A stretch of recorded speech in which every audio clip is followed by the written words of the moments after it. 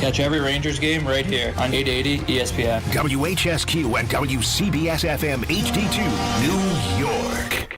Don. Sit you stink. Hahn. How about your nuts? Can I get some? And Rosenberg. He wanted me to jump up and make the jokey so the people go laugh time. This isn't North Dakota. This is New York. This is Don, Hahn, and Rosenberg. The best threesome I've ever heard. On ESPN New York and streaming live on YouTube. 3:01 in the big city with Don McGregor, right. Alan Hahn. Peter off today. And Don, I want to let me know what I want to get his name right. Someone sent me a message last night after the Chargers got that win, and the Eagles now are it feels like starting to head to life support now for them. The Chargers just sent a message to Kansas City saying enjoy the offseason. Right. Because they're done. No, they do feel like they're done now. But this was a very interesting question. I want you to tell me what you think of this. His name is Steven. He said, wait, no, that's not the one I want. Hang on. Still working. Stand by. Ronald. Ronald said, basically, it's too long to read, so I'm just going to say it. So when you think about it, there was an attempt to block a kick, and the player was penalized because he used a lineman for leverage to jump up and block it, right? Yes. Which is illegal. That is illegal. So his question is, if you can't use a defensive player for leverage to make a play, why can you use an offensive player? That's a good point. point. In the tush push, and I thought that's a brilliant question to ask. Don, your thoughts? Well, my thoughts, you know how I feel about it. There used to be a rule Yep. that you couldn't aid the ball carrier, and they got rid of that, and Philadelphia's used it to their advantage up until recently, though. Not as successful, and you turn the ball over 5 times, 4 interceptions from Hurts, and you're still hanging the game. I don't know how good the Chargers really are, but that's the death knell now for the Chiefs. And the Eagles, I think maybe their chances of going to the Super Bowl are on a respirator. I still think they're going to win that division. Oh, yeah. Who's going to No. So they're going to be a division champion. It's more about, how do we feel about them as returning to the Super Bowl, defending the title? No, it doesn't feel like they're in the same.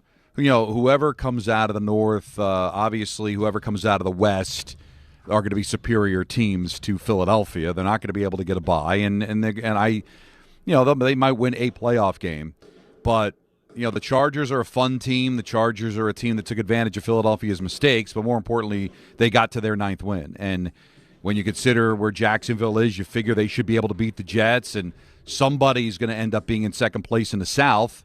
There's just not going to be any there's not going to be any chairs left when the music ends for the Chiefs. Right. Even if they were to find a way to run the table, which I think I'm very dubious about, I don't think they're going to the playoffs. And the Chargers, I think, probably sounded a death knell last night. But what an entertaining game. I feel bad for people that have to get up really early in the morning because that game was pushing midnight. Yeah, that was last late. night. Yeah, good thing we did a Monsters Inc. though. I watched a little bit of it just out of curiosity. They all look kind of the same. You know what I mean? I don't know if I were a child. What's the age group they're going after? Those things. That's really got to be the young, 5 to 10 at most. Okay, so 5 to 10 on a school night. Kickoff is at 8:15. Now that's Eastern, so the rest of the country it's a little bit earlier. Maybe. Listen, but you could DVR it and play it. Sure. A lot of what Marco watches, like the Golden Knights and the Rangers went into overtime on Sunday night, and he had to get to bed. So I DVR'd it for him when he got up in the morning. He watched overtime. Nice. He's only 8. He doesn't know what's real time or not. So imagine if we had that when we were DVR'd kids. and played it with the kids. Imagine when we were kids, Don. Imagine if we had this ability. How much sports you'd be able to consume? I have a classic memory. I don't know how. I could probably look it up. I was probably like Marco's age, probably 8 years old. Yep. The Giants were playing on Monday night, and you remember back in the day, kickoff was 9 o'clock. On Monday night. Yeah. So you were definitely going till midnight. So I stayed up till halftime. My father made me go to bed. And I remember sitting at the top of the stairs quietly, listening to the television broadcast to see what the Giants were doing. And then I think there was a creak, and all of a sudden I see my father at the bottom of the stairs, get to bed! And I ran up the stairs. That's how, there was no, Dad, DVR it. There wasn't even, Dad, can you videotape it for me? VCR, right. You're going to bed, and if he was in the mood to tell you what happened the next morning, then maybe you'd find out what happened. But a different world for sure. That's the funny part is you would. That's how I really learned how to read, was reading a newspaper. Most of the time, I was reading headlines as a little kid, big bold type, and I learned how to read a lot that way. And most of my reading as a kid was the sports pages, because most of the games I didn't see the end of it, so I'd read the story the next day. No, so maybe you DVR'd it for the kids or whatever, but it was interesting, and apparently they didn't know what to do with the Hurts fumble. I did see it was on social media this morning, the interception at the end of the game. Yep. And I guess nobody shut off them running to the other end zone after the interception, so there was like still fire coming out of one of the monsters after the pick, because they thought like it was an actual play, like he was returning it or whatever. But, fun stuff, I guess. And I also didn't think about it yesterday because I was late to the show. Right. But a good job last night by ABC, because it was the 45th anniversary of the John Lennon shooting. Yes. And that was announced by Howard Cosell on Monday Night during Football. a Monday night game between the Patriots and the Dolphins. And he announced it before the Patriots, with 40 seconds to go, were about to kick a field goal to take the lead. And they did show the announcement of it late in the game last night, in case people didn't stay up late for it.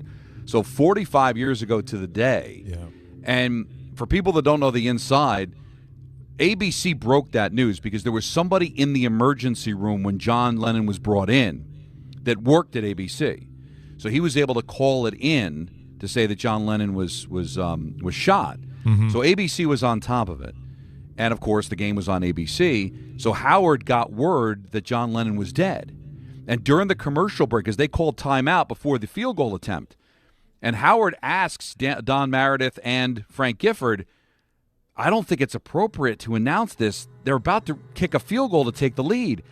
And Frank Gifford's like, this is John Lennon. We have to do it. You have to say it. The game doesn't matter at this point. This is one of the biggest things that has ever happened in history musically. It's one of the biggest names on the planet. Mm-hmm. And Howard's like, no, you're right, and made the announcement dead on arrival 45 years ago yesterday. It's amazing. That's really truly the day the music died for at least our generation, right? Like when you think about, I'll never forget my mother, who I've told the story many times, is she was a Beatles fanatic to the point where she was at JFK when they landed. Yeah. One of those teenage girls screaming her head off, played hooky from school, got in a lot of trouble that day, but because she wanted to be there when they landed. And so she cried the whole day. The whole day. And I was, what was I, 7 years old, 8 years old? I had no idea really what was going on. But she just was really sad, and then I really got into their music right after that. Yeah, right after that, even as a little kid. So, but yeah, that was something last night. So a busy night. It was there was not much going on locally, but tonight something big locally. Don, the Knicks play. It's a doubleheader on NBC. The reason why the Knicks played 8:30 in Toronto against the Raptors in the quarterfinal for the NBA Cup is because the first game's at 6. Tonight's the East, tomorrow's the West. 6 o'clock is the tip-off for Miami and Orlando, and that's one of the quarterfinals, and obviously the winners will play each other in Vegas in the semifinal on Saturday. And so, we'll do more tomorrow, because I'd like to talk more if, we'll know the outcome and what it really matters, because the Knicks have been in this quarterfinal. This is the third year in a row. The thing with them is, can they ever win this thing and get to Vegas and see if they could show that they've got some type of winning pedigree, right? That, hey, we can win a big game in a big moment. It's a one-or-done type situation. So that's an interesting game tonight, even though it is the NBA Cup. I know both of us, we do both kind of roll our eyes a little bit. But there is, I don't know, tell me I'm wrong. Is there something just because you want to see a team that's trying to prove they can be winners? Okay, there's something here to win. Can you do it? It's a nice dress rehearsal, I guess. You're not going to be devastated if they don't win. No. But if they do, I think maybe we can even do it. I just thought about this. What? Run it up the poll. Okay. Do you care about this game in the sense of the Knicks advancing to Vegas, or is it just another regular season game to you? That's a great question. All right. 800-919-3776. Does it matter tonight? Does it matter tonight? And we can run it up the poll on social media. So whatever that percentage is at the end of the show, we'll make the announcement, right? Okay, I like that. And then we'll run it up the poll again tomorrow. And I bet you if they win, it'll go. The percentage will be higher. The percentage will be higher because I don't think you know what it means until you actually see it. Yeah. Like, I think it's fugazi. I don't care about it. And then if you actually see them win and how they treat it and how they talk about it after the fact, now they're going to go to Vegas. I wonder if it could possibly win some people over. And use it as a precursor to, hey, this is step one of what you hope is going to be many steps to at least getting to the NBA Finals. But I bet you the percentage will be higher. The Knicks haven't won really anything, including a lottery, in over 50 years, right? They won one lottery, 85, right? They won the one lottery, right? But they haven't really done that kind of winning where whatever it was, it's that okay. In this moment, you're the best, and as corny as it sounds, they do give you a banner to hang in your arena. The Lakers did it.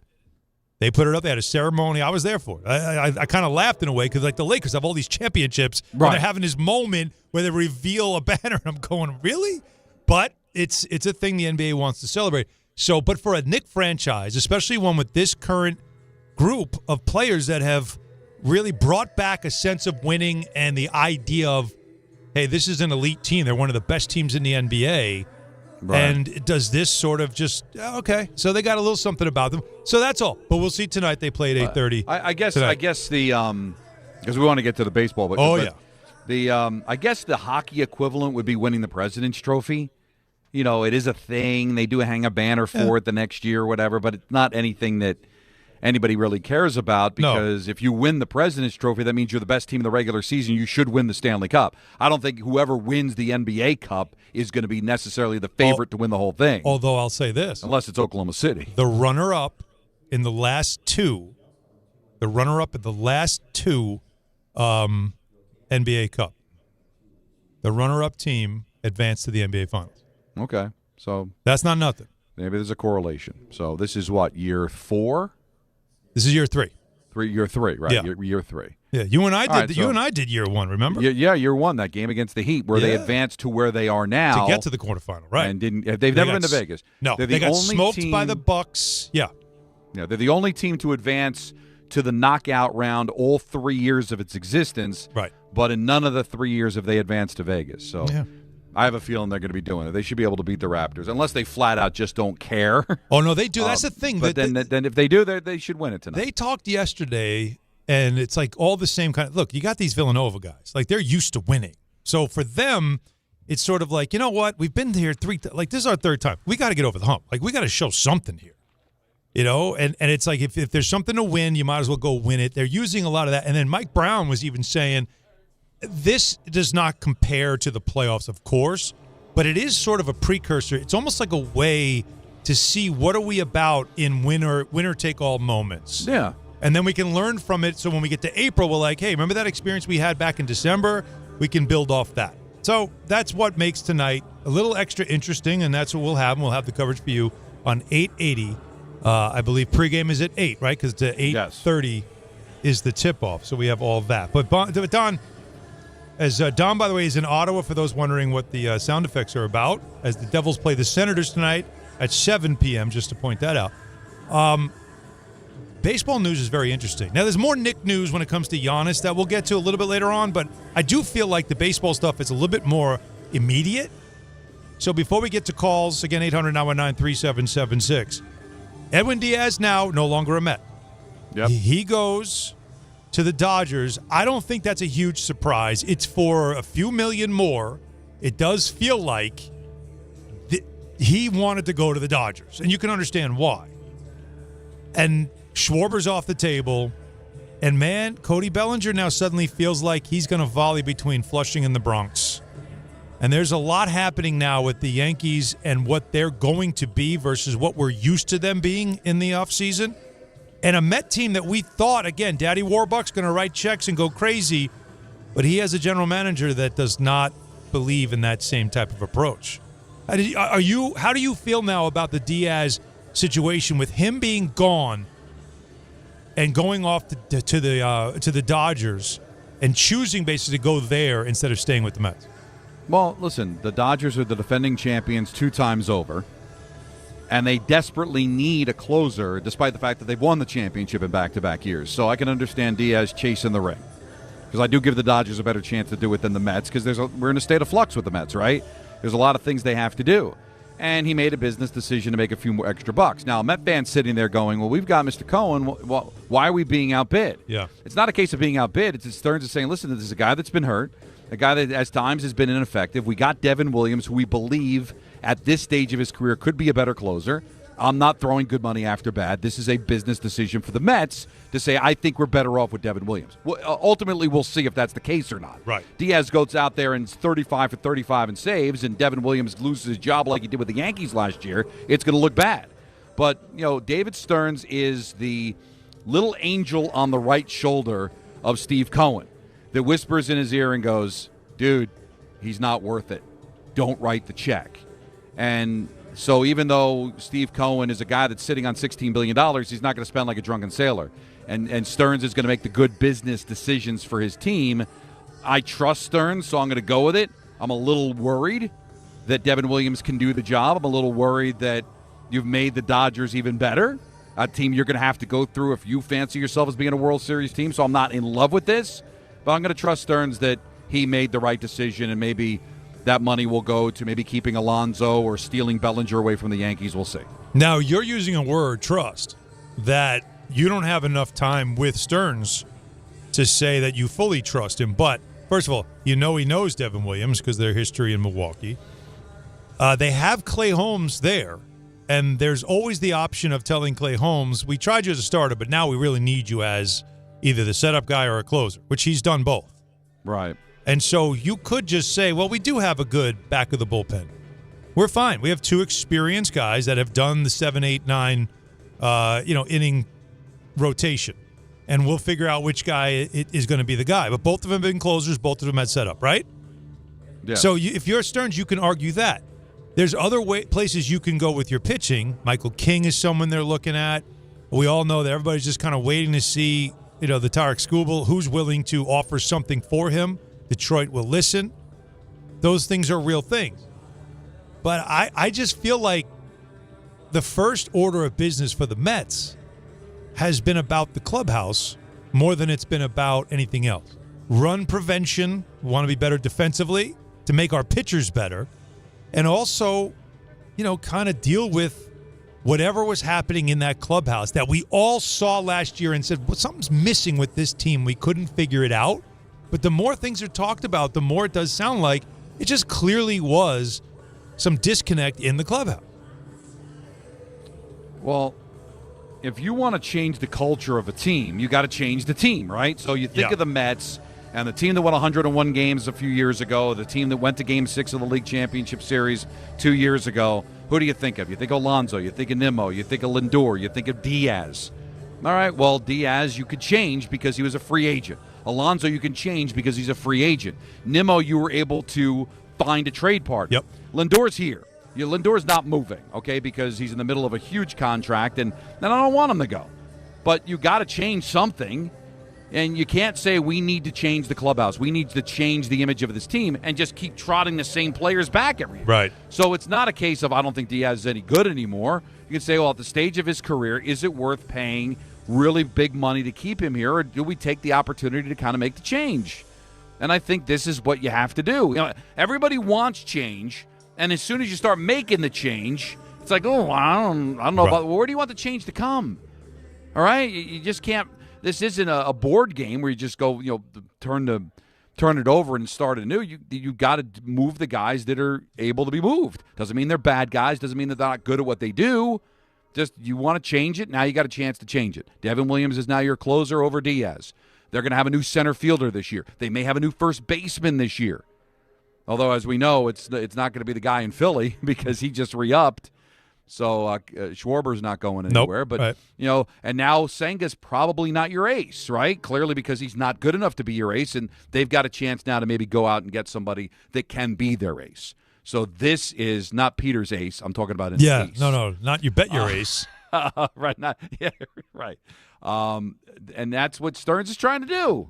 So this is kind of what Met fans want, but it does hurt to because it's guys want you're change used to until the change starts. Yeah, to happen, because what happens with change is what is players that you've gotten to know leave, and you're but I liked him though. Nimmo, he's a great hustle guy. I don't want to. But you have to understand that you're making choices on what fits in that clubhouse the right way, the pieces that fit, and you got to make some decisions based on player talent, player contract, all that stuff.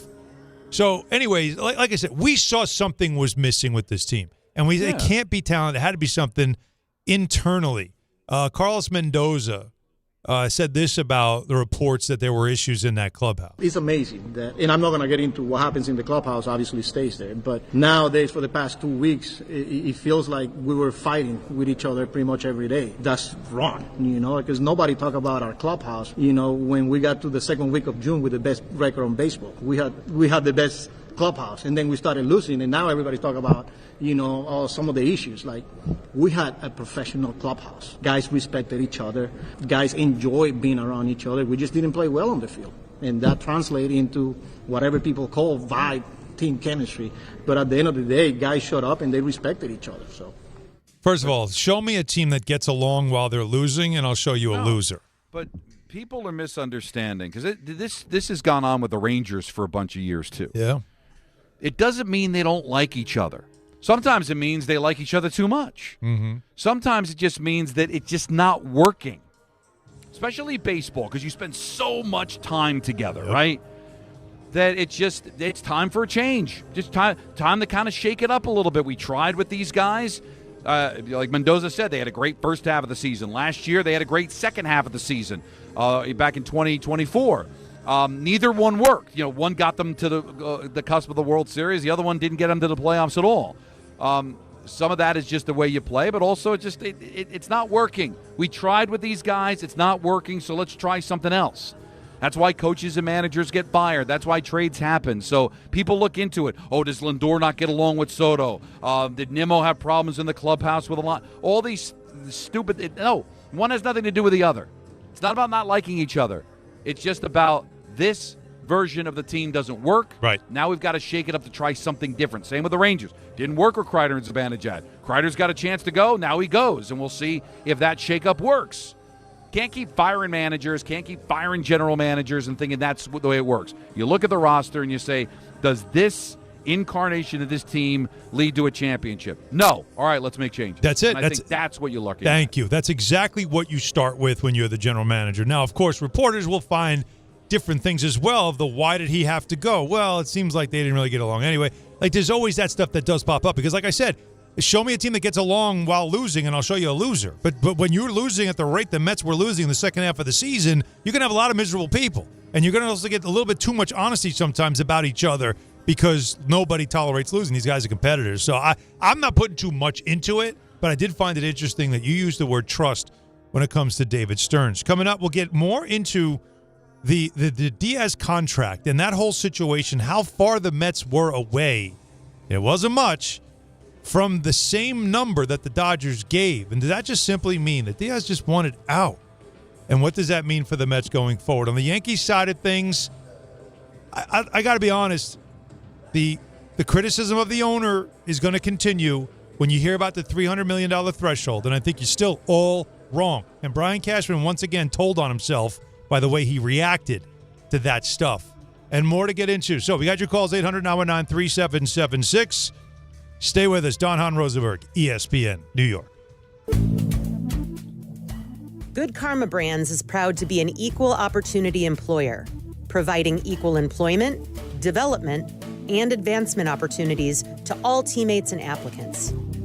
To learn more about careers with us, please send an email to talentacquisition@goodkarmabrands.com. That's talentacquisition@goodkarmabrands.com.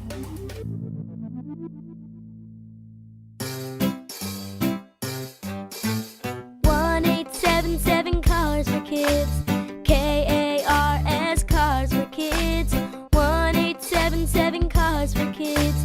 Donate your car today. 1-877 Cars for Kids. Donate your car today. Ready to get rid of that old car? Donate it to Cars for Kids. Call 1-877-CARS-FOR-KIDS to reach a friendly live agent. Donation's super easy, and your car can be picked up as soon as tomorrow. Call us now, 1-877-CARS-FOR-KIDS. That's Cars with a K to donate your car today. 1-877 Cars for Kids, KARS Cars for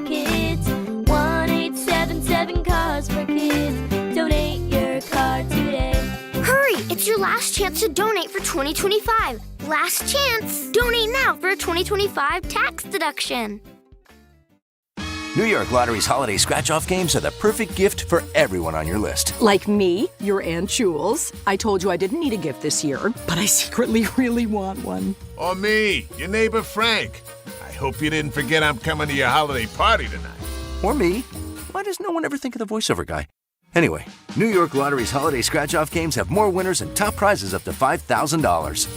Please play responsibly. Must be 18 plus. Gambling problem? Call 1-877-HOPE-NY or text HOPE-NY. Some stages celebrate. This one tests everything. Every drive, every approach, every putt. Pressure builds. Resilience matters. And history waits for the bold. In June, the 2026 U.S. Open Championship returns to the Hamptons at the iconic Shinnecock Hills Golf Club. Experience the world's best golfers competing on one of the sport's most storied stages. Don't just watch greatness, experience it live at the 126th U.S. Open. Daily tickets are available now on SeatGeek. Every aspect of your business will operate better and faster with artificial intelligence. AI is a race, and companies that act first will win. Thrive Managed AI is your advantage over all your competitors. Thrive partners with you on a smart, secure AI strategy for your business. Then they deploy and manage it for you. Be first and win the race with Thrive Managed AI. Start with a complimentary strategy consultation at thrivenextgen.com/ESPN. That's thrivenextgen.com/ESPN. New York Presbyterian treats more heart patients than any other hospital in New York. From common to complex conditions, our cardiologists and heart surgeons are pioneers in advanced heart care, leading the way in minimally invasive treatments for faster recovery times. Find a doctor at nyp.org/heart. Stay amazing. New York Presbyterian. New York Presbyterian Hospital based on U.S. News and World Report 2025 to 2026 Cardiology, Heart, and Vascular Surgery Rankings. Now let's take a look at the traffic with Brandy Scott. Thanks a million, guys. Good afternoon. We've got the Jimmy V Classic tonight over at MSG. Men's college basketball doubleheader. Tip-off at 6:30. Gridlock alert day. No easy way to get around Midtown. Might want to consider using mass transit. Jammed on the Grand Central eastbound in Queens right before Parsons Boulevard. Broken down truck in the right lane. That is you solid from the LIE. Worst if it's the outbound George Cross Bronx westbound. You're slammed there from White Plains Road through to underneath the apartments. Adding to the delays, an accident in the left lane by the Sheridan involving a couple of Sprinter vans. Inbound George, still have some road work on the upper deck, just about a 5 to 10 minute ride. Outbound Lincoln already about 5 to 10. Outbound Helen 15 to 20. This report is sponsored by the New York City Department of Transportation. Speeding ruins lives. Drivers, watch out for pedestrians and cyclists and slow your turns to less than 5 miles an hour. I'm Brandy Scott on 880 ESPN New York. The post-career day press conference brought to you by Progressive. Anthony, can you tell us what happened during career day? I'm a biomedical researcher. The kids just weren't impressed. How did you feel when your son called in the backup? Embarrassed, and I knew it would be a fireman. It's always a fireman. It's cliche, but a crowd favorite. He had an axe and everything. I can't compete with that. And will the fireman be helping your son with his science fair project? Hope not. I'm literally a scientist. Like it or not, sometimes you need a backup. That's why there's Progressive to protect your home and auto. Progressive Casualty Insurance Company affiliates and other insurers. Not available in all states or situations. Getting more as a My Lowe's Pro Rewards member is easier than ever with the Lowe's app. Download it today and earn 500 points the first time you log in. Plus, your digital wallet helps you scan, save, earn, and access what you need to manage it all in one place. Download the Lowe's app and take advantage of your Pro benefits today. Lowe's, we help, you save. Valid 12/1/25 through 1/7/26. Offer valid for first login per organization only. Loyalty program subject to terms and conditions. Additional restrictions apply. Visit Lowe's.com/terms for more details. Subject to change.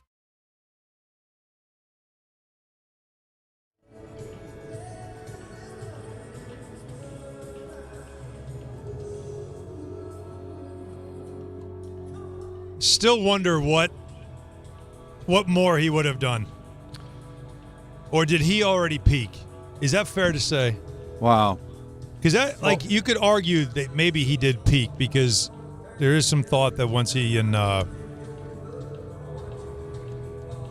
what's her name, Susie Q, got with him, he just was all Yoko? over. Yeah, he was all over the map after that. But Imagine came out with Yoko, and yeah, but that was he had been working on all that stuff. He and George were working on a lot of that stuff, wasn't he?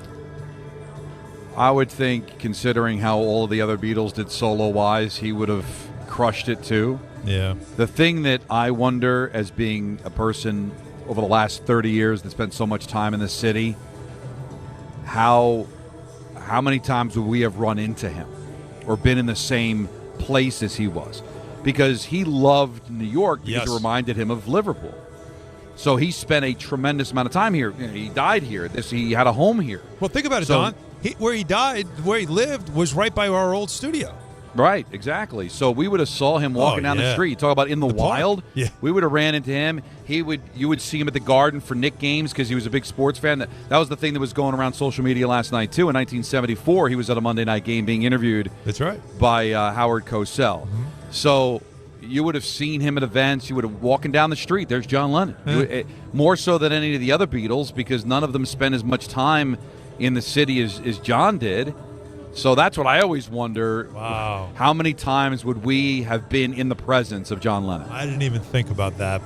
And what we've missed just from that aspect of him becoming a New Yorker, like to that level. Didn't even think about that. But yeah, no, it's sad history, of course, but history nonetheless. Again, 800-919-3776. We were just talking about the Mets and the Edwin Diaz contract that the Dodgers gave him. This is a reported 3 years, $69 million deal. That's a record. The Mets, again, reportedly offered Diaz 66 over 3 years with deferrals, of course. But still, you're talking about a difference of, 3? So do you see that simply as he clearly wanted to go to the Dodgers because the Dodgers right now represent many things, but the one thing they do represent is a chance to win a championship year in and year out. It's an all-star roster. It's also a pretty nice place to live. If you do the tax thing, what's the difference? It's a wash. New York, L.A., you're going to get killed. Taxes and traffic, very similar. The only difference, weather. Now, it's summer when you're really spending most of your time, so one's dry heat, the other one's humidity. Well, I don't know if it's really location, Don. I think it's franchise. Don't you? Well, if everything is equal, you're going to pick the Dodgers. They've got a better chance to win. Weather there is incredible, right? Well, yeah, but it is still in this summer there. It's not as humid, but it's still hot as hell. I guess. Their April's nicer, I guess. Maybe their October's nicer. But honestly. Now, his brother's in L.A. too, yes, right? So yes. that definitely puts a feather in the cap of the Dodgers to win him over. Plus, now you look at it and you say, Stearns just doesn't do things for the sake of doing them, all right? He probably got Devin Williams knowing we're not going to re-sign Diaz. Probably knew. But we're going to make offers, so that drives up the price, so the Dodgers have to pay more. So I don't know. I don't know if there was ever a scenario where the Mets thought that Diaz was coming back. The second that Devin Williams was signed, that they knew Diaz was gone. They made an offer knowing the Dodgers were going to match or exceed it. They probably liked Diaz, give him more money, make the Dodgers spend a little bit more cash. So I don't think it was ever realistic that he was going to be coming back. Is this a devastating loss for you? Again, it's your closer. And there was a time he was special. He's got his walk-in, the whole thing. Are you like, oh, God, how do we lose that guy? Or do you feel like since the injury that he had at the World Baseball Classic, he really hasn't been the same and he hasn't been able to stay? No, he hasn't been the same. Yeah. But there's a couple of things at play here, and we brought this up with Alonso last year, and we'll probably bring it up again as we get closer to him signing wherever he makes his decision this year, is that, hey, I'm a Met fan, and he was a Met, and he did some pretty special things, right? Yep. Remember when he got the final out against Philadelphia, and he flexing? Those are memories that are now gone. Like, I understand these are all just commodities in the hopes that you're eventually going to win a championship, but especially in baseball, you get attached to these guys. They become part of your summer. You watch every single day. You're watching these guys play. There's big moments. I'm never going to forget the Trumpet. That was a big deal. Him coming out. It might sound silly to somebody who's not a Met fan, but that was a special summer, right? That him coming out, and that was and now that's gone. Yep. And maybe they are better off for it. We're going to have to wait and see. But still, it was somebody that was a member of my team that did special things for my team that is now playing for the hated Dodgers. Now you get to the baseball aspect of it. Do I know Devin Williams is going to be better? I don't know that. I do remember Devin Williams looking like he was overwhelmed in New York. He lost his closing job with the Yankees. So it's not like you're going out and getting a guy that's coming off a year in which he was a contender for the Cy Young as a closer. You're not going out and acquiring Mariano Rivera in his prime. There's question marks around it. We'll see if it's better. He's younger. Stearns obviously knows him. He came off a great second half of the season because, he did lose his closing job, but he got it back. Mm-hmm. But from a baseball standpoint, there's a question mark, but it still kind of sucks to lose a guy that did some great things for the Mets. I'm not in a fetal position about it. Okay. But I'm not exactly celebrating it either. No, I didn't think you would be. Now, the reason why I asked you is because now I want to flip it to the Yankees. Because with the Mets doing these things or not doing anything, and you can see a clear need for them in the outfield, and you know that Cody Bellinger is now the next guy up, right? Yeah. This feels like this is the next guy up. So what's going to happen with him? And what you've heard about the Yankees, Michael Kay mentioned Hal Steinbrenner doesn't want to go over $300 million. I have seen that written by other there were reporters who have said the same thing. Eric Boland of Newsday is one of them that I happen to see. So this doesn't sound like this revelation or this secret that got out. But for some reason, Brian Cashman wanted to call out Kay about it. I don't know if you saw that. Yes, where he's like, well, when they were asking about this, apparent limit or budget, why don't you ask Michael? I guess Michael knows. See, that's when you're telling on yourself. Yeah. Because you get your back's up and you all of a sudden get a little like you want to get feisty about it. And that's telling me that it definitely bothered you that got out. Rather than if it's not true, which he was trying to say, that's when you just dismiss it like, I don't know where that came from. Right? But he knows where it came from. And he doesn't like that it's out there because it makes him look bad. You know why? Because the Yankees, think about this, and this is what boils me. Because Edwin Diaz wanted to leave. So you can be like, it sucks, but clearly he didn't want to stay here. Cody Bellinger, I believe, wants to be a Yankee. He wanted to be a Yankee. It's why he first came here in the first place. He has obviously the lineage, the blood in the ground, as I like to say. I think there is something special about playing with Aaron Judge that he likes. There's a lot about being a Yankee that he really enjoys. And I think he'd be more than happy to stay a Yankee. In fact, I'll go as far as saying, even though Boris will never allow it, I'll go as far as saying that he might take pennies less to stay with the Yankees. However, this might not be able to happen because Brian Cashman gambled on something with Trent Grisham that is going to blow up in his face. And if I was Hal Steinbrenner, I'd be annoyed at him. Like, wait a minute. I told you under 3. Oh, I didn't know he was going to take the qualifying offer. Nobody thought he would take it. Yeah, but he did. Now what? Now I got to go over again?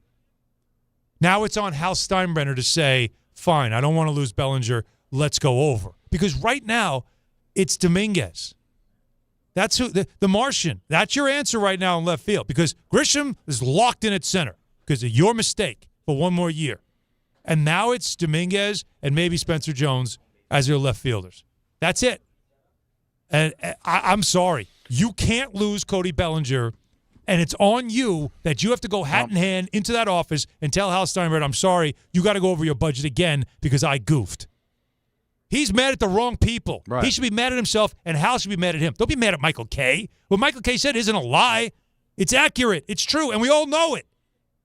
You're the one that caused this. That's good for, and don't listen to Scott Boras saying, I haven't heard anything like that. Of course you haven't, because your client's Bellinger. You don't want one of the biggest teams money-wise being out of the competition. So he's going to draw the Yankees back in. How bad would that be if well, I'm hearing I don't think the Yankees are going to spend. Yeah, so, okay. Well, that's good to know. If I'm a team that wants him now, I don't have to worry about them coming in. And all I would say to you is the same thing I said about all the other clients that Boras has. If it isn't just about the money, then why is Scott Boras your agent? So I'm with you. I think he wants to stay a Yankee. Yeah. But you could have any other agent in the world, but you got the one that's always about getting the absolute most money and seems to have his finger or his thumb over these players when it comes time to where will Scott Boras allow him to take a discount and stay with the Yankees. So do you want to hear a limerick? Yes. You want to hear another Boras limerick? I don't, but go ahead. Yes, you do. This is Boras doing his usual. He loves to get creative. about what teams are interested in Cody Bellinger. Belly is, it's not for me to judge, but great players see red, that they have a big bat yanked out of their lineup. I haven't met a team that dodges a 5-tool player. To fill the center field need is a giant step towards a playoff. North and south, outfielders that fly with power, they're rare birds. In the offseason, there's a lot of startup to organizations. And for that reason, there's a lot of angel investors that are looking for very versatile outfielders. So other than that, Belly doesn't have much interest. Did you get all the teams? How many did you get? Well, you got the Angels. Well, you got Judge. That's Yankees. You got Judge, Yankees. You Giants, heard Met. you mentioned. You heard the Giant. You heard Dodgers. Right. Now, Red. Is that Red Sox? Like, it's not Reds. Or the Reds aren't spending money, are they? Reds aren't spending that kind of money. All right. He said Birds north. flying. Yeah, north-south birds. So are we talking about Cardinals and Orioles? No. Blue Jays? North, you're talking Blue Jays north. South, I guess what you I don't think the Cardinals are dancing there. Baltimore could. They've got some money. So there are plenty of suitors. And that's what, you know what? When he said north-south, does he mean Chicago teams? Right? South side is the White Sox. I don't know. Yeah, but he said north-south birds. Well, he added birds. Birds could be Blue Jays. Oh, okay. Yeah. Well, I don't think the White Sox are dancing there either. Look what he's making us do, though, Don. See this? No, but we're because that's now. Look at us. It's embarrassing. That's why I don't. Just give me the list. Don't sing me a song. Don't like him. I think he's a scam artist. Oh wow. And he actually has outlived his usefulness because he was into analytics before baseball was. It's true. And now they're all into it. So he's just trying to listen. He's got the clients. I'll give him that. And that's like the leverage that Roger Goodell has. Like everybody, Roger Goodell's great at his job. Look at all the money he's made for the league with the television contract. It's because 50 million people are watching your sport. Yeah. So I could walk in and negotiate those contracts with those types of ratings. I can negotiate for some of the best players in the league. But you're starting to see there's been plenty of players that didn't have a team at the start of spring training the last couple of years because he overplayed his hand. He knows the Yankees have a budget, but he's trying to make it seem like they don't, so the Mets and all these other teams will drive up the price. The Mets can drive up the price. The Blue Jays will drive up the price. I think Cody Bellinger, without question, is going to have to take a discount to stay with the Yankees. Is he willing to do that? And is Scott Boras doing limericks at the winter meetings knowing deep down that Bellinger's going to take a pay cut to stay with the Yankees? There's no shot of that. Or it's just, I got to make sure that if Belly wants to stay with the Yankees, he gets the most he can possibly, like it's not like the Yankees' first offer. I got to make sure that I get him as much as I can, even with their restraints, their constraints. And again, I don't want people to come after Hal Steinbrenner for this. Don't do it. Well, they will. Your ire is directed in the wrong place. Your frustration, your anger should be at the only place it should be in the organization. Not Aaron Boone. It should be at the general manager. And if you're not still paying Hicks and LeMahieu and at these, it's $72 million to 4 players who are relatively useless. Right. And you would be able to work that out. But yes. The other thing Boras is hoping is like what happened in 2009, where Hal will just say, "Okay, go get Teixeira. I'll pay more than we want to, but you know what? I can't have, of all teams, the Mets steal one of our best players back-to-back years." That's what Boras is going to say is, do you really want to go out there and have the Mets steal a player from you again? Wow. 800-919-3776. But Alan, there is a number that the Yankees can't. They just can't write a check. No, I know. That's exactly it. And the Mets have a need. This is not a want for the Mets. This is a need. Yeah. And he fills it. And it's right there for you. Yes, there are other teams. I can't see Bellinger bouncing around to different places like some of the teams we threw out there. I don't see that. But could I see the Mets? Of course I could. Sure. And it's the worst nightmare back-to-back years. But don't be mad at the owner. It's the general manager that deserves all the ire. 800-919-3776. We'll get back to your calls on the baseball. Diaz leaving the Mets and where they go from here. Don says he trusts David Stearns and his decisions. Do you? And the Cody Bellinger of it all, which we could hear something today. We could, or at least today or the next couple of days. The Knicks tonight, NBA Cup. Are you interested in that? And there was some interesting news. I don't know if it's news or more an update on the Giannis trade situation involving the Knicks that we have to get into as well. So lots more to do. Don Hahn, Rosenberg, ESPN New York. D'Agostino & Associates is a legacy firm, and I'm proud to be a part of that legacy. I'm Jenna D'Agostino, and like my father, I fight to get justice for the injured. The hustle and grit of these streets shaped me. I'm John D'Agostino, and from the concrete to the courtroom, I built this injury firm 35 years ago to get accident victims justice. So call my team first, 1-800-BITE-BACK. That's 1-800-248-3222. You want justice? Think Jenna D'Agostino. Think D'Agostino & Associates. Justice isn't just a word. For us, it's a way of life. It's having compassion for your struggle and getting you paid for your pain. Now that's justice. D'Agostino & Associates means being there for the injured. Seriously injured? Call my team first at 1-800-BITE-BACK. That's 1-800-248-3222. D'Agostino & Associates has offices throughout New York and New Jersey and will come to you. I've been there, and I'll be there for you. D'Agostino Law, Bite Back.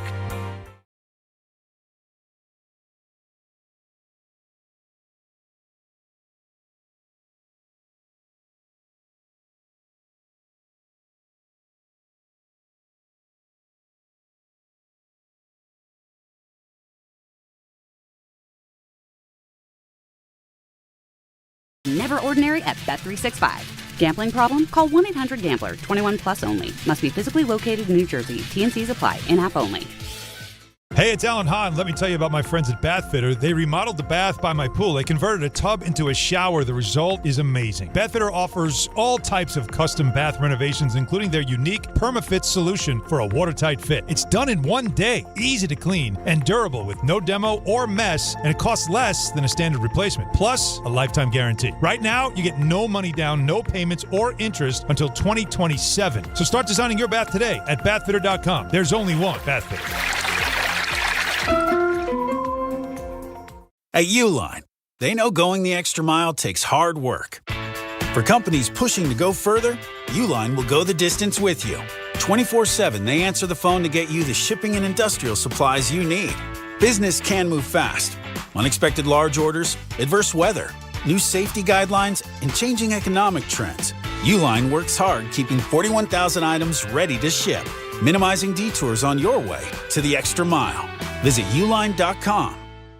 The holidays are rolling in, and if men in your life are struggling with their holiday wish list, tell them to add Manscaped to make gift-giving easy, fun, and completely stress-free this year. From the beard hedger to the lawnmower trimmer, Manscaped's precision tools keep you looking sharp, feeling confident, and ready for every event and celebration all season long. These aren't just stocking stuffers, they're upgrades for your daily routine. And right now at Target, you can save 20% on the Lawnmower 4 and 3 kits, Handyman, and the Beard Hedger. Hurry up, supplies won't last long. Some people just know you can save money on car insurance by checking Allstate first. Like you know to check Kirk Herbstreit's pregame analysis first, before talking to your brother-in-law. In this game, the key thing to watch will be the offensive line versus their front seven. If they can get pressure without blitzing, this could be a long night. Okay, Kirk. I know stuff. Ooh, checking first is smart. So check Allstate first and see what you could save. You're in good hands with Allstate. Potential savings vary, including based on how you buy, subject to terms, conditions, and availability. Allstate North American Insurance Company and affiliates, Northbrook, Illinois. Texting enrolls you in recurring automated marketing text messages. Consent not required to purchase. Message and data rates may apply. The team's looking good this season. I think so.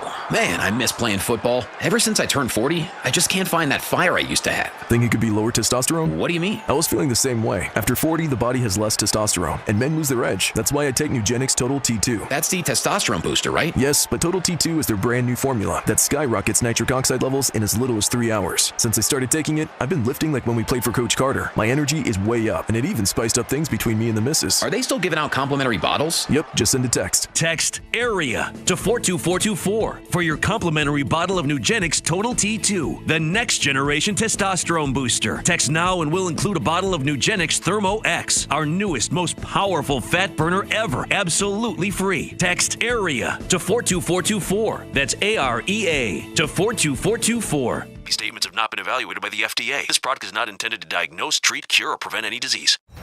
ESPN New York is throwing a holiday party you don't want to miss. Join us this Friday at your mother's house in Garden City. We'll be broadcasting the Michael K. Show live from 1 to 3, followed by Don, Hahn, and Rosenberg from 3 to 7, all while supporting a great cause. Bring a toy to benefit the Garden of Dreams Foundation and help make the season brighter for local kids in need. It's the ESPN New York Holiday Party this Friday, brought to you by Spiked Aid, Security Dodge, Amazon Pickup, and ESPN New York. Hey, New York and New Jersey, Boost Mobile has an unlimited talk, text, and data plan that's only $25 a month forever, meaning you'll only ever pay $25 a month for the rest of your life. Who wouldn't want unlimited wireless when it only costs $25 a month forever? If you don't, you must be one of those people who enjoy overpaying for their phone plan. $25 a month forever is truly as good as it gets. So go online and switch now at boostmobile.com. After 30 gigabytes, customers may experience slower speeds. Customers will pay $25 a month as long as they remain active on the Boost Mobile Unlimited plan. One last time.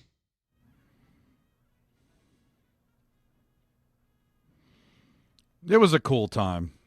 I don't expect you to get it. I don't get it. I don't understand. What I like the song. What bothered me was when they would, SNY would cut to the dopey Mr. Met with his dopey bugle, plastic bugle, dancing on the. It ain't about you, Mr. Met. Well, stand down. This is about Diaz and closing a game out. This is the history of the man. This is my team, so I can talk ill of my team. Okay. So sometimes the best criticism comes from the fans, right? Okay. The Mets ruined it. It was a great moment that the Mets mucked it all up because they got their fat hands all over it. Oh, my God. The same decision, and I like Steve Phillips, and we got along very well. We did shows together. I'm like, what made you think the Baja Men performing? Oh, what a moment. Before Game 3 of the World Series. As a Yankees fan, that was what a moment. It was just disgusting, right? It's they've got a history of, the Joe Pignatato tomato patch they had in 1975. Their mascot was Metal the Donkey, which means that their mascot was a jackass. Yeah. I had a whole rant about it 20 years ago about, the Dynamite Dash, where more 5-year-old kids were on the bases than actual Mets. Yeah. And that's what happened. It was a great moment. The Mets were playing terrific baseball. Diaz is doing tremendous things. Remember, they had a combined no-hitter that year that Diaz closed out. And the song was really cool, and it was a great moment. And then they messed it all up by having Timmy Trumpet perform there live, and then showing Mr. and Mrs. Met doing it. Ugh. And it just it got too Metsy. Now, I love the Mets, but you can't get too Metsy. They started playing with it, and they screwed it all up. We're right in a wheelhouse, so like corn pone. Yeah, and that's what happened. They took a really cool, natural moment. Yes. And then everybody's got to mess with it. Like, sometimes things happen without even trying, right? Like, you get this great thing that nobody planned, and then all of a sudden people start planning, well, how can we make it better? And 90% of the time you end up making it worse.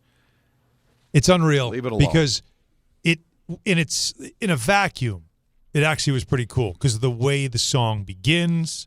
It has this anticipation, the pounding of the drums. The lights go down, the doors open. It's like it does have like this feel of the Gladiator or the. There was just something cool about it. It was just cool. Yeah, and just then a cool thing. And I don't know. Do you blame the Mets or do you blame the director? Like, why are you cutting to Mr. Met and Mrs. Met with a stupid bugle? Like, why are you doing that? This ain't about this. It's about the player walking in, right? It's about the fighter in the arena. That's what this is. Yeah, once you start showing the mascot. Oh, my God. Enough with the mascot.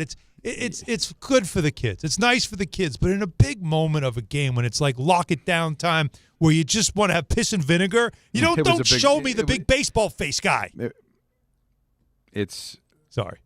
No, you're right. And my whole family's Mets fans, so I've grown up with this. Even though I haven't rooted for it, I've grown up with it. I've seen it. It's just something that's always bothered me about this organization, and a lot of it comes from the fact that they were the little kids coming in as an expansion team, and Casey Stengel, and it's what they had to do. Right. Because the only reason to see the team was because of Mr. Met, because they were losing 115 games every single year. So you had to do things to get people to come out to the ballpark and take advantage of the team being bad. And once the team got good, well, then you just let the baseball speak for itself. And sometimes it just gets a little crazy. Listen, I've got kids now and NJ Devils running around the arena, and they want to say, I get it. But when it becomes the face of your franchise, when it doesn't have to be anymore, like now, in 2022, the Mets were good. They were on their way to win 100 games. They were the talk of the town. They had the Timmy Trumpet thing was happening. You know what, Mr. Met, lay out. We're good. Well, Mr. Met, you come out and you dance and when you're down 10 runs. Yeah, you do the Macarena. Kids. Right, exactly. Take me out to the ball game. All that. There's great traditions over at Citi Field where you play Piano Man. The Garden has them too. Yep, they happen. We get it, but sometimes let's focus on the court, the ice, and the field. The big boys got it now, and we'll save you for when they don't have it. Who let the dogs out? Woo! Makes the Macarena sound like bridge over troubled water. It's not that far from the truth. It really is. I was so sick, and I asked Steve. He's like, "Well, we did the marketing, and they all." And you know what's crazy? Awful. They all. It costs a fortune to screw it up. Oh yeah. I'll never. And I'm not even going to tell you who it was or the year. Okay. Doing the Jets. It was early 2000s. All right, so I will give you the year. For 1 year on the Jumbotron, they literally had a stick figure character that would get the fans going and all that. It was a stick figure with like a Jet hat on. It looked like it was like some 5-year-old won a contest in kindergarten. Right. And I asked people around, what the hell is this? Oh, it's some marketing thing. We said, you don't pay for that. Oh, they paid that $250,000 for it. It's like, so you embarrassed yourself and you paid for the privilege? Someone got $250,000 for making a stick figure animation. Right. Think about the that. Yankees go through it. I argued win. with Michael about this. The what is that? The Death Star time. Every time that somebody's got 2 strikes, sounds like a whale. Yeah. Right. Mm-hmm. If you remember, Garrett Cole didn't like it. He hates it, and they kept doing it. I'm paying you $35 million a year. If my $35 million a year pitcher doesn't like it, not only do you get rid of it, you might have the person who had the idea killed. You don't keep doing it. It was a whole play off the Evil Empire thing. And but by the way, though, that alarm is that the Death Star was about to implode. Right. So I guess the at-bat's going to implode and he's going to strike out. I get it. No. But the second Cole doesn't like it, then it goes away. No, you're there it is. And here's, you know what, because you want to talk about woke. It's like we don't want to tell the person that he had a bad idea. All right, because we don't want to discourage them. We don't want to be upset. So let's double down and invest in the whole thing so he doesn't feel bad. This is what we're doing wrong, Don. We're criticizing something when we should be coming up with the next dumb idea that pays somebody a boatload of money. What's the next dumb idea you and I can come up with? Because my friend and I, my friend Craig Pinto and I had an unbelievable idea many years ago. Is he related to Shane Pinto? No, he's not. But he's also from Long Island. Yeah, he's a Long Island guy. But he's not related to Shane. Okay. But he loves hockey. He's a big hockey guy. And he and I one day were coming up with like concepts for Islander jerseys. And he and I both said, what if you took everything out and just did the NY part? No island, no word Islanders, no circle, nothing. Just that, because the Yankees have the interlocking, the Mets have it, the Giants do it. Everybody's got a version of just NY. Let's do this. So we did it. He mocked it up. We made some T-shirts, brought it to the team, showed it to him and said, like, we think this would be an unbelievable hit. And they're like, no, you can't take the island away. Like, it's just NY. We're not New York. We're on the island, blah, blah. And it was just told, no, it's never going to happen. So we just, all right, whatever, I guess it doesn't work. We liked it. We moved on. And then they go to Brooklyn. What they do? NY. They found this brilliant idea of NY. Oh. So I had a good idea. I just didn't get money for it. Oh, well. We need to do better. We need to do better. You're right. But what we need to also do is get back into this Knicks conversation. Latest on Giannis and the Knicks. Urgency suddenly in the conversation. Stay with us. Hahn, Rosenberg, ESPN New York. FanDuel's the #1 sports book for same-game parlays. From points and rebounds to threes and assists, FanDuel's the best place to combine your favorite picks into a same-game parlay or track every stat live, all in one easy-to-use app. And right now is the perfect time to join because new customers get $150 in bonus bets if your first $5 bet wins. So bet on the players you love the way you want. Head over to FanDuel.com/Peter to sign up today. FanDuel, official sports betting partner of the NBA. 21 and over, physically present in New York. First online, real money wager only. $5 first deposit required. Bonus issued is not withdrawable bonus bets, which expire 7 days after receipt. Restrictions apply. See terms at sportsbook.fanduel.com for help with a gambling problem. Call 877-8-HOPE-NY or text HOPE-NY 467-369.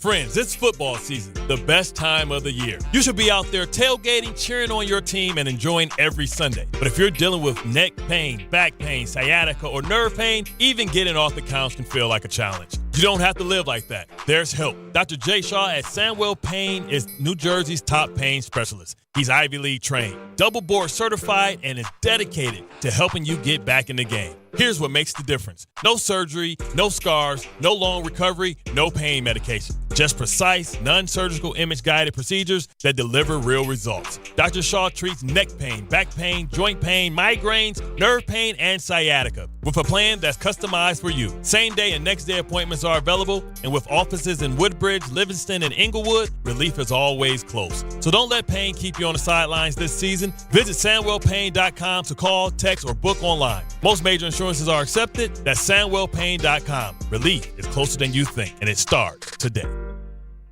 Empower. Tim collects bobbleheads. A lot of bobbleheads. Baseball bobbleheads. Race car bobbleheads. Little chihuahua bobbleheads. He's got an entire room strictly for bobbleheads. Does he need them? No. Is his wife mad about it? A little. But Tim works with Empower, and he got good at money, so he can be a little bad. Ooh, horse bobblehead. Classy, Tim. Empower. Invest well, live a little. Start today at empower.com. This is the story of the one.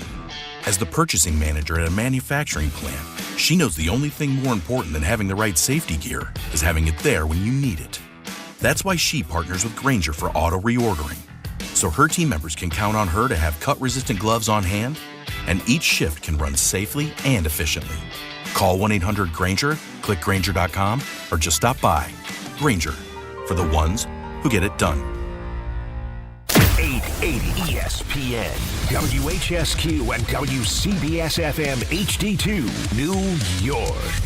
A Good Karma Brands radio station. 4:03 in the big city with Don McGreck. I'm Alan Hahn. Peter off today. He'll be back with us tomorrow. 800-919-3776. Of course, the number will be part of the conversation. We're getting the calls stacked up and ready to go. We'll get to the conversations with you soon. But Don, Shams Charania, our ESPN NBA insider, had put out some, just some notes about NBA rumors. Now, December 15th is a key date because that's when all contracts in the NBA are tradable. So it's the unofficial start of the NBA trade season. We say it every year. February 5th is the trade deadline. So it's between those two dates is when you'll get activity. And a lot of times at the trade deadline, you get a lot of activity early because teams are itchy. Teams don't like the way they look. Some teams just realize we're not any good. And then, of course, there's injuries. And then February 5th is when now it really gets crazy because that's the desperation time. But when it comes to the Giannis thing, it does feel like that's like the big name, obviously. Although Ja Morant is a name also that people think could be on the move. Memphis might just get tired of dealing with him.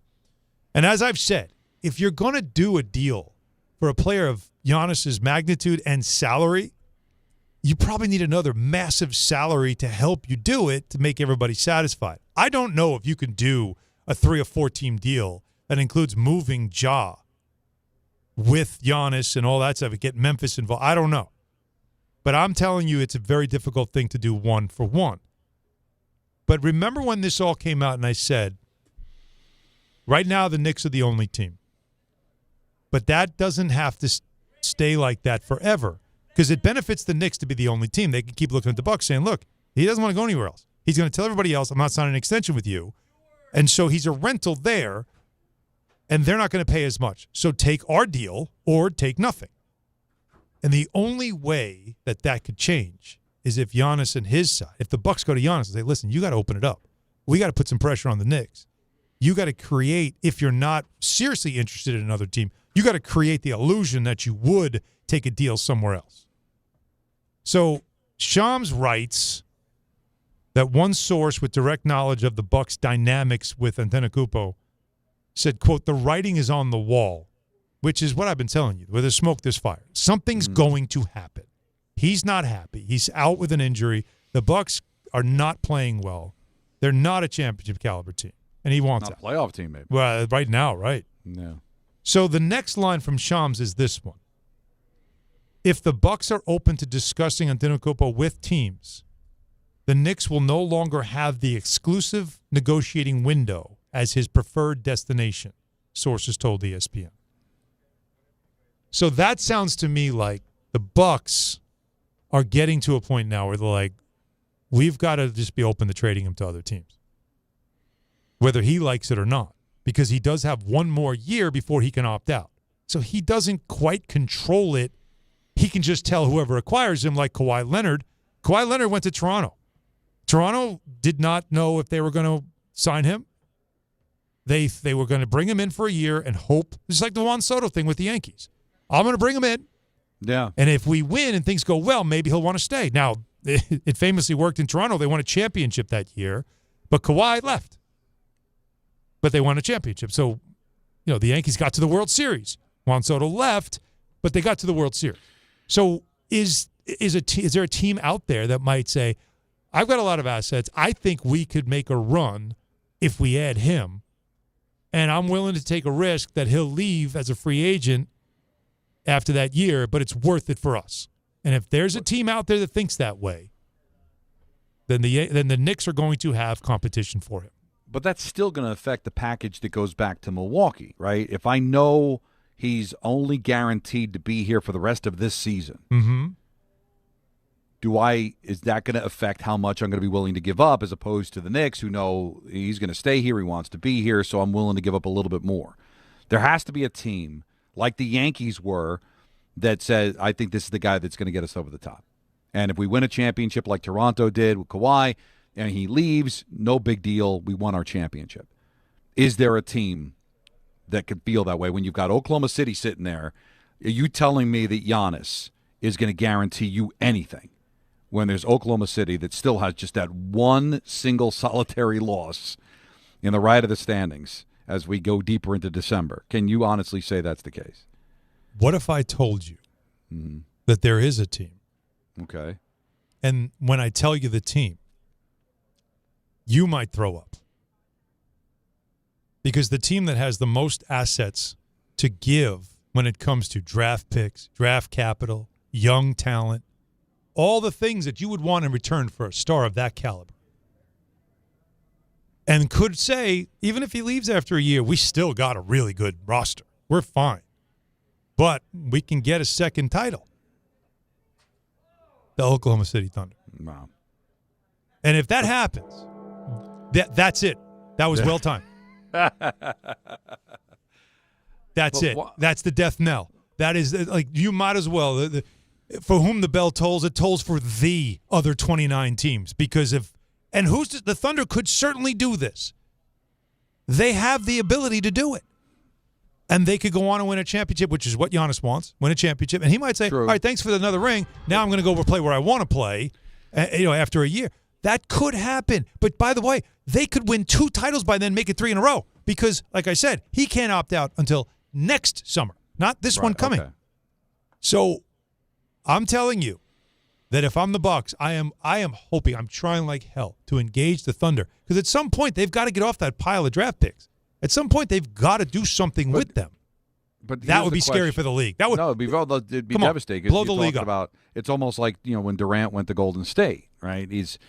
He wins a couple of more titles, 3 in a row. Then he leaves, and now he's going to go search for a title someplace else, and Oklahoma City just goes back to winning again. Yeah, it's the KD in Golden State. Yeah. Although there may not be the dip in OKC that we saw after Durant left at Golden State. Right. It might just continue to move forward. I don't know if I give up assets when I'm the odds-on favorite to win the championship without him. Well, but assurances are assurances, that's what right? I mean. And that certainly puts him in a different You're here category. to win championships. You want to have the best roster possible. And if it just so happens where I have enough assets to get a guy that doesn't want to be there anymore, and the team that's trying to trade him is willing to take the assets from me, and I can get him for 2. I get him for this year, so you get him for half a season and then another full season. You're telling me that you wouldn't want to do that? And I could give myself 2 titles, if not 3, at most 3, at worst 2. Right, and he's already got the 1. And this is all you're trying to do. That's the scary thing for me, and that's the scary thing for the whole league. The whole league has to worry about that happening. Right. Well, they have to worry about it because like a dynasty, but the Knicks have to worry about it because now there is a legitimate competition to trade for him, and you never know. Like he could end up in OKC, win a couple of titles, and say, you know what, I dig it here, man. I don't want to be known as the guy that's chasing rings like Durant. I'm going to stay here and see this through, and then they never get him. The other question is, and I guess this is what the Knicks are going to be wondering. Well, he'll also be over 33 years old by then, too. Yeah. Durant, obviously got looked upon as a guy that was chasing rings. Does he want that on him? All right. But the other thing, because you're not really going to be accused of chasing rings going to the Knicks, right? Even though the Knicks have become a destination, there's no guarantees. They haven't won since 1973. Mm-hmm. But the question for Giannis is, do you want out of Milwaukee more so than wanting to be a Knick? Like, what is it? Just getting out of Milwaukee, or is it really the end game? I want to be a Knick. If that's the case, then just be patient. You'll be a Knick. Don't mess around and go someplace else. It sounds like New York, the Garden, the whole idea of him and his brand, kind of doing what he saw Carmelo do, seeing what's happening for Jalen Brunson. I mean, Josh Hart's doing underwear commercials, national television. Think about that. Josh Hart. Yeah. Okay.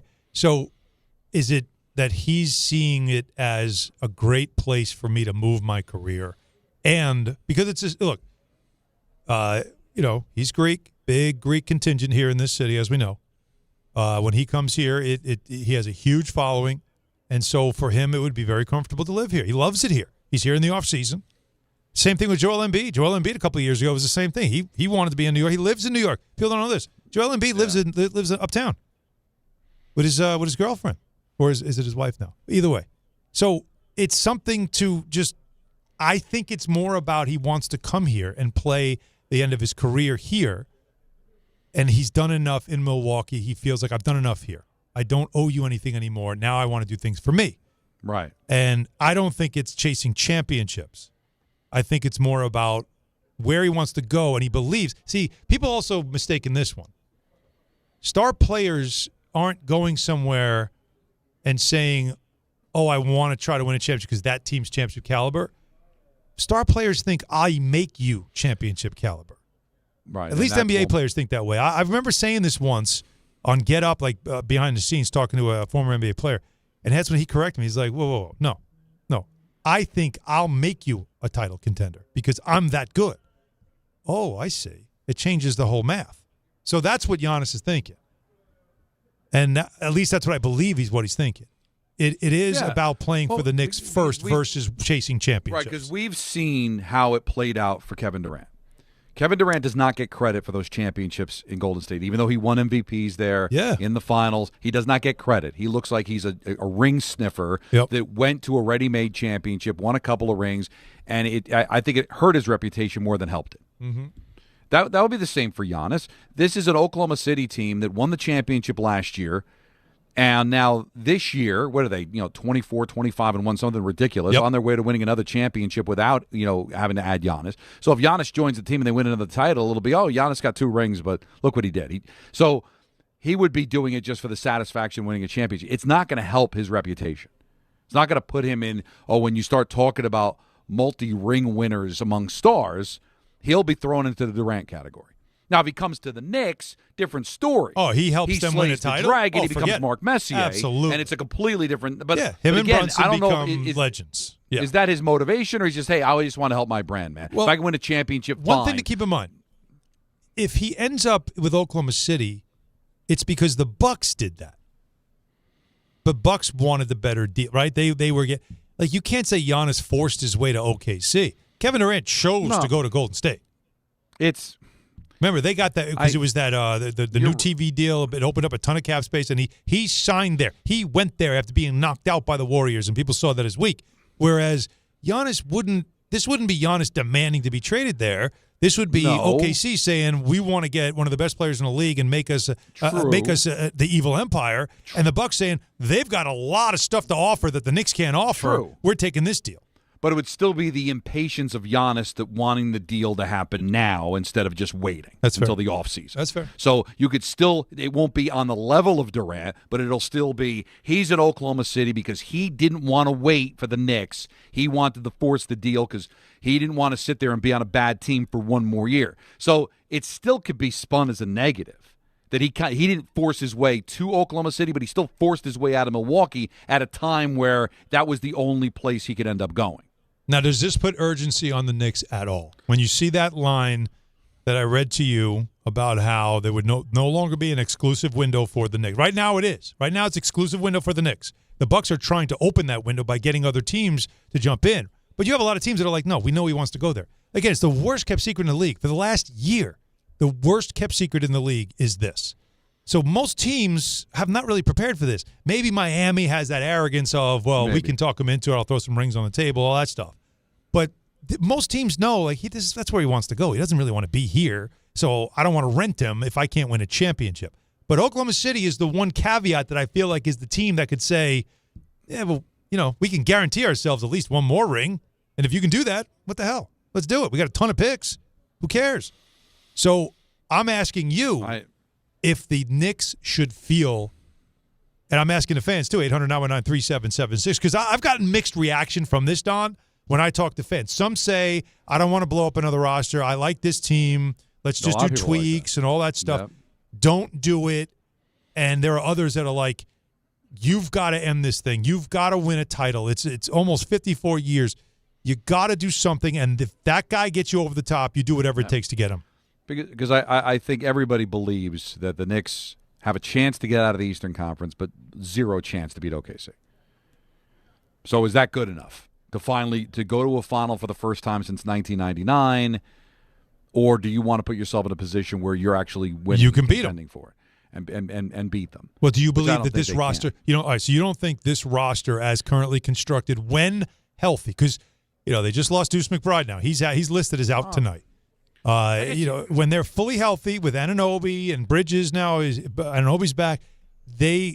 So you're saying I still don't see them being good enough to beat the Thunder. I don't see it. But then, did you see the Pacers going 7 with them last year? No. So I guess you never know. Mm-hmm. It's tough to win back to back, and maybe there's an injury. You're not going to say no. But the odds are going to be that OKC is going to be – it looks like this is like a forever team. It does. And that it's going to break the record for wins in a season and just be on their way to a championship, and you're just going to be a mosquito on a windshield.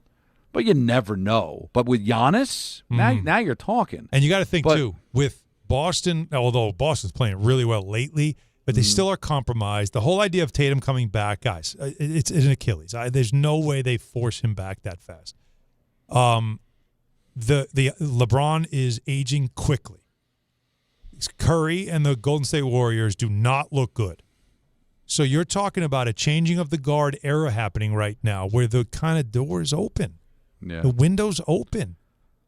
And that's why this is not easy. If you're Leon Rose, if you're James Dolan, this is not easy. Because you have a team that's 14-4 since November 2nd and 13-1 at home all season. They have the number 3 offense in the NBA. Their defense is climbing into the top 10. In fact, the last 7 games, they're a top 5 defense. Like they're starting to figure it out. The injuries have happened. They got to get men maneuver through them. But like is it too soon to say, I don't know if this team can do it, or do you really need to see more with Mike Brown at the helm before you make this decision? Yeah, this is not easy. I don't think this is a slam dunk decision. No, it's pun not. intended. Well, luckily, you don't have to make it now, Well, right? It sounds like the Bucks want that to happen. They want to ratchet it up. I still want to lean towards you want patience. Being patient. Okay. You're a good team. This is not like the old days where you're trying to become relevant. You are relevant now, and this could all just be fugazi, right? This all could just be a work. 5 minutes ago, it was he only wants to go to the Knicks. We know that in order for them to cash out on this deal, Milwaukee has to come up with some narrative that there are other people involved in this. Yes. So there's still this feeling of a lot of this could just be all made up. You know Giannis' destination is New York. Going to Oklahoma City could disrupt that.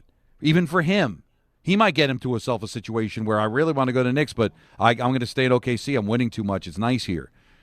I still believe it's a risk, but I still believe just wait it out. Don't buy into any of this stuff. Take care of business in the offseason. All right, let's hear from the people on this. We got a lot of calls. 800-919-3776. Let's begin with Mark in Harlem. Go ahead, Mark. How do you feel about it? How you doing, guys? What's up, Mark? All right. Listen, Alan, I have a question for you. I want you to answer this as a fan, okay? Good. Do you really believe the Knicks should take Giannis after he makes a lot of money and the last 3 or 4 year playoff time, he's been hurt? Mm-hmm. It's a great question. It's hard to answer because when he's healthy, and I can tell you this, 7 years in a row, he's top 5 in MVP voting. He sure is. He's a beast. I love Giannis. He's one of the best players in the league, man. Right? I love him. So you just want to make sure you get him healthy. Right now, he's not, and that's a red flag for me already. Got a calf issue. And he always been hurt playoff lately. It's fair, Mark. Mark. It's absolutely fair. See, Don, and it's fair. Is making a dramatic move like this. They're never guaranteed moves, right? They never are. You hope they work. And this is one where it's true. But what am I giving up? Because that's the other part. I can't gut important pieces on my team either because then there's nothing left. And now what are you doing? Are you just going to become the Bucks roster? What good is that? That's not helping. Nick in Woodbridge. You're up next, Nick. Hey, guys. Thanks for taking the call. You got it. I think for me it comes down to, do you believe that the Knicks can win a title with Jalen Brunson and Karl Anthony Towns at the helm, given what we know is an opportunity for both of those guys defensively? Offensively, they're special. They're elite. And Cat's not even shooting the ball well yet, and you see how well this offense is clicking. But if you make the move for Giannis, you're getting one of the best two-way players in the league, so it will help you defensively. But I can't imagine you keep Anunoby and Bridges in that trade. One of them is going to have to go. That's the part that bothers me, Nick. Too. Yeah. No, Me Nick, too. that's what bothers me is losing those wings in a deal like this. I will answer your question with this. Jalen Brunson's a winner. He's proven it at every level he's played. He's a winner. I'm not worried about him. Like when people say, do you think he can be a leader on a championship team? My answer is an affirmative yes. No question. Why? I've seen it. So I don't worry about that part of it. But I do worry about what he said there, Don. You know, if I'm the Bucks and I'm like, well, all right, I got to take Towns' contract because it's a big contract. Well, there's a 30-point guy off the table. Yep. I also got to take one of your wings. And Anunoby is an elite defender who makes you better. And they missed him when he was gone. So like that's the stuff that does give me cause for pause.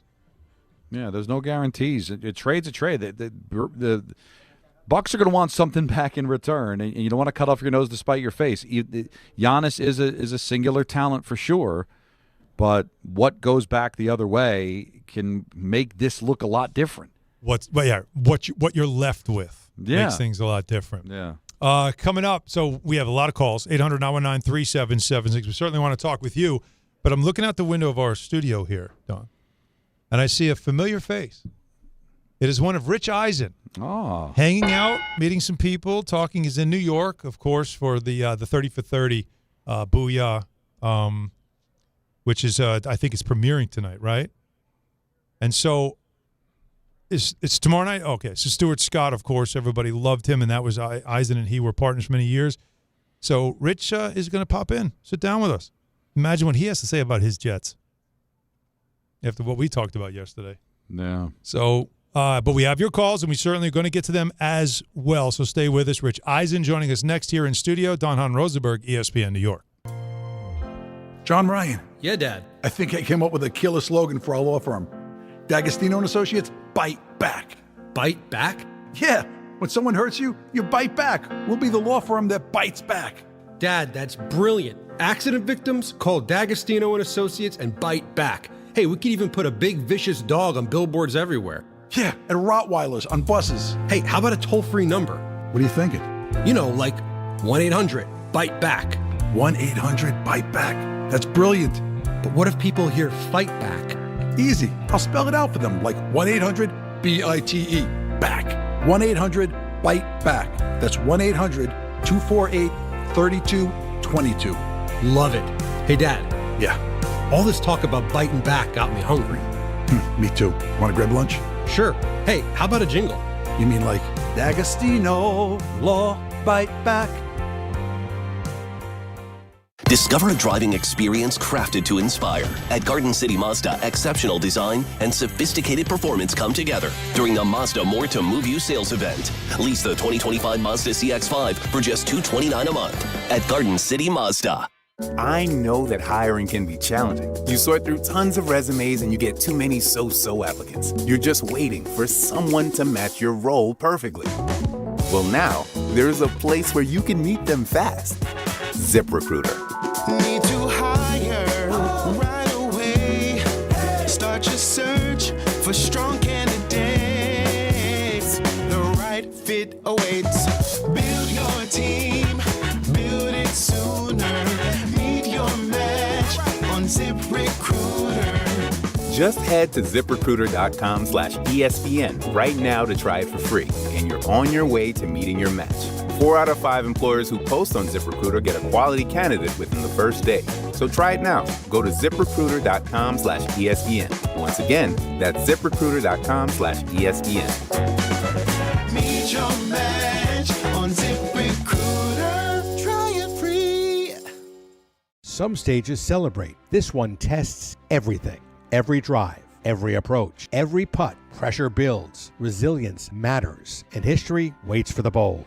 In June, the 2026 U.S. Open Championship returns to the Hamptons at the iconic Shinnecock Hills Golf Club. Experience the world's best golfers competing on one of the sport's most storied stages. Don't just watch greatness, experience it live at the 126th U.S. Open. Daily tickets are available now on SeatGeek.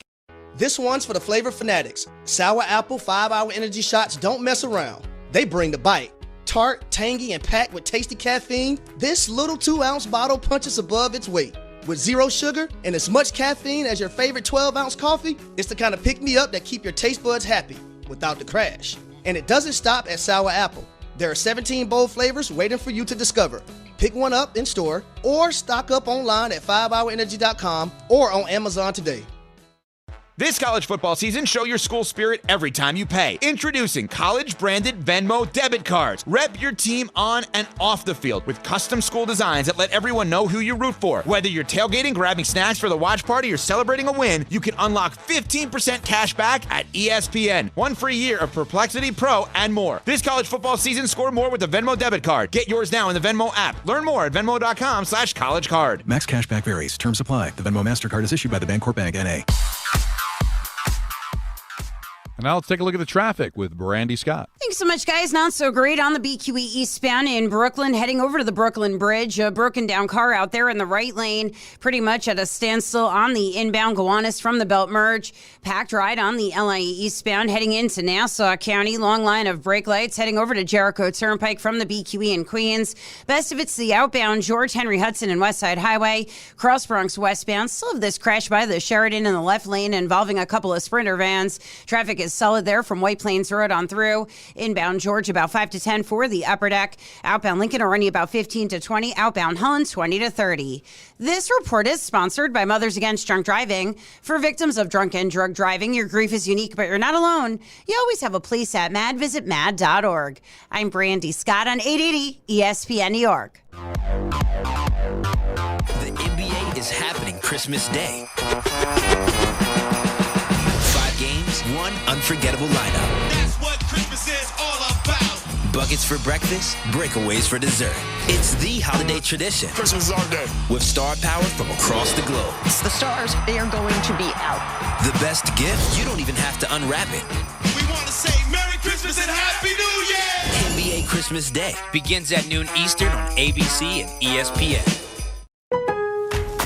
Getting more as a MyLowe's Pro Rewards member is easier than ever with the Lowe's app. Download it today and earn 500 points the first time you log in. Plus, your digital wallet helps you scan, save, earn, and access what you need to manage it all in one place. Download the Lowe's app and take advantage of your Pro benefits today. Lowe's, we help, you save. Valid 12/1/25 through 1/7/26. Offer valid for first login per organization only. Loyalty program subject to terms and conditions. Additional restrictions apply. Visit Lowe's.com/terms for more details. Subject to change.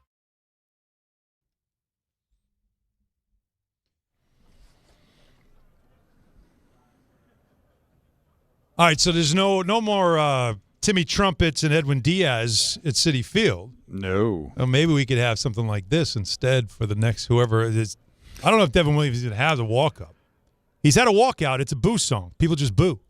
That's what happened at Yankee Stadium this past year. But we're not going to boo our guest, though, hanging out with us here in studio, Rich Eisen, who joins us right now. Yes, thank you. You can hear him on 10:50 a.m. here in New York. I appreciate it.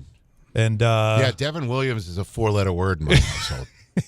I live out in Los Angeles, and I tell this to Kay all the time. He's the voice of my household between the hours of 4 and 7 p.m. out there on the left coast. Mm-hmm. Being able to pop on a Yankee game in the late afternoon, dinner time, it's awesome. And until we realized Devin Williams made the Yankees change their facial hair code for a guy who has 2 pitches. And then we found out about all of that, you know? Yeah, and now they can't go back. Now everybody can have facial hair. It's okay now. Well, by the way, I heard that they went back. Didn't Hal send that?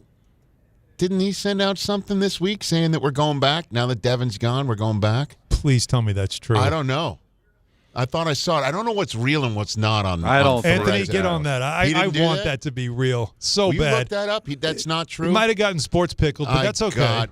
That's okay. I'll take it. I feel they can't. stupid You just now. can't. Because they never.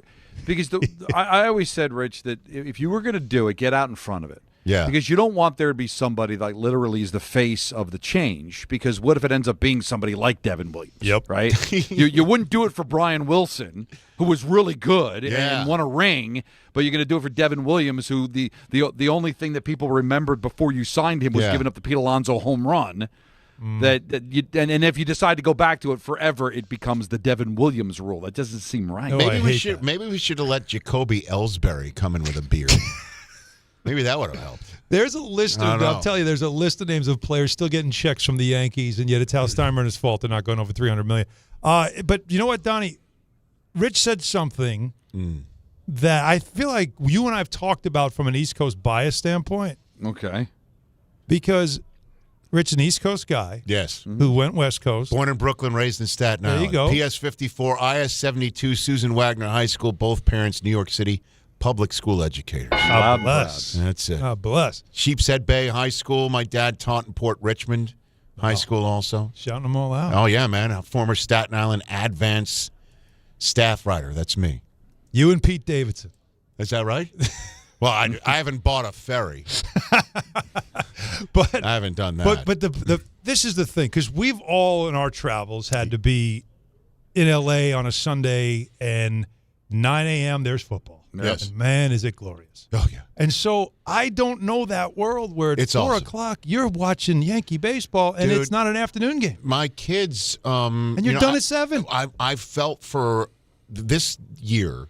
Man, I was rooting for the Blue Jays for various reasons because Mattingly was in the dugout too.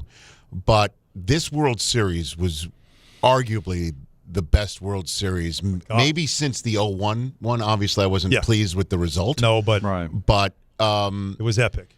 Unbelievable. Yeah. Just one crazy scenario after another, after another, after another. I felt for kids out here on the East Coast, they didn't see some of the most wild action. The ball wedging into the bottom of the outfield padding and the obviously the warning track, or the moment where Pages runs over Kike, trucks his teammate just to make a catch. That's after IKF gets called out at home. I mean, at one point during this World Series, the entire Major League Baseball season was in a replay machine over that. That's true. You know, I had Will Smith on my show a couple weeks ago. He said it was the longest few minutes of his life because he's like, he couldn't swear on the hair of anybody that his toe was down. Imagine being the replay official, right? Knowing like whatever season's we do online. right now, I know it's kind of crazy. Is history. But so my kids are able to see that because it's 8 o'clock, not 11 o'clock. Yeah. You know, and so no one got to see Monsters Inc. last night on ESPN look too. at you, man. No one got. But good for you to mention it. There's something extra in your good paycheck company for guy. that. You know how it exactly. But you know, just what you just said too, though, that Hal doesn't want to spend the money, and him saying essentially at one point, I think this is true. He did say that the Yankees don't make as much money as you think they make. Right? No, I've seen He the did list. say that. Okay, He's I think he's 22nd on the list of owners when it comes to annual net profit. Right. For the Yankees. Yes. You know, he's in business with Jerry Jones. No, I you know what I mean? Yes. Like, come on, man. So the bottom line is I live in a town where the Major League Baseball franchise is run by somebody and people who basically do not care how much money they are spending. Mm-hmm. At the end of the day.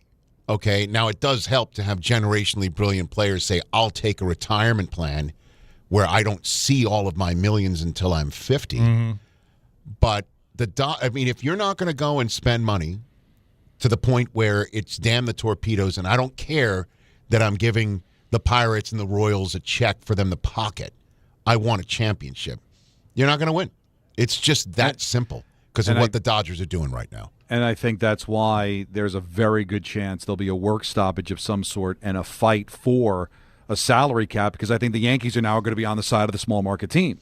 Because as laughable as this sounds, Rich, they're mom and pop. Yep. Because their money is based on baseball. They're not sitting on $16 billion of hedge fund money.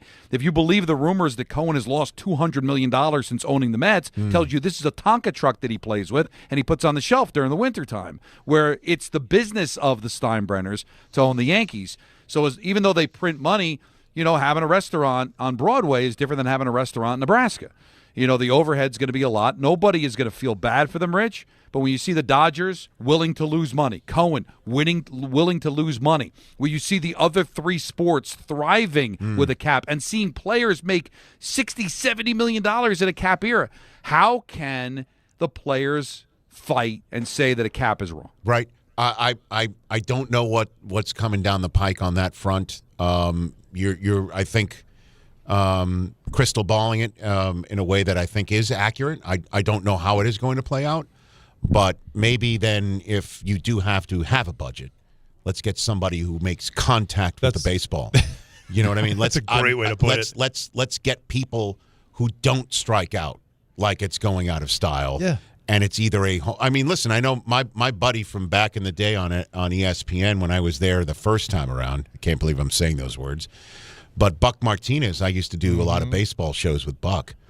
And I know Aaron Boone pushed back on what Buck said about the Yankees, but he was spot on. There's not a Yankee fan that said he was wrong. Spot on. Right. If it's a, home run, walk, strikeout. Like how many times, if the Yankees don't hit home runs, it was a problem. And then you see the Blue Jays, but all they did was put the bat on the ball, and it was a refreshing thing to see. And what do they also do? They almost took out. And by the way, they also didn't fold. I shouldn't say this because I do love the Yankees, but screw it. They didn't fold after Freddie Freeman gutted them on a walk-off World Series home run in Dodger Stadium. Good point. They actually won the next 2 games in Los Angeles. I was there for one of them with my Yankee-loving 14-year-old son, walking out of that stadium, listening to it dead quiet, thinking the Dodgers were going to, in fact, get beaten. And then, obviously, that didn't happen either because they got a terrific manager and a great roster. And, of course, they're deep roster. I mean, there was one moment in the playoffs, I did point this out to my son, where it was Ohtani on second and Betts on first and Freddie Freeman at the plate. And Freeman doubles in the gap, and they had a shot from behind home plate, watching Ohtani come home and watching Betts go from first to third and watching Freeman to go from home plate to second base. And I pointed to my son, I'm like, look it up. Is that $1 billion on the $1 billion of ducks on a pond right now? Like, that is that what's happening? The most expensive on base.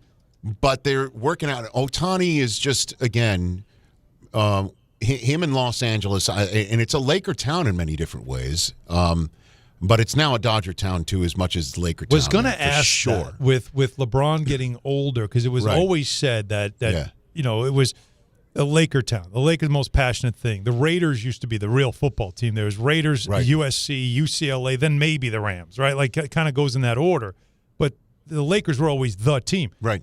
The Dodgers do have a strong following. In fact, I believe the first team, right, that ever played in L.A. was the Dodgers. So has it now with these 2 championships? Because there was this sense of, you know, they spend a lot of money, they don't win, then they finally get the COVID one.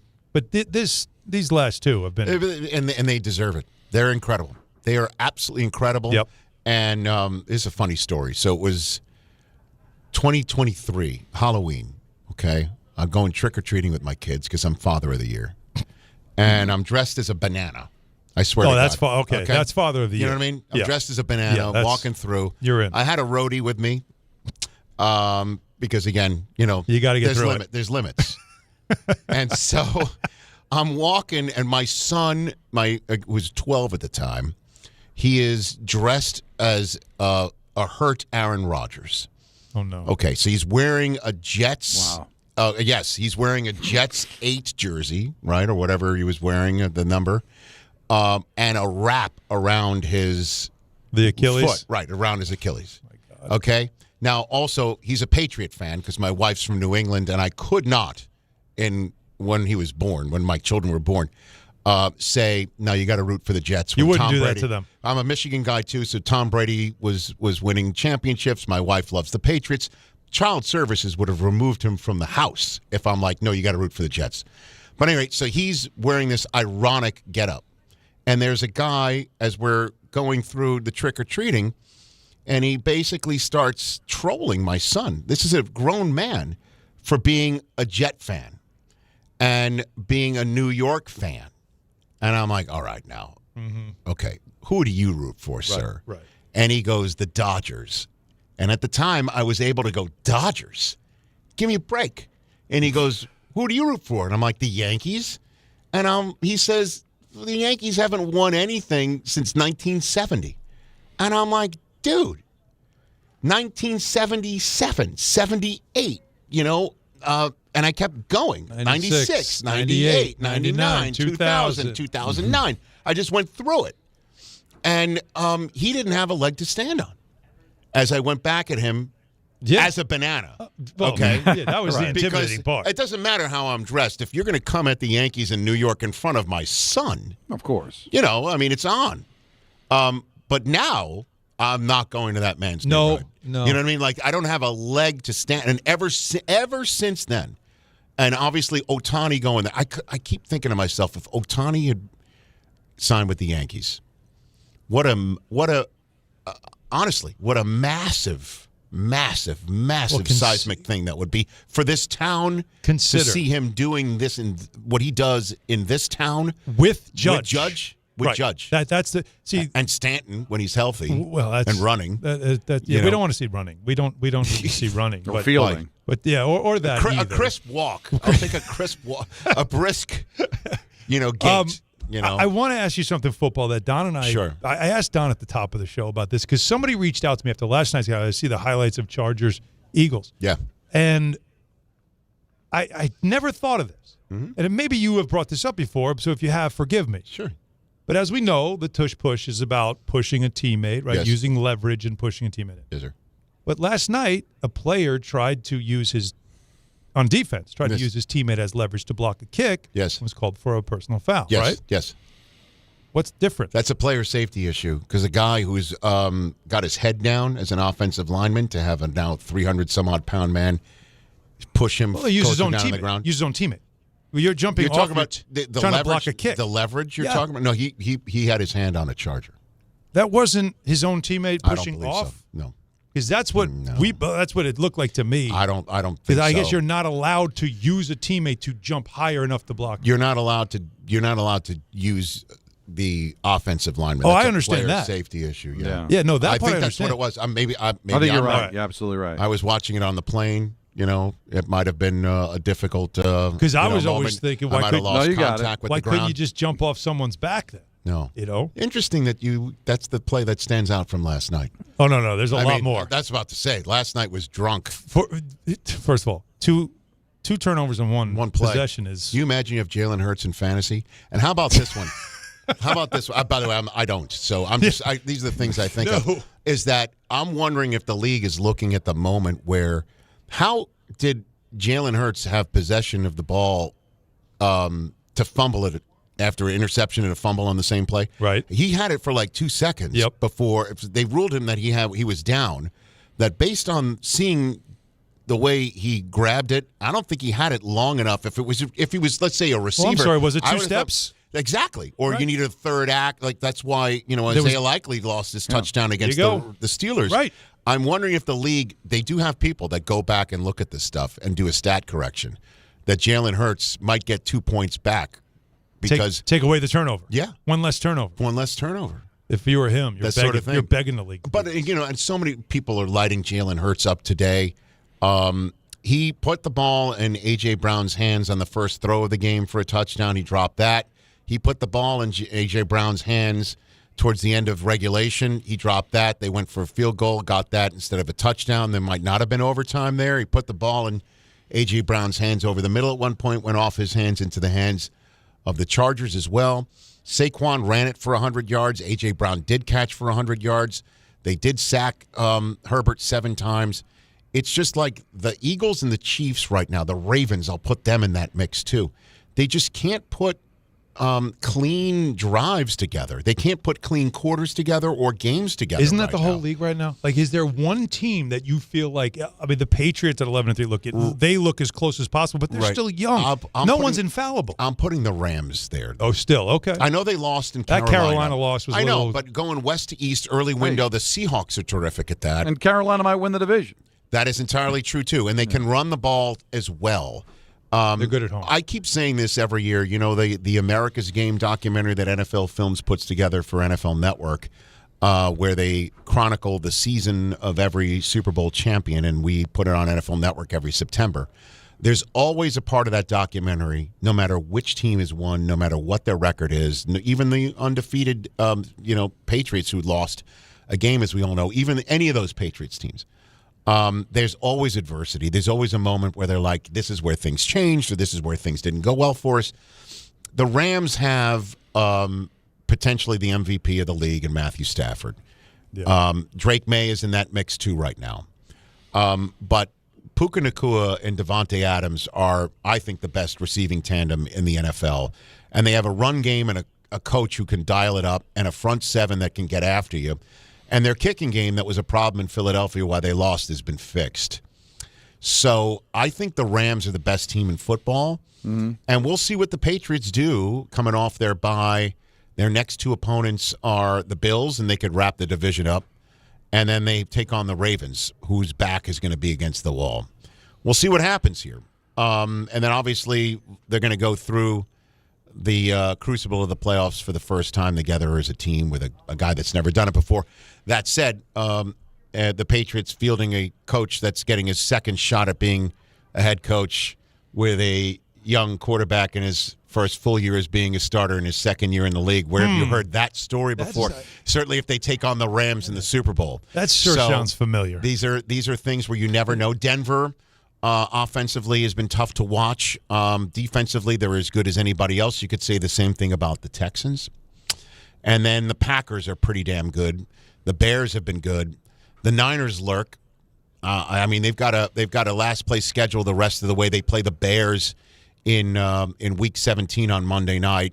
That's going to be a big one. Certainly if the Bears, who have some really difficult games between now and then, take on the Lions in the final week of the season, and that may be for the right to go to the playoffs or not. Like the Lions and Bears might be the final game of the season. There's so many great matchups over the next few weeks here. No, you're saying a lot of NFC. That's what I'm noticing as well, and a lot of pressure on Buffalo. Wouldn't you agree? I completely agree. That's what I'm saying, and yet I'm looking at Buffalo and wondering is like, when is it going to be the year? Because every year, and this felt like it could have been, especially with Mahomes now feeling like out of the way, and Joe Burrow not healthy for most of the season, as always. Well, they are 9-4. Yeah. And what they're doing is running the ball very well, and they do have a quarterback that can show up for work one day and say, you know what, I'm going to count for 6 touchdowns today. What about you? Yeah, and he's got to break through in the playoffs. Right. They keep telling me you have to go. Oh, I mean, I've got people that are here that I guess want to. Yeah, they want to see you.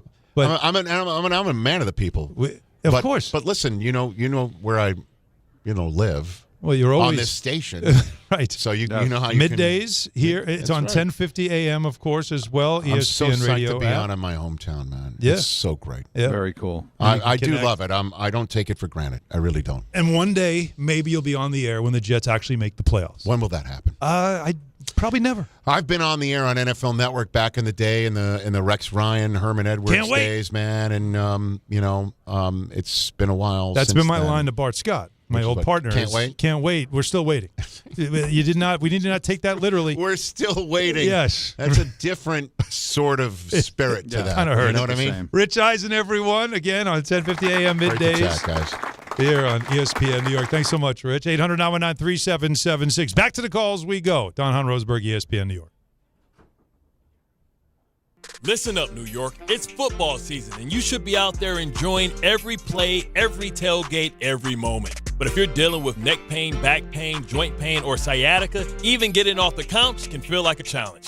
That's where Dr. Jay Shaw at Sandwell Pain comes in. He's one of New Jersey's top pain specialists, Ivy League trained, double board certified, and dedicated to getting you back in the game. Here's the difference. No surgery, no scars, no long recovery, no pain medication. Just precise, non-surgical, image-guided procedures that get real results. Dr. Shaw treats everything from neck pain, back pain, migraines, nerve pain, and chronic joint pain. And he builds a custom game plan that's right for you. Same day or next day appointments are available with offices in Woodbridge, Livingston, and Inglewood. And yes, most major insurances are accepted. So don't let pain keep you on the sidelines this season. Go to SandwellPain.com to call, text, or book online. Relief is closer than you think, and it starts today.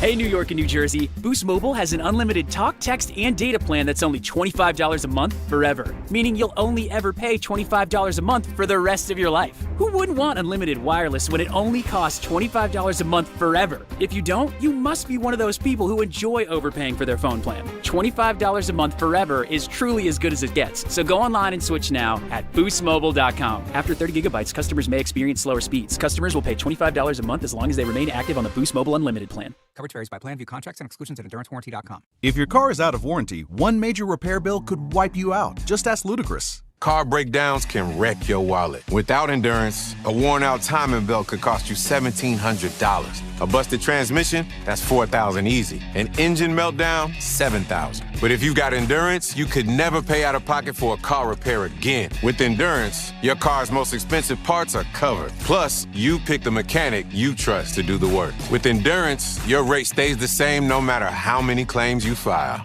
If your car is under 20 years old, Endurance has you covered with unlimited miles. Plus, your plan includes 24/7 roadside assistance anywhere in the country. Choose the name Ludacris trusts, Endurance. Right now, get $300 off any plan, plus a year of elite benefits, a $2,000 value, free. All backed by a 30-day money-back guarantee. For your free quote, call 800-431-8958. 800-431-8958. 800-431-8958. You live for this. The wins, the losses, the slam dunks, and the buzzer beaters. The dream that this is your team's year. Hope, it's what keeps you coming back. So you represent, with anticipation and with pride. Because when everything's on the line, your support means everything. That's why the NBA Store is here to support you. Check out the largest selection of official NBA gear at NBAstore.com. A Fanatics experience.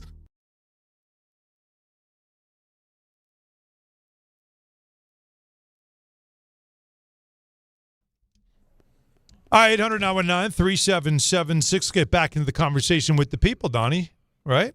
Yeah. So we were talking some Knicks and the Giannis stuff. The latest is from Shams Charania on ESPN.com. Different rumors are, like one of them is that the window of exclusivity for the Knicks when it comes to dealing with the Bucks for Giannis, who's made it clear he wants to go to New York and play for the Knicks, that window will close soon if they can get other teams to get involved. And so I was asking the question, and so did Don, of like, what is the urgency here if you're the Knicks? Are you worried about it? Does it make you feel like, uh-oh, we better get on something? Or are you like, you know what, no, we're not blowing up our team for a player that is a great player, but, you know, like, what does it do to the roster? So Dave in the car, though, feels the urgency, though, Don. Go ahead, Dave.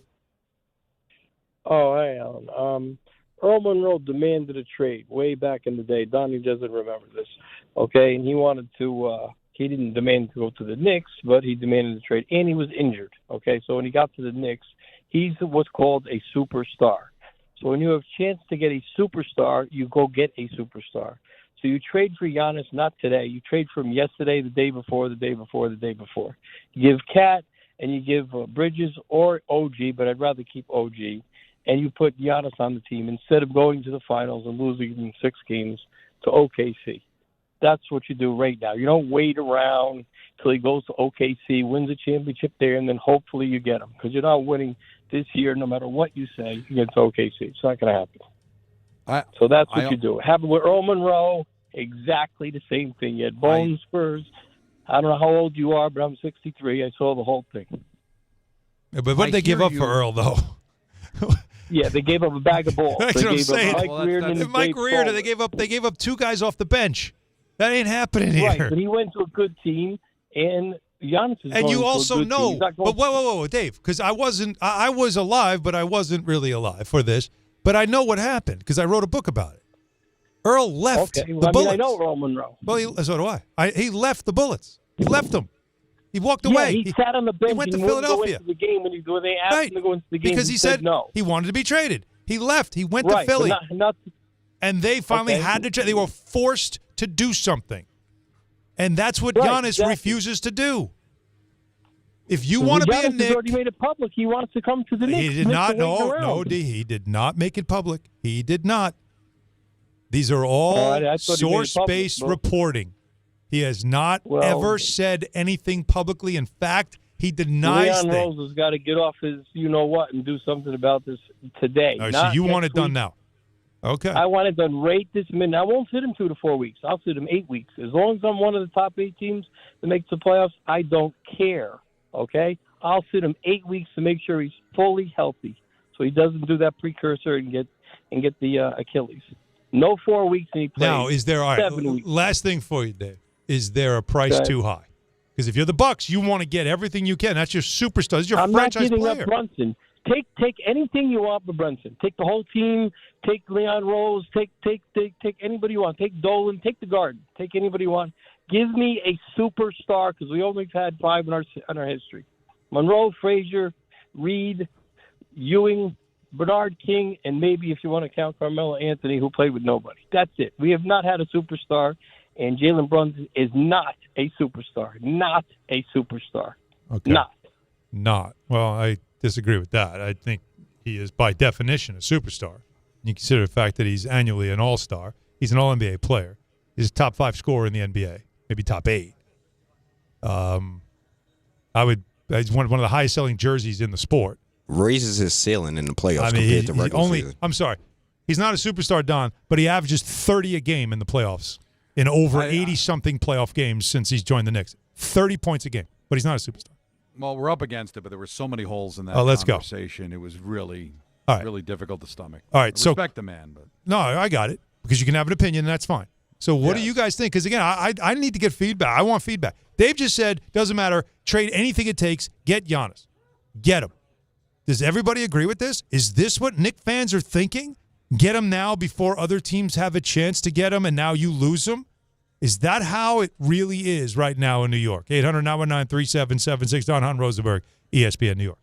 The holidays are here, and Amazon Pickup is your MVP of package pickup. Need that perfect gift like a brand new jersey for the big game? With Amazon Pickup, you can grab your order from secure Amazon lockers or counters near you on your schedule at no extra cost. It's fast, it's easy, and it keeps your holiday surprises tucked safely away. So whether you're running from work or heading to the holiday party, Amazon Pickup makes holiday shopping worry-free. Find your nearest Amazon Pickup location at amazon.com/pickupmvp. That's amazon.com/pickupmvp.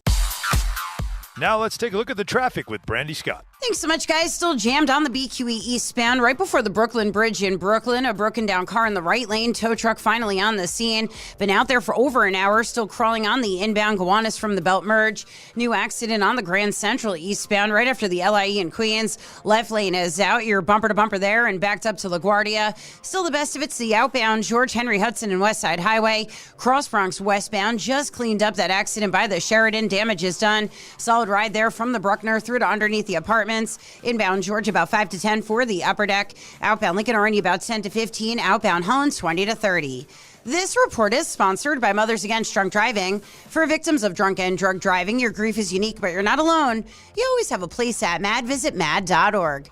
I'm Brandy Scott on 880 ESPN New York.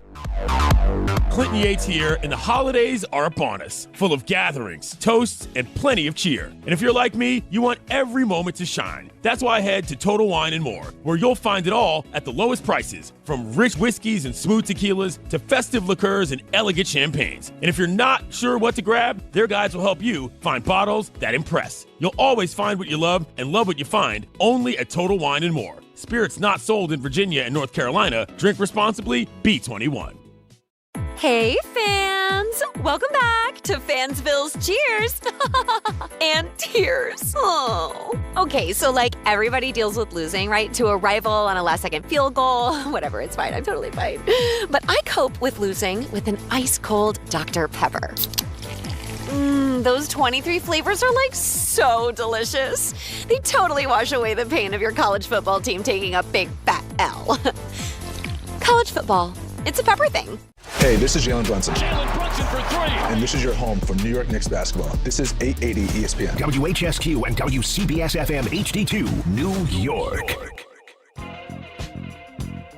5:02 in the big city with Don LaGreca. I'm Alan Hahn, 800-919-3776. We'll get back to your calls as we just had a caller, Dave, in the car, who reacted to reports about the Giannis and Knicks situation being as the Bucks are trying to open the window up to other teams. And once they do, the Knicks exclusivity window closes, meaning they are the only team right now in the deal. And you've seen all the reports. The Knicks right now not really interested in doing anything. They like their team. They want to see what they are. That's what all the reports have been about this from everybody here in New York. But as Shams Charania, our ESPN NBA insider, has been reporting, Giannis wants to trade. He doesn't want to be in Milwaukee anymore. He has not said this publicly. He probably needs to. But he doesn't want to be around anymore. And he's trying to push for the Bucks to do something. The Bucks had talked to the Knicks in August. The Knicks and, the Bucks have kind of put some ideas together. Nothing came to fruition, and they decided to move on. But Giannis has seen this team already 20 games in, not happy, doesn't think they're a championship contender, and now he wants to finally move, and New York is his preferred destination. So, do the Knicks feel urgency to get a deal done right now? Our caller just before said, yes, whatever it takes, do it before you lose them. And our question is, do you agree? Don, you clearly don't. Well, his premise was all over the place. Number one, you give up everything for him. Well, then you become the Bucks. What are the Bucks winning? Right. They have Giannis. Even when Giannis was healthy, where were they going? Well, the idea is you have Giannis and Jalen Brunson because Jalen Brunson's not going anywhere. But he's saying Jalen Brunson's not a superstar. That's the other problem. Well, that's the call. I understand that traditionally that position does not create a championship, but it's a position that they haven't been able to fill in years and now have it filled. And they're just trying to put everything else together. They went to the conference final last year. They're the odds-on favorite to go to the final this year. So I understand you want stars, but you don't want to gut your team to get the star. And he kept going back to Monroe. Well, we didn't have the reporting back in the 70s that we have today, but he even admitted in his conversation that he wasn't demanding a trade to the Knicks. He just wanted to get out of Washington. Right. This sounds like, according to the reports, he wants to be a Knick. So I don't see the same sense of urgency. But the question I have for you, Alan, is how much different will this deal look in the offseason as opposed to if they made the deal? It's a great question. It's a great question. Because it's hard to really, I'm saying be patient, but if you're telling me it's pretty much the same deal, then maybe you just do it now. It probably is pretty much the same deal because the bulk of the Knicks core is all under contract now. No one is due anything. Towns is due something in another year. I think he and Giannis actually line up.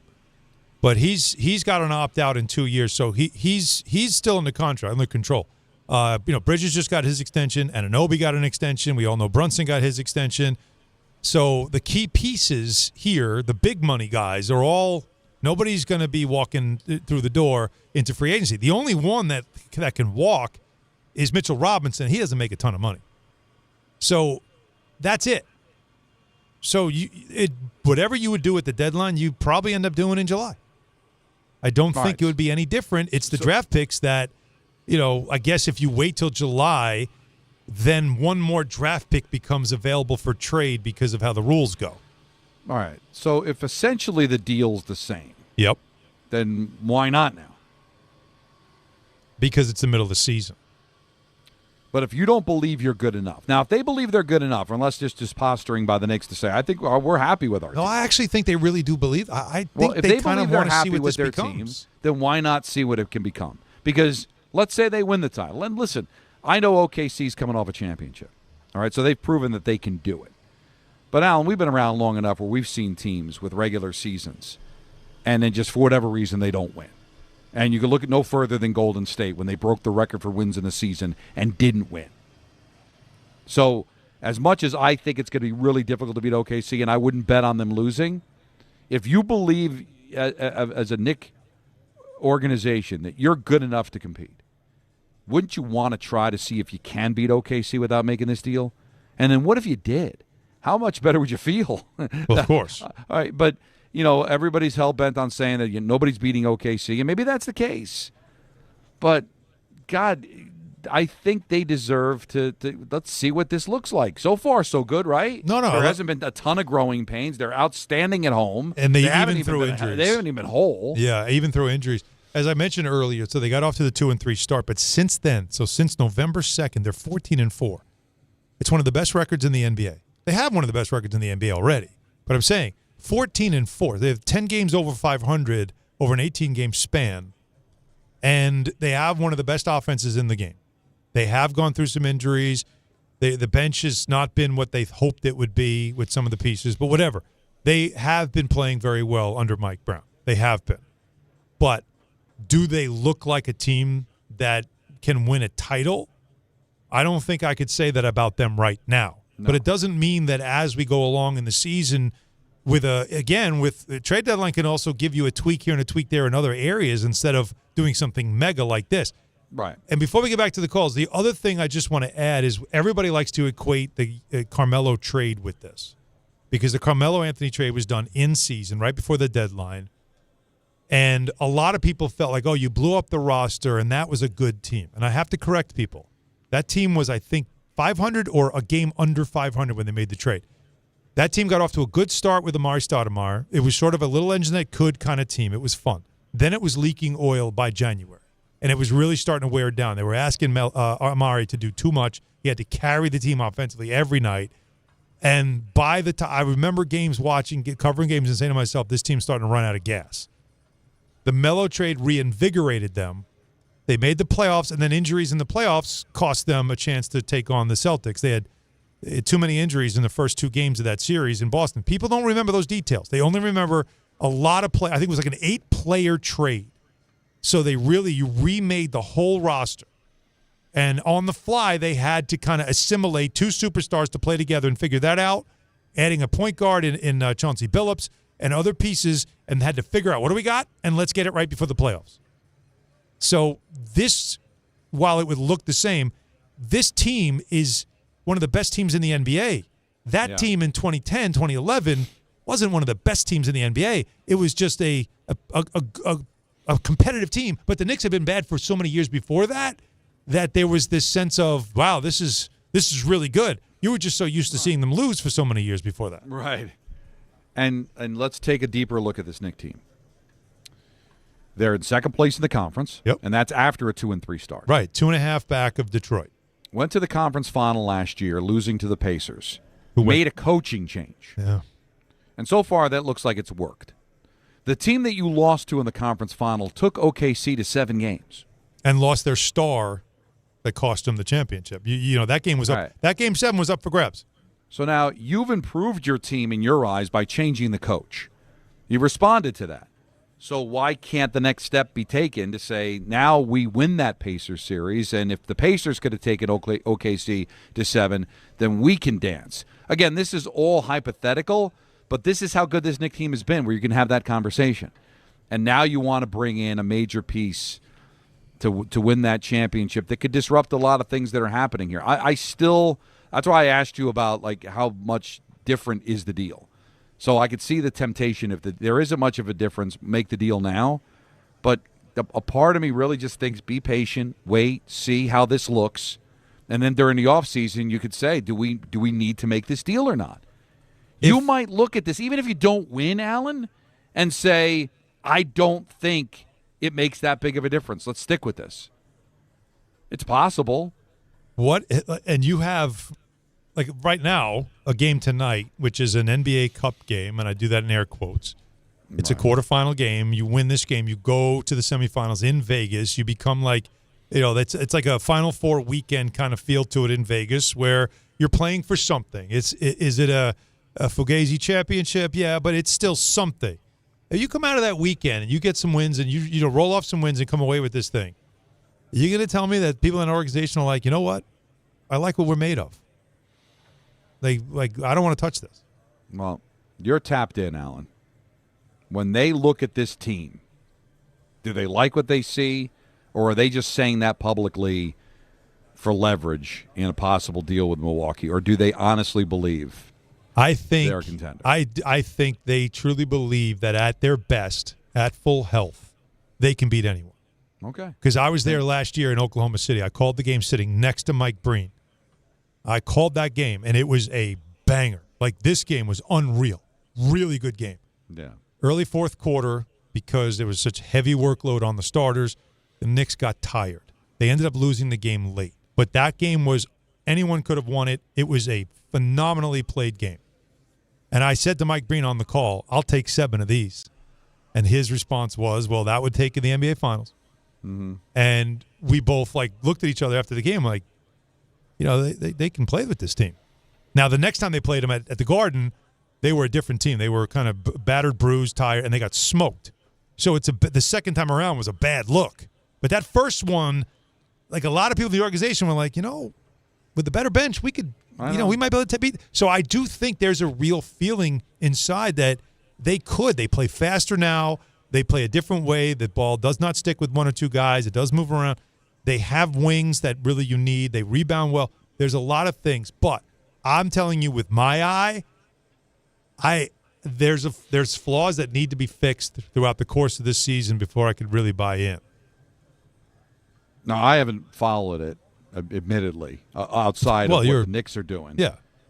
But where's OKC as far as obviously they just have 1 loss. So they're not there's no one close to them right now. Right, no, the way they're playing from the Cup thing, could these 2 teams meet? Oh, that's a great in the NBA Cup. I have honestly have not paid attention to the other side of the. They could. I have not paid attention to the other side. At some point, they probably have to cross paths. Well, what tomorrow's games is what I need to know. Okay. Tomorrow's games. Suns Thunder so they're there. So they would have to be because they've only lost 1 game. So there's no way they didn't win their pool. That's what I figured. Yeah, Suns Thunder, and the Suns have been good. And Spurs Lakers is the other quarterfinal tomorrow. So yeah. So they could meet in the championship. Wouldn't that be something? And let's say you beat them. Again, what does it matter? It's not a championship, but it's the NBA. You might have a different impression That's interesting. of what you could do with them in a best-of-7 series. Yeah. Now, when do you play them after? That schedule now I'd have to look up. Because you haven't played them yet, so Yeah. you got 2 meetings with them. I'm assuming they're all going to be They after. haven't had a lot of West Coast games yet, but they're all Right. coming. Trust me, they're coming. So are the calls. Lots of them. 800-919-3776. I want to hear from you on this because it's clear that everybody is wondering when this will happen, if it'll happen, how it'll happen, and, of course, should it happen. We start with Victor in Brooklyn. Go ahead, Victor. Hey, how you doing, guys? What's up? I just wanted to say I'm with Don. I don't want to blow it up completely. Now, that caller that was adamant about trading yesterday. The one thing, if I heard right, he said Karl Anthony Towns and Bridges. If that's all I got to give up besides, let's call it 2 first-rounders, I think I'd do it. I mean, I don't want to blow it up completely. Anunoby goes nowhere. Josh Hart goes nowhere. We got to keep the chemistry. I like what I'm seeing right now. I don't want to make any drastic changes. We know what Karl Anthony Towns is, and we know what Giannis is. So, I mean, what do you guys think? Do you think we can get them for a Bridges and a Cat and a couple of first-rounders? It's going to take that at the very least, and I wouldn't be surprised if that was probably – I don't know if it was Bridges, but I wouldn't be surprised if that was kind of what they were discussing, and that wasn't enough for the Bucks in August. But that's you got to match the money. You got to give them some talent. So, yeah. I would think they'd take a little bit more. But that would be, I think – you're going to need more bodies. You probably have to take a contract off their hands, whether it's Kuzma or Turner. They're going to want to dump something on you that they don't want anymore that you're not going to really want either, but you'll do it. Yeah. So that's why I'd keep an eye on all that stuff. Akasha in New Brunswick. Akasha, you're up next. Hi. I just want to say I'm a big fan of the show. But my thing is, I'm 20 years old.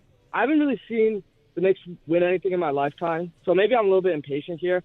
But I think they should just do it. I think, obviously outside of Brunson, I think they should just give up whatever they can to make it happen. Whatever it takes. Akasha, I'm 54 and I haven't seen the Knicks win a championship. So join the club. Yeah, 20, you got more time to wait than the rest of us. But, yeah, he's all in. He wants it all. Miles in Harrisburg, though, disagrees. Miles. Yeah, I don't think you can give up the team and expect to win. I don't want to wait another couple years to figure it out with Giannis as a superstar. I just don't think it'll work. Yeah, again, it's how does it fit? Because remember, they had Damian Lillard and Giannis, and it wasn't like they weren't tearing it up. So would Brunson and Giannis work? We don't even know that. We know that it works offensively, at least right now, with Brunson and Towns. Well, the Batman and Robin thing seemed to be a formula in the NBA, but there is, as we were just talking about with the Mets, is that it's not just assembling stars, it's about making sure that it works and that everything fits the way it's supposed to fit. Mm-hmm. And I think Giannis would fit here, but would it be enough? Right now they're building on something here. You changed the coach because you felt like that was the difference maker here. So if they believe this core can make it, it's hard to agree considering they haven't won since 1973. They got essentially with the same roster got beat by a Pacer team that everybody thought they were better than. But the coach, they've responded with the coach. And the party wants to see where this can go now. I am curious. You're right. You know what the problem with me is? I'm curious about both. Is that fair? It's probably not right. Yeah, it's very fair. I'm equally curious about both situations. Very curious about, what would that be like and how good could they be versus this team, though, if you gave it more time and more adjusting and maybe tweak a piece on the bench or something, before the trade deadline, could they be that team in the East that gets it done? I'm kind of curious about both. That's why I can't say either side is wrong. Jim in Larchmond's next. Jim? Hey, guys. How you doing? What's Love the up? show. Thank you. So I'm 67. I listened to the 1970 Game 7 Willis 3 game with my older brother with Marv Albert doing the call. And been a Knicks fan ever since. And my parents let me stay up and watch the midnight replay of it on TV. So Nice. That's right. Isn't that amazing? Isn't that amazing? The midnight that replay. long ago, right? That's unbelievable. Yeah, that's what people forget. Those games in those days were not televised. They were blacked out because they wanted you to buy tickets. Yeah. They did another thing sometimes during the season back then. They were like on Channel 9. They would do it on delay. Like the game would come on like an hour and a half after the game actually started. I remember, but we could listen to the radio broadcast if we wanted to live, but the TV was an hour and a half. It was weird. But anyway, about today, don't do it. Don't do it. Don't fall for this. I want this team as it is to go on, see what they can do. I don't want to be one injury away. They bring this guy on. He's got all kinds of injury history. What happens if he sell off half the team, and then he gets hurt right before the playoffs or something? That's it, right? I mean, we're done if he gets hurt, right? Based on what I'm hearing, who you're going to have to trade away and whatnot. I get it. The only response I have for you, Jim, because I'm not saying you're wrong, but the only response I have is if you don't do it and someone you didn't trade gets hurt, and you're kind of in the same situation, right? Like, so I think the hurt thing works both ways. It does. You can't predict an injury. Anyone can get hurt at any moment in sports. True. So but I don't Giannis like is saying older that. And he's just got hurt. Yeah, well, he's right. He's already hurt. That's the problem. Right. That's my red flag if there is one. Let's go to Jay in the Bronx. Jay. Hey guys, thanks for taking the call. Look, it's for me. I want to see what this team could do. I love Giannis. If it's something about just sending over some serviceable pieces and keeping the core group together, fine. But I just don't see Milwaukee going for that unless a third team could get involved. I really want to see what this team could do. We've had a lot of issues with getting into injuries in the playoffs. We're deeper now, and this is a coach that seems to be doing well and kind of spreading the minutes out. I want to see what we could do, and if we could wait for next year and see if we could get them in, great. But I'm really excited about this team. I don't want to do anything drastic. Thank you, Jay. Yeah, just think as a Knicks fan what we went through during the offseason when they let Tibbs go. Yeah. Is that the feeling was that they weren't a player away. The organization said we're a coach away. Mm-hmm. So, and you have faith. Like I said, that I have trust in David Stearns. Yeah. Hasn't Leon Rose and this brain trust done enough that you have faith that they could feel that they did the right thing by letting Tibbs go and bringing in Brown and seeing this through? Yeah, I mean, again, this is not a team that finished 500 last year. No. This is a team that was in Game 6 of the conference final. They had the thing. What Leon Rose, William Wesley, and his front office and that whole crew that has come in and revamped this franchise. I mean, you talk about a complete overhaul.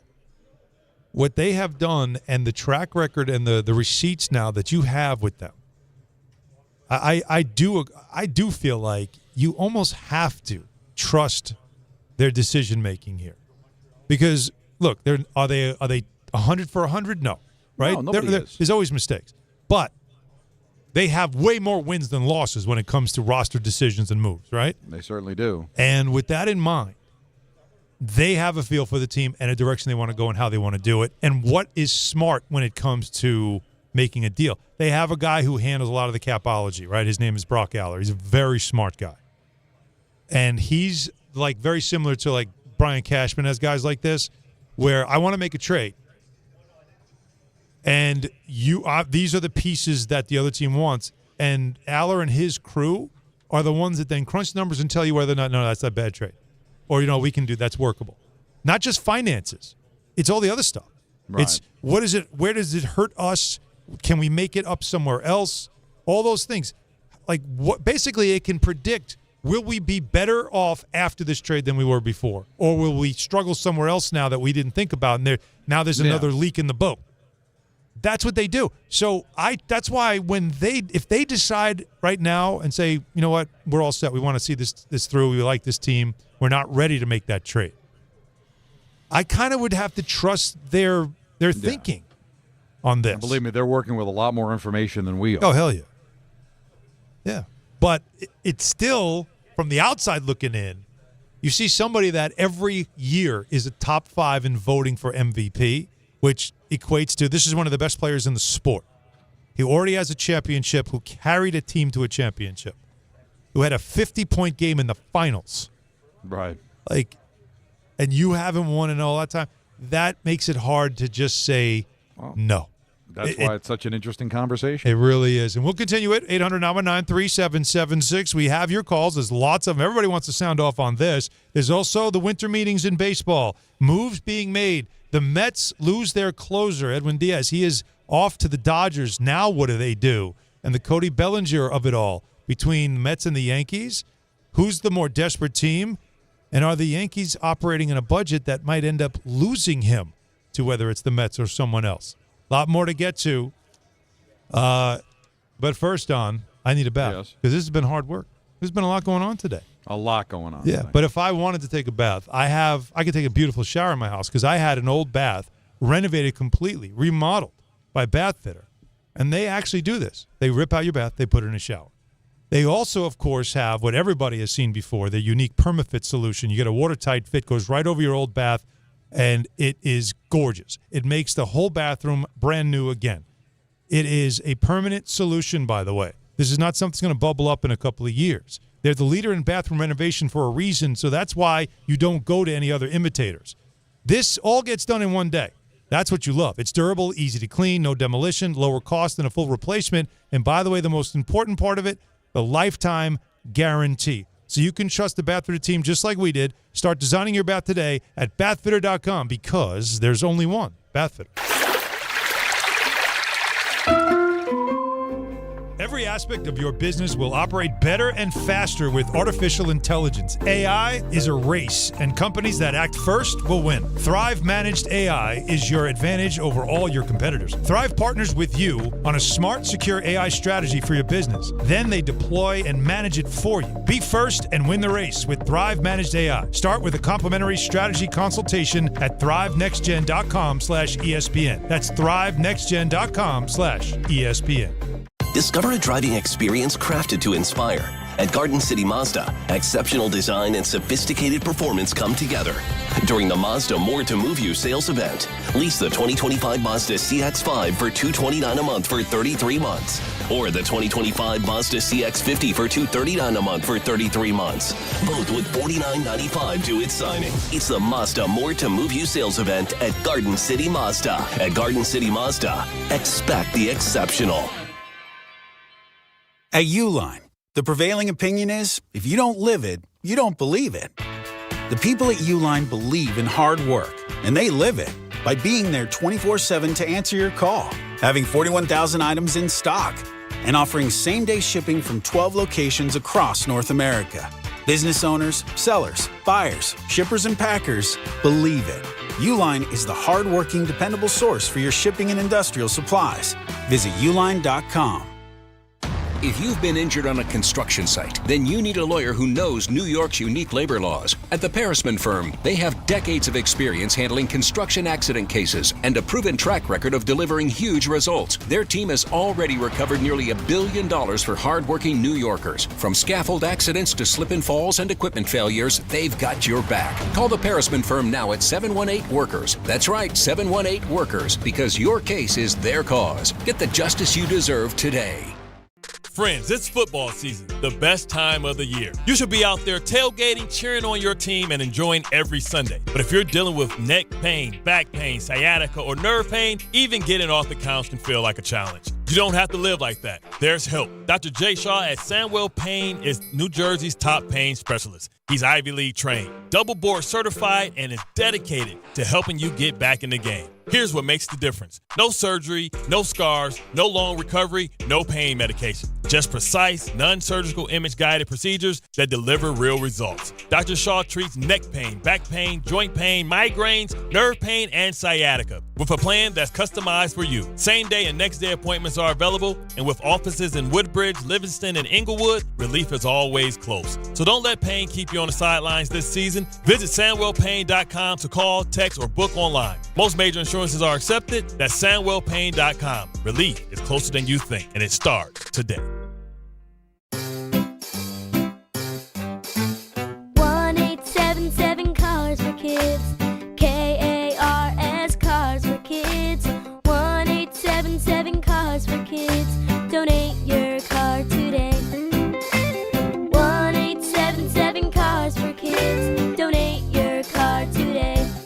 Ready to get rid of that old car? Donate it to Cars for Kids.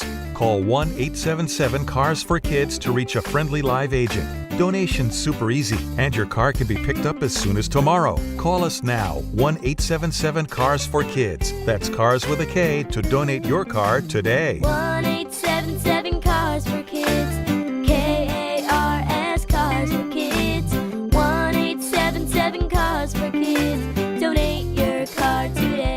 Hurry! It's your last chance to donate for 2025. Last chance! Donate now for a 2025 tax deduction. Now let's take a look at the traffic with Brandy Scott. Thanks, guys. Jimmy V Classics tonight at MSG. Tip off in about an hour. Men's college basketball doubleheader. Another gridlock alert day. Definitely want to stick with mass transit if you can. Heading into Midtown. Rough ride at the Whitestone Bridge getting into Queens. A crash right after the span off to the shoulder, but some debris blocking the right lane.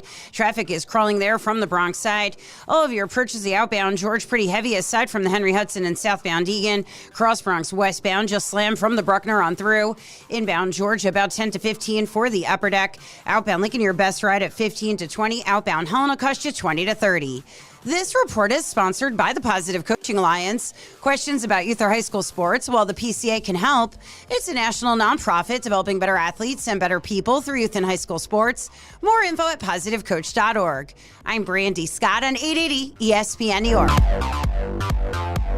We all hear the radio ads about the IRS. They tell you to be afraid, to be scared, and they try to frighten you into calling. I'm not here to do that. Tax Relief Advocates is different. TRA is here to tell you that if you owe money to the IRS, whether it's $5,000, $50,000, or $500,000, we have a solution. It doesn't matter if you're sitting in your car, at work, or with your kids. No matter where you are, call now. 800-575-6759. Don't lose hope. TRA can eliminate or reduce what you owe to the IRS. Generous programs are now available that can give you a fresh start. Our passion is taxes and helping individuals fix their IRS problems. We have over 1,000 five-star reviews on Google and an A+ with the Better Business Bureau. You don't need to be afraid of the IRS any longer. End your tax nightmare today by visiting us online at TRA.com or call 800-575-6759. That's 800-575-6759. Tax Relief Advocates. Real solutions for real people.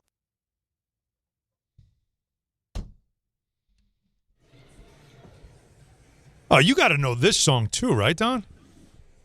I have heard it, yes. You don't know who it is, though. Tell me, mirror, No. what is wrong? Was that Can wrong? it be my daylight clothes or is it just If you made my a multiple daylight choice, I think I might be able to get it. Okay. Well, they just said he kind I of gave didn't away hear the it. band name. Okay. I didn't hear it. All right. Is it Tribe Called Quest? Okay. Is it Leaders of the New School? Or is it De La Soul? De La Soul. Nailed it. See, I knew you'd get that. I had a feeling it was De La Soul, so that confirmed it. So I said go multiple choice. I didn't Well go too much out on a limb. No. Not completely ignorant to the subject, but No, not at all. definitely in a special class. And there was a trick question because actually all three bands are sort of related. Oh. Yeah, they actually are interconnected in some ways. But anyways, they all did one song together, which is great. Game time right now brought to you by Tullamore Irish Whiskey because when it's game time. It's Tully time. See, I went deep voice thinking you were going to go with the metal Don game time. Yeah, that one. It's Charlie time. Yeah. The yeah part really gets me. Knicks and the Raptors tonight, NBA Cup quarterfinals. Coverage immediately follows Dan Grassa on 8 at 8 p.m. So, yes, it's an 8:30 tip-off, everybody. I'll be on MSG tonight doing a pregame show at 8 as well. Speaking of MSG, Don and the Devils will be on MSG. He is in Ottawa. The Devils take on the Senators tonight at 7 p.m. 7:08 puck drop? Yes. 7:08. Even with the Canadian exchange, it's still 7:08? Yeah, believe it or not. Oh, that's amazing. The second anthem and all that. The Islanders, they are at home at UBS. They host the Golden Knights at 7:30. How about that? Yep, they're going through New York.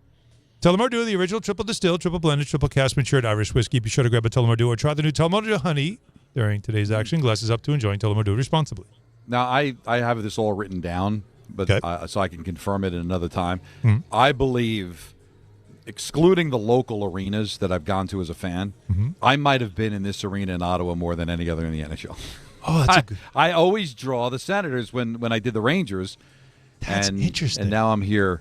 Yeah, it's odd, right? And then I was here for the 2007 Stanley Cup Final when they played the Ducks. Right. So, and again, I feel bad because it is a great city that we never see. Well, I told you, I love it there. And I loved when we would have games if it had to be January. Because that's when the canal is frozen over, and you can skate it. And one year we were there for a January game, and you remember John Weideman? Oh, of course. Oh yeah. Well, John did the Islanders when we had the station, and that's right. He's a great guy. Terrific doing guy. The Blackhawks now. Yes, he is for many years. So he told me, "Bring your wheels," which means bring your skates, because he said the canal's frozen. So I packed my wheels in the bag, and when we went.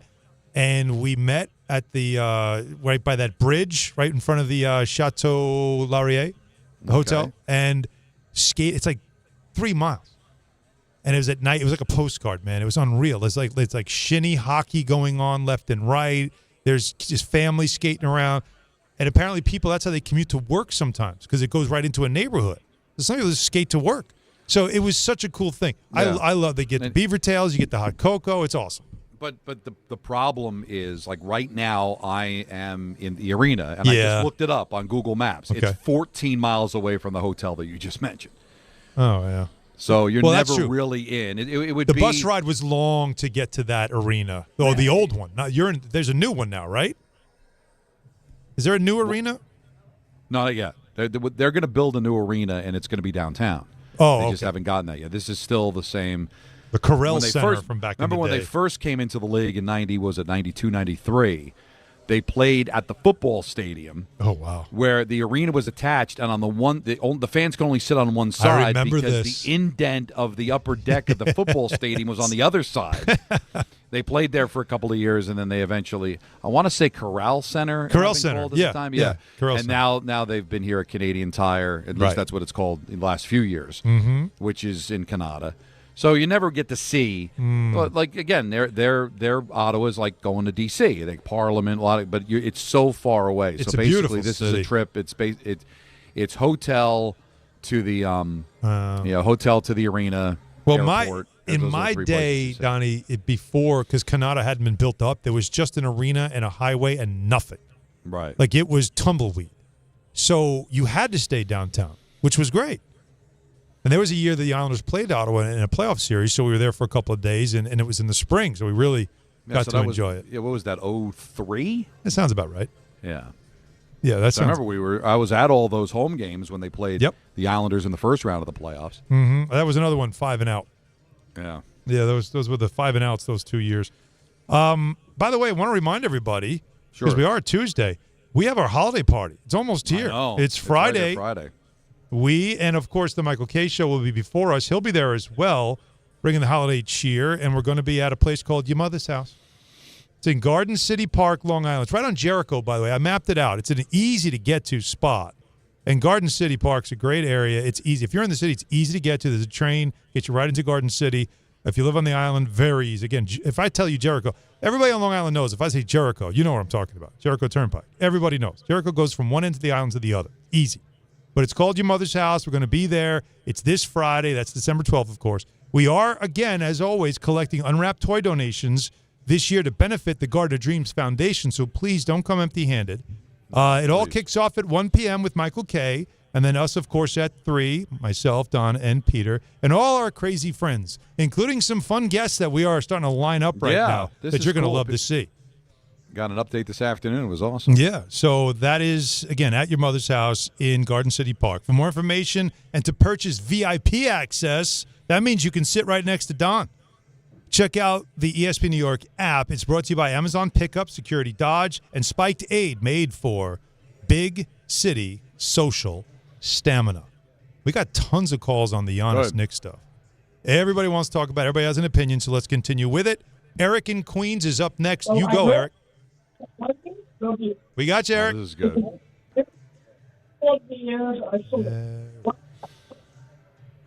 I think I'm good. Yeah, we are good. So Eric's out. next up, Chetty and Bud Lake. Chetty. What's going on, Chetty? What's happening? Everybody's Chetty. I don't know what he said. But his name was Chetty. His name. He messed up and he hung up. And he panicked. So then we'll go to somebody we know won't panic. He's a vet, Jose in Connecticut. There you go. Jose. My guys, what's up? I'm good, guys. Thanks for my call. I don't like these callers that people are saying, give them whatever they want, man. We haven't learned our lesson. And, listen, right now, I'm more with Don. I would kind of wait till the offseason, but if we got to do it now, because remember, we can't trade Mitch. So we have less options. So I would just say, hey, offer him whatever you're comfortable with. Maybe it's just Mitch, a young player, and picks, and be like, hey, that's it. If you want that, but you take can't, it. If not, but we're Jose, good. Jose, he makes $60 million. You got to match the match money. Up. Yeah. You can't just. Sorry, I meant to say Cat. I meant to say Cat and a young player. So I said Mitch. They're That's what I meant. Cat and a young player, because right now we're falling in love with the team, but sometimes Cat, if he starts playing bad and messing up, we're gonna start saying, we got to get rid of this guy for Giannis. So that's my only thing. But I'm not gonna act desperate and trade the whole team. We should have learned a lesson with Melo, where we lost. Amari got hurt and he had no other teammates to play with, right? So, and I have one more question too, Alan. Why is it that it always seems like the Knicks are people are always trying to fleece the Knicks? We always got to give up the most. But you look at the Lakers. How many trades the Lakers make where they look like they got steals, right? Why does it seem like the league wants to fleece us as much as is it just a New York thing? I don't know what it is. It is. It is. Yeah. It's there's something to it because it is true. How did the Lakers get Luka? Are you kidding me? How did certain deals that they have gotten have been almost like a gift? The Pau Gasol trade. The other thing, you got to match up the money, right? But right now, if you made the deal this season, it's because you caved to the pressure that he might go someplace else. Yeah, that's the pressure. If you get to the offseason, isn't there a possibility that now all of that has been exhausted? It's clear he only wants to go to the Knicks, and now you got a little bit more leverage? Because how are you going to be able to you couldn't get it done in season. Well, that's what they're hoping hoping to go. for. You couldn't do it. Isn't that, again, if those who don't, who are just joining us, I said this before on ESPN.com, Shams Charania has a story up that has a lot of different rumors he's hearing. It includes John Morant, too, with different players, could be on the move as the unofficial start to the NBA trade season begins December 15th. Why is that important? Because that's the day every contract in the league is tradable. All right, so because there's certain stipulations on when you sign somebody in the offseason, they have to have a certain amount of days where they're not going to be traded. So by December 15th now, everybody's open. So that's really when things start happening. So he's setting it up, and what he said was if the Bucks are open to discussing Antetokounmpo with teams, the Knicks will no longer have the exclusive negotiating window as his preferred destination. Okay. That's what sources are telling him, which it sounds like that's what the Bucks are telling him. Right, and so they go through that. The Knicks don't blink. He doesn't get sent anywhere. He finished the season with the Bucks. Doesn't that blow up the whole myth that there's another team? And doesn't that expose Giannis as only wanting to go to the Knicks? And can't the Knicks exploit that in the offseason? I think that's what they're hoping for. And you know what? Here's the other thing. If Giannis really wants to come here, there's got to be somebody back-channeling, telling the Knicks, listen, don't worry about it. He's not going anywhere. He's not going to sign with anybody else. If you trust that source that's telling you that, then yeah. The problem, though, Don, put your feet up and just wait. The only problem, like I said, is he does have another year left on his deal. So if you're a contender, and I mentioned Oklahoma City because they're the most dangerous team. Why? Because not only are they a great team with amazing, talented young players, they also have a boatload of draft picks that they have been collecting over the years. They could give the Bucks what they want, and the Thunder could just simply say, he might not want to sign here when he can opt out, but we'll get him for 1-2 playoff years. All right. And then we'll let him walk. And in those 2 playoff years, could we get a ring or two? Now, they might think we don't have to do this because we don't need to trade for a guy. We already are a championship team. You could say that, but wouldn't you rather do a guarantee as much as you can? I guess. Unless you really don't want to disrupt the chemistry. You just want a championship, and you're 23-1.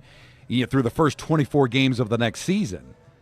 I don't think you got to worry too much. It's true. But Sounds gratuitous to me. If you're asking me who am I most worried about, there's that team because of everything that they have in their pocket. Okay. More calls to get to. David Stearns, also a very interesting comment he had to say about ownership and more. And then, of course, ENN at 6. Stay with us. Don Hahn, Rosenberg, ESPN New York. Ox Spine and New York Presbyterian is always in pursuit of a better way to heal the spine. We're getting more people moving again with minimally invasive, non-surgical, and surgical treatments with innovative solutions for every back and spine condition and your unique needs. Expert spine care is available now across New York City and Westchester. Find a doctor at nyp.org/oxspine. Stay amazing. New York Presbyterian. Brees Hall, the I-back, at the 5-yard line. Handoff, Brees Hall finds a crease, runs left. He's into the end zone for a Jet touchdown. Jets fans, come out to MetLife Stadium for a Week 17 divisional matchup. See the New York Jets host the New England Patriots Sunday, December 28th at 1 p.m. Presented by Ticketmaster. Lock in your seats now at nyjets.com/tickets. Once again, that's nyjets.com/tickets. I know that hiring can be challenging. You sort through tons of resumes and you get too many so-so applicants. You're just waiting for someone to match your role perfectly. Well, now, there's a place where you can meet them fast. ZipRecruiter. Need to hire right away. Start your search for strong candidates. The right fit awaits. Build your team. Build it sooner. Meet your match on ZipRecruiter. Just head to ZipRecruiter.com/ESPN right now to try it for free, and you're on your way to meeting your match. 4 out of 5 employers who post on ZipRecruiter get a quality candidate within the first day. So try it now. Go to ZipRecruiter.com/ESPN. Once again, that's ZipRecruiter.com/ESPN. Meet your match on ZipRecruiter. Try it free. For over 100 years, Slomin's has been your trusted partner in comfort. When it comes to home heating oil, we deliver more than just quality fuel. We deliver peace of mind.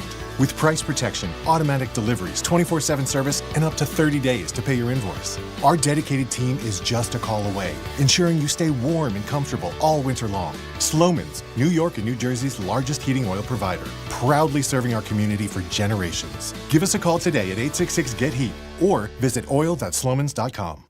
New York Lottery's holiday scratch-off games are the perfect gift for everyone on your list. Like me, your Aunt Jules. I told you I didn't need a gift this year, but I secretly really want one. Or me, your neighbor Frank. I hope you didn't forget I'm coming to your holiday party tonight. Or me. Why does no one ever think of the voiceover guy? Anyway, New York Lottery's holiday scratch-off games have more winners and top prizes up to $5,000. Please play responsibly. Must be 18 plus. Gambling problem? Call 1-877-HOPE-NY or text HOPE-NY.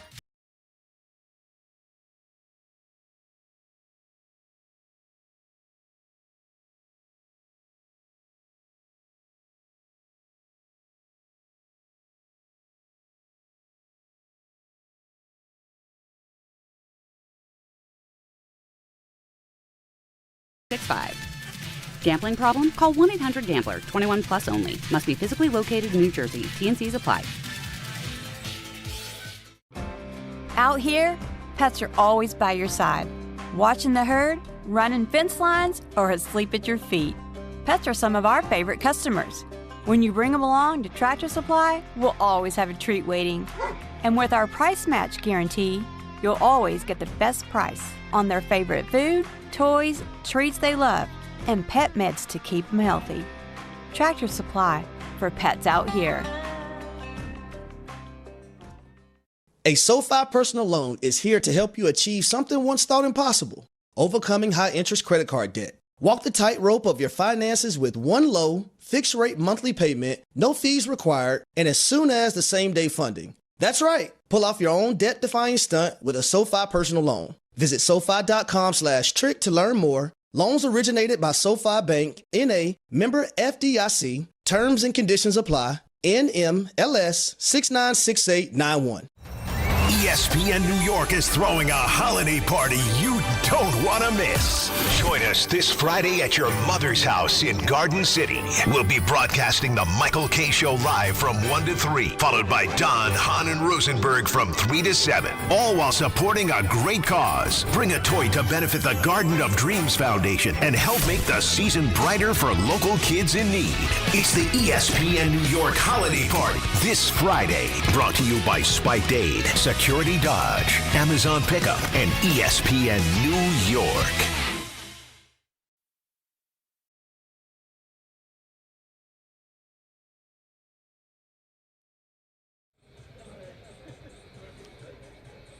We got ENN coming up at 6, and it's a loaded ENN, Don, including something that happened last night that could spark a debate between you and I and the listeners. Oh, really? About something that happens in broadcasting.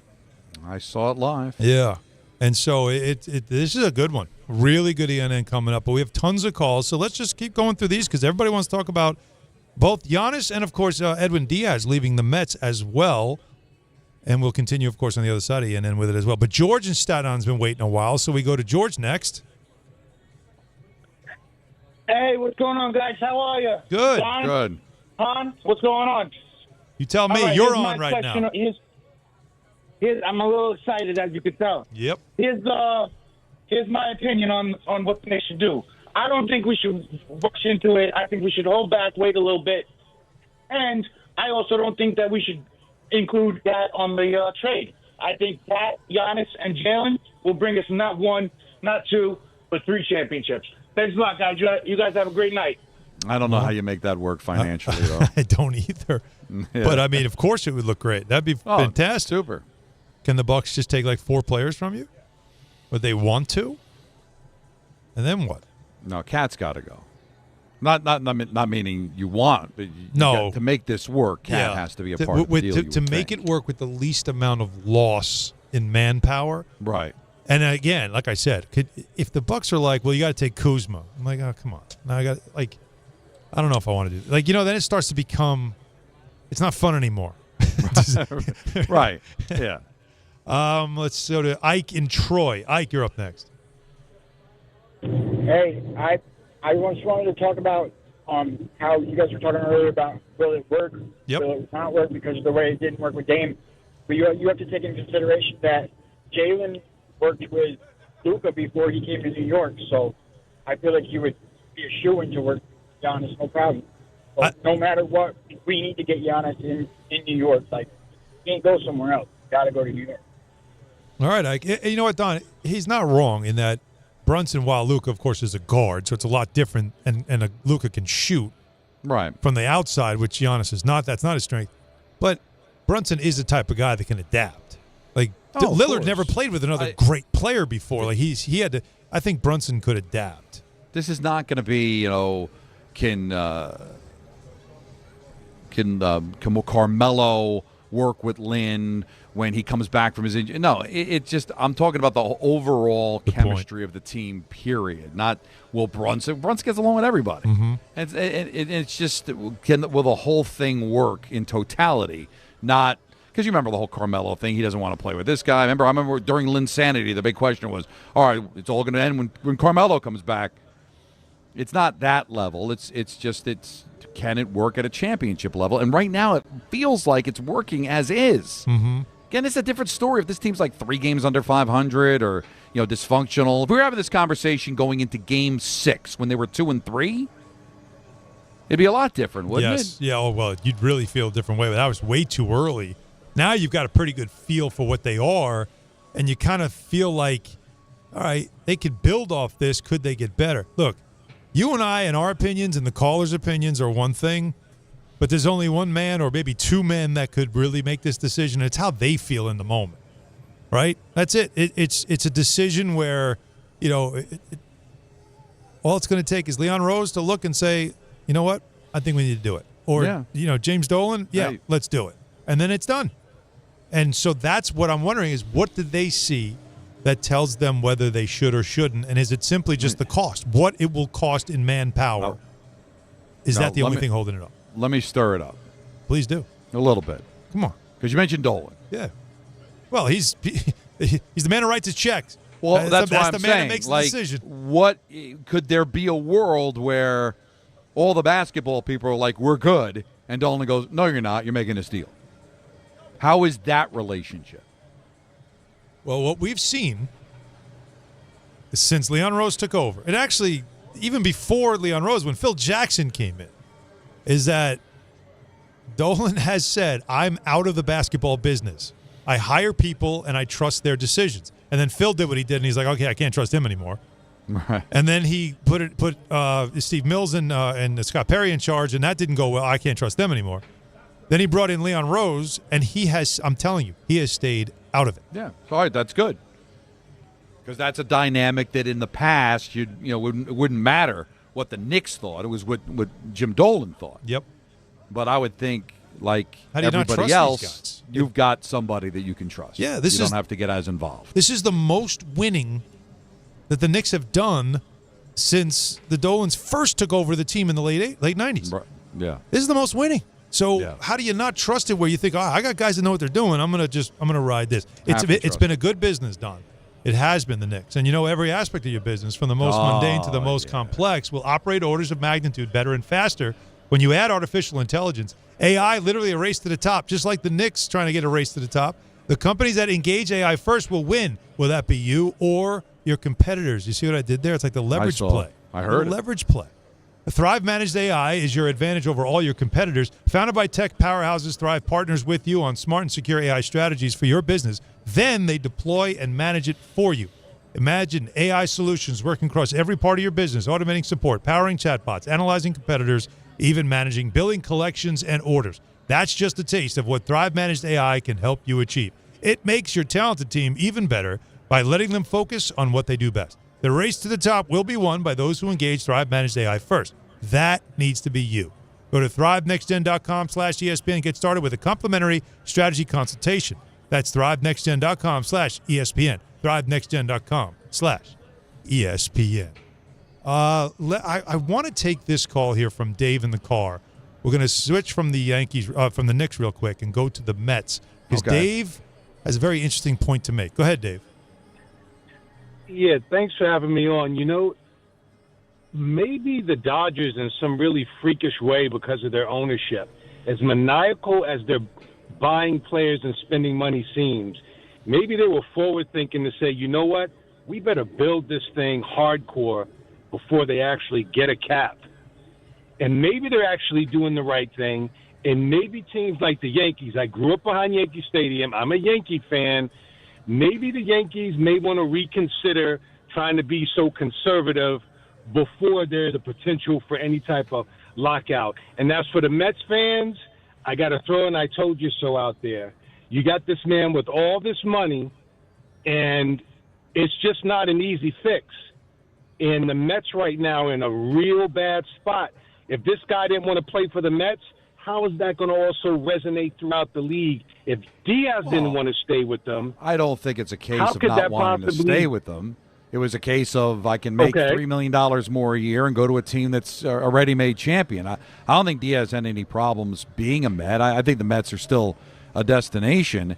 And be careful. If this is a long play for the Dodgers, I don't know what kind of cap, if there'll be a cap, but you might not be able to keep any of these players. You might have to be starting moving some salary around. I don't know if they're going to grandfather anything in, Alan. They'll have to do so. I remember when they brought the cap into the NHL, there was an amnesty. The NBA did it too, an amnesty where you can take a big contract and basically just waive it. They give you that opportunity to do that so you can get yourself under the cap. You had to trade some pieces, whatever it is. So I'm sure there'll be some type of program to work it in. But you're right. If you're too far over it, you're going to be kind of screwed. And the Yankees could be playing the long game saying, I want to be at the cap, so I don't have to make any tough decisions when the cap comes in. I'm all set. Mm-hmm. Everybody else could be scrambling around. But, hey, the Dodgers might be scrambling around winning a third consecutive title. Thank you. Thank you. It's a little different. It's worth doing it. David Stearns' response, though, to having Cohen as an owner, whether it's an advantage or not, you'll hear that and more coming up in ENN next. Don Hahn, Rosenberg, ESPN New York. Some stages celebrate. This one tests everything, every drive, Every approach, every putt, pressure builds, resilience matters, and history waits for the bold. In June, the 2026 U.S. Open Championship returns to the Hamptons at the iconic Shinnecock Hills Golf Club. Experience the world's best golfers competing on one of the sport's most storied stages. Don't just watch greatness, experience it live at the 126th U.S. Open. Daily tickets are available now on SeatGeek. If you've been injured in an accident that wasn't your fault, then you need a lawyer who knows New York's unique personal injury and workers' compensation laws. At the Parisman Firm, they have decades of experience handling all types of accident cases and a proven track record of delivering huge results. Their team has already recovered nearly $1 billion for injured New Yorkers. From construction to car accidents and slips and falls, they've got you covered. Call the Parisman Firm now at 718-WORKERS, where your case is their cause. Get the justice you deserve today. Now let's take a look at the traffic with Brandy Scott. Thanks so much, guys. I hope you have a great rest of the night. We've got the Islanders home over at the UBS Arena and a couple of issues if you're heading that way. First, on the Cross Island southbound, crash right after Hillside Avenue in Queens. Traffic is jammed there from Northern Boulevard. Belt eastbound, another issue over by Springfield Boulevard. A car fire blocking 2 lanes. Traffic is pretty much at a standstill from JFK. Best of it's the outbound George, southbound Deegan and Henry Hudson. West Side Highway northbound, bumper to bumper from the 79th Street Boat Basin. Inbound George, stick with the lower deck if you can. Upper level, a crash on the ramp to the Henry Hudson. Going to run you about 15 to 20 minutes. Outbound Lincoln, about a 10 to 15 minute ride. Outbound Hahn, run you 15 to 20. Over in Jersey, 80 westbound, jammed heading over to exit 52 in Fairfield. Crash out there right after 23 in Wayne. You're backed up into Totowa. I'm Brandy Scott on 880 ESPN New York. Why do you go to Princeton Longevity Center? We go to Princeton Longevity Center because my husband's cardiologist told him having this exam saved his life. Because somehow 20 turned into 40, and now I need to take my health more seriously. The Princeton Longevity Center designed a program to keep me healthy and active, so 50 and 60 will be no sweat. Because even though my cholesterol is high, it turned out my arteries are clear. That's a big relief. Whether you want to make the most of your future years or just want peace of mind, you need the Princeton Longevity Center. Their comprehensive preventive exam combines the latest technology with caring experts to create your personal plan for staying well. Because I shouldn't have to wait an hour for a 10-minute physical. I go to Princeton Longevity Center because I get everything done in one day and take my results home with me. Find out why you need Princeton Longevity. Call 888-8000-PLC or go to PrincetonLongevityCenter.com. Call 888-8000-PLC. That's 888-8000-PLC. Progressive knows not all rides are smooth. Meet Sarah. She loves her motorcycle. What she doesn't love is when it suddenly rains. As she sits underneath a bridge waiting for it to stop, she grows quite fond of the graffiti on the overpass. She really likes the one with John Hart's Claire and wonders if they're still together. Not every ride is smooth, but Progressive has your back. Get an online quote in as little as 3 minutes and see if you can save with America's #1 motorcycle insurer. Progressive Casualty Insurance Company and affiliates, not available in D.C. Getting more as a MyLowe's Pro Rewards member is easier than ever with the Lowe's app. Download it today and earn 500 points the first time you log in. Plus, your digital wallet helps you scan, save, earn, and access what you need to manage it all in one place. Download the Lowe's app and take advantage of your Pro benefits today. Lowe's, we help, you save. Valid 12/1/25 through 1/7/26. Offer valid for first login per organization only. Loyalty program subject to terms and conditions. Additional restrictions apply. Visit Lowe's.com/terms for more details. Subject to change. 880 ESPN, WHSQ, and WCBS-FM HD2, New York. A Good Karma Brands radio station. This is an ENN special report. Now reporting. The very handsome Jewish man, Peter Rosenberg. We should talk some sports. Do what you want. It's ENN.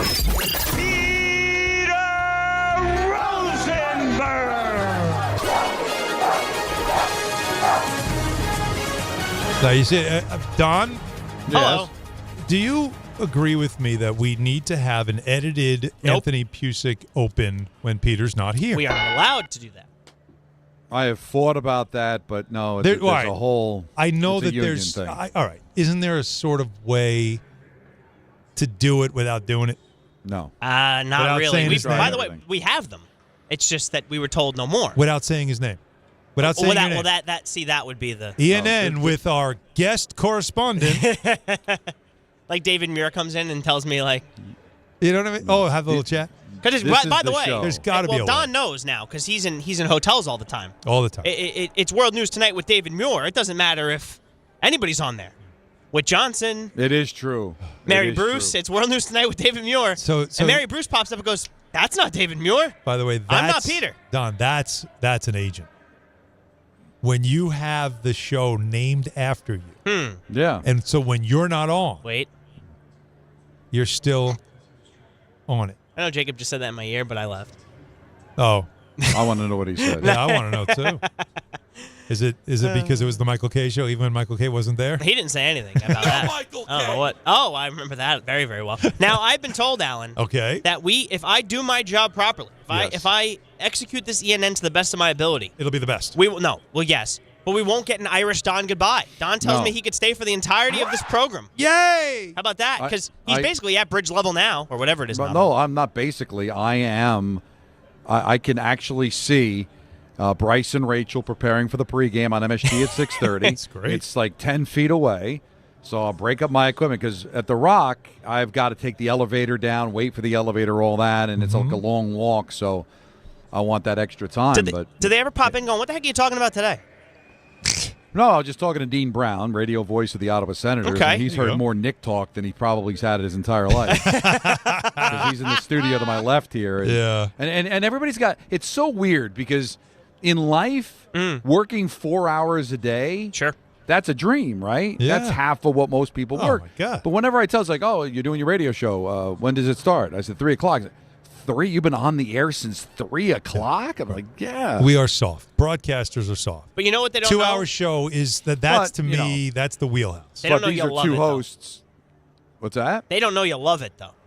Well, do you I love know? it. It's who I am. And also, I think they're also looking at, and you're going to do, a game for 2.5 hours. And Alan's going to be doing, so we are adding to it. So it ends up being like an 8-hour day. But, 4 hours of radio to some people seems like a lot. But to this me, it doesn't seem like enough. This is not work. This is not work. No, my dad worked for a living. That's what I always say the same thing. Yep. My man had metal shooting into his eye all day standing on his feet for 10 hours. We have I'm to- going to complain about this? Please. Where's Giannis Yeah. going? Yeah, that's what we had to do. That's what we had to do today. Imagine my dad, if he were alive today, looking at me going, that's what you did today? Yeah. And you're tired? You said you're tired? Are you really tired? You tired 24 from that? years at ESPN, I never had to work in a room that had a sink on how to wash my eye out in case something got Just caught in in it. case. So true. That's so true in case of emergency. Oh, Yeah. my God. Good evening to Don. I don't like it. Clean day. Clean day, Donnie. Alan. Very clean. Wait for the splash. We don't utilize that enough in the Bethesda reads. I think they can make a run in March, no? Oh, I think Wait they can for make the a run. splash? Yeah. They That's can like make a run. That's like holding a rocks glass. Listen, if it's anything like the College Football Playoff Committee, the committee is run by this committee is run by hacks. I don't know if we're going to be able to get to 64. Might have to expand it to 128. Man. And good evening to Peter. Jaw Jack Joe. That's what we call him. Always jacking his jaw. He never stops. Was that yesterday? That was yesterday when you told Joe Leo to get out of the control room. Yeah. And you know what he did today? Back into the control room. He didn't cause trouble. But by the way, this is why you guys are children. Because yesterday's temperature was 67, 6, 7. So when we told you to change it, Don, do you know what they changed it to? 69. 16. Of course they did. 59. Children. Absolute children. We don't control the temperature in the studio. Although I don't want to speak for Alan, but I don't think 69 gets old.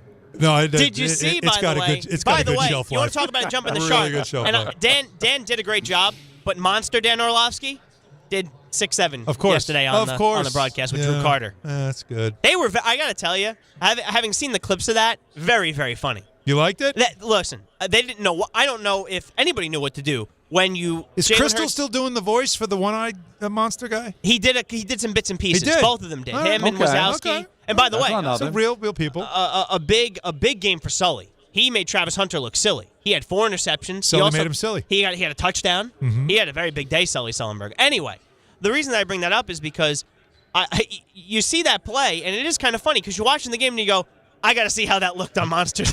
So you got Jalen Hurts throws the interception. The 2 turnover Sully possession? picks it off. Sully fumbles it, and then Jalen Hurts or Mike Wazowski sort of grab the ball back, and then it gets fumbled again. It was a very, very funny clip that you saw on ESPN. But at the end of the game was the big story. Chargers win, of course. What was it? The positive rabbit or the happy rabbit that the Eagles brought in? That didn't work. And not happy in Philadelphia. No. On ESPN, Monday Night Football, ABC, ESPN, wherever you watched it, Laura Rutledge, like she always would, tries to get the interview with the winning quarterback, Justin Herbert. Here's how it went. Yeah, I'm trying to celebrate with my team. No, I know, but can we just talk to you really fast? What was it like to watch the interception there that sealed this game for you guys to get this win? Yeah, the defense played incredible. They came up with so many big stops today, so proud to be able to play for those guys, and the way they compete down in, down out is really fun to watch. We know you were dealing with a broken hand tonight. You gutted it out. You were hit multiple times. How are you feeling right now? Feel pretty good, thank you. And then what can you say about the way that this team was able to pull this off in overtime? You guys know how important this game was and how good the opponent was on the other side. Yeah, not the way we drew it up, but the battle in these guys, now, it's so much fun. And I'm so honored to be a part of this team. Wait on for they Joe never Buck. Quit, and it's just fun to be a part of, and we'll watch the film and have to get better at it. Appreciate it, man. You too. But we'll have to get better at it, and we'll keep moving forward. All right, thank you, Justin. Yep, thank you. Joe. All right, now he can go celebrate with his teammates. Thank you, Laura. Great job. I mean, a very subtle, it looked great a lot, line from Buck there. It looked a lot more awkward than it sounded. Yes, it did. And yeah, he was looking for somebody, and I guess he wasn't prepared to be interviewed. I blame PR for that. Right. They know he's the quarterback of the winning team, that you're going to be spoken to. That's all set up ahead of time. And there should have been a PR director there making sure he got to Laura Rutledge. So for all the people that love to support players, like, oh, he doesn't have to. No, he does. There's an obligation you have as the winning quarterback or the star player. It's arranged before the clock zeroes out that you're going to have to do that. So it's a bad jab out of Herbert. It's a bad jab out of Charger PR, period. And as somebody that does this for a living now, it is arranged before the game's over. You generally have an idea of who it's going to be with a backup option if that player suddenly isn't available for whatever reason. And you also are in constant contact, or at least eye contact, with the PR or one of the PR persons that is in charge of bringing the player to you. Right. So that's how that's supposed to work. Now, with all that said, though, there was a discussion online about that moment with a lot of fans, Don, saying she shouldn't bother him. These are a waste of time anyway. The players don't say anything. Why bother? Well, it's because it's their job, and that's what she's been paid to do. No, I understand. But taking all that out, are these necessary after games? Well, obviously they do the work, right?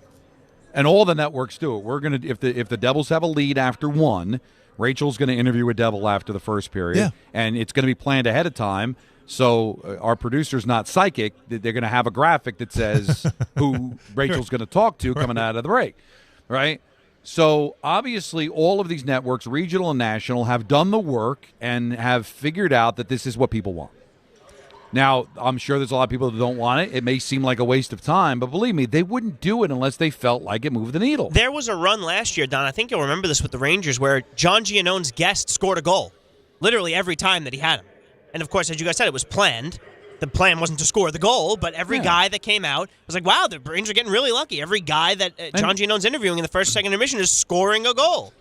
And I remember, and again, this is going back, 15, 20 years ago, but I remember the Jets telling me that the thing that got the most traffic on their website were the player interviews and the player sound. Of course. So, there are a lot of people that think it's a waste of time. Maybe it comes off as a waste of time, but believe me, every single network does it. So, obviously, there is some sort of analytics that tells you this is what the majority of the audience wants. And if Herbert didn't want to do it, it's on PR to say, look, we'll get you one of the four guys that intercepted a pass today. Yeah. There's understandings, believe me.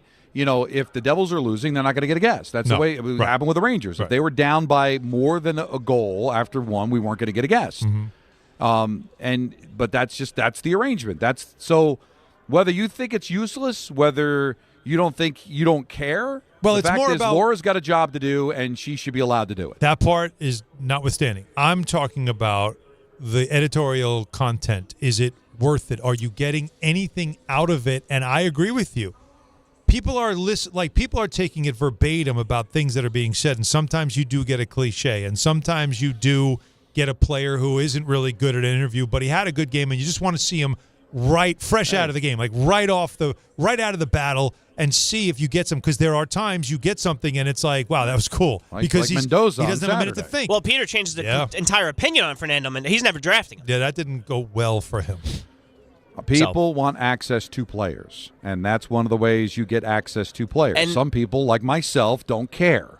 Well, okay. So you don't care. All right, so that's what I was getting out of it. You don't care. Let's extrapolate that out, by the way. Go. Because we don't have a conversation about Fernando Mendoza's post-game interview or play the Pat McAfee subdued, I just wanted to represent the if he doesn't get the initial reaction coming off of winning a game that nobody thought they were going to win because everyone thought Ohio State was going to not dominate but win this game fairly handily. Yep. And have that reaction of, I don't know what to say. I'm going to say flippin' because I don't want to say the word I want to say because I want to represent Indiana well. You're 100% right, Anthony. That's what I mean. You get the organic moment. Yes. It's fresh from the fight. It's the exact reason why the walk-off is such a valuable piece of a broadcast because you don't know. You might get a bad one, but every now and then you might get one where you're like, whoa, that was crazy. Well, we know that. We know Ohio State's a great Anunoby team. grabbing the microphone out of my hand because he didn't know what to do with his hands. It's so funny. But I think that the people that are commenting on social media, those are people that are diehards. And I could see a diehard fan being like, I really don't need to hear this. But that's not what your audience is a majority of. The majority of people that are watching aren't diehard fans. So they see some value into hearing the starting quarterback of the Los Angeles Chargers. And many people, that's the first time they've heard him because maybe they're watching a game for the first time. Like, you can't always cater to the diehards that have watched every game and know everything that's going on. I don't know what the percentage is, but I'm sure it's still a majority of people that don't know as much, and this is where they get their information. I like it. All right, so after ENN, 800-919-3776, if you have an opinion on this, if you feel these are wasted time or you love them, we can discuss it on the other side of ENN. When you're telling a story, this is part of the story. And then why you do interviews, because you get these type of answers from Jim Harbaugh. How did it feel to win this game? There have been a lot of teams, and this is definitely, maybe the best feeling, wonderful feeling of winning and thrill of victory. It's certainly in the discussion. I put in the discussion the birth of my 7 children, my marriage, into conversation, just joyful. Now, look, we added some media laughter there, but that was pretty funny. That was funny, but that's so Harbaugh. Yep. Yes.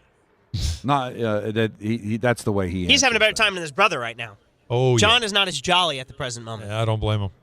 No, there's not anything to be jolly about. With how things are going over there. This might be my favorite story of the day. And we haven't gotten to it yet because we are in New York, but this is awesome. Phillip Rivers. Oh, wow. Signing to the Colts practice squad at 44 years old. He worked out with them Monday evening. He could very well play. And why is that, you might ask? Well, the offense that he's running, Shane Steichen's offense, he was using for his son's high school team, so he knows the playbook because he was the coach. That's where the Colts are now. This is the great. I want the Colts to start Phillip Rivers. Who are they playing this weekend? Who cares? Anybody know? I want them to win. I don't care who they're playing. He needs to play. Seattle. Oh, yeah, like you dream about. You got to be. I mean, that line right he's now. He's not going to be ready this week. Don, he knows the playbook. He knows the play. He knows. What does he need? It is so. It's just amazing how fast time goes, especially post-COVID.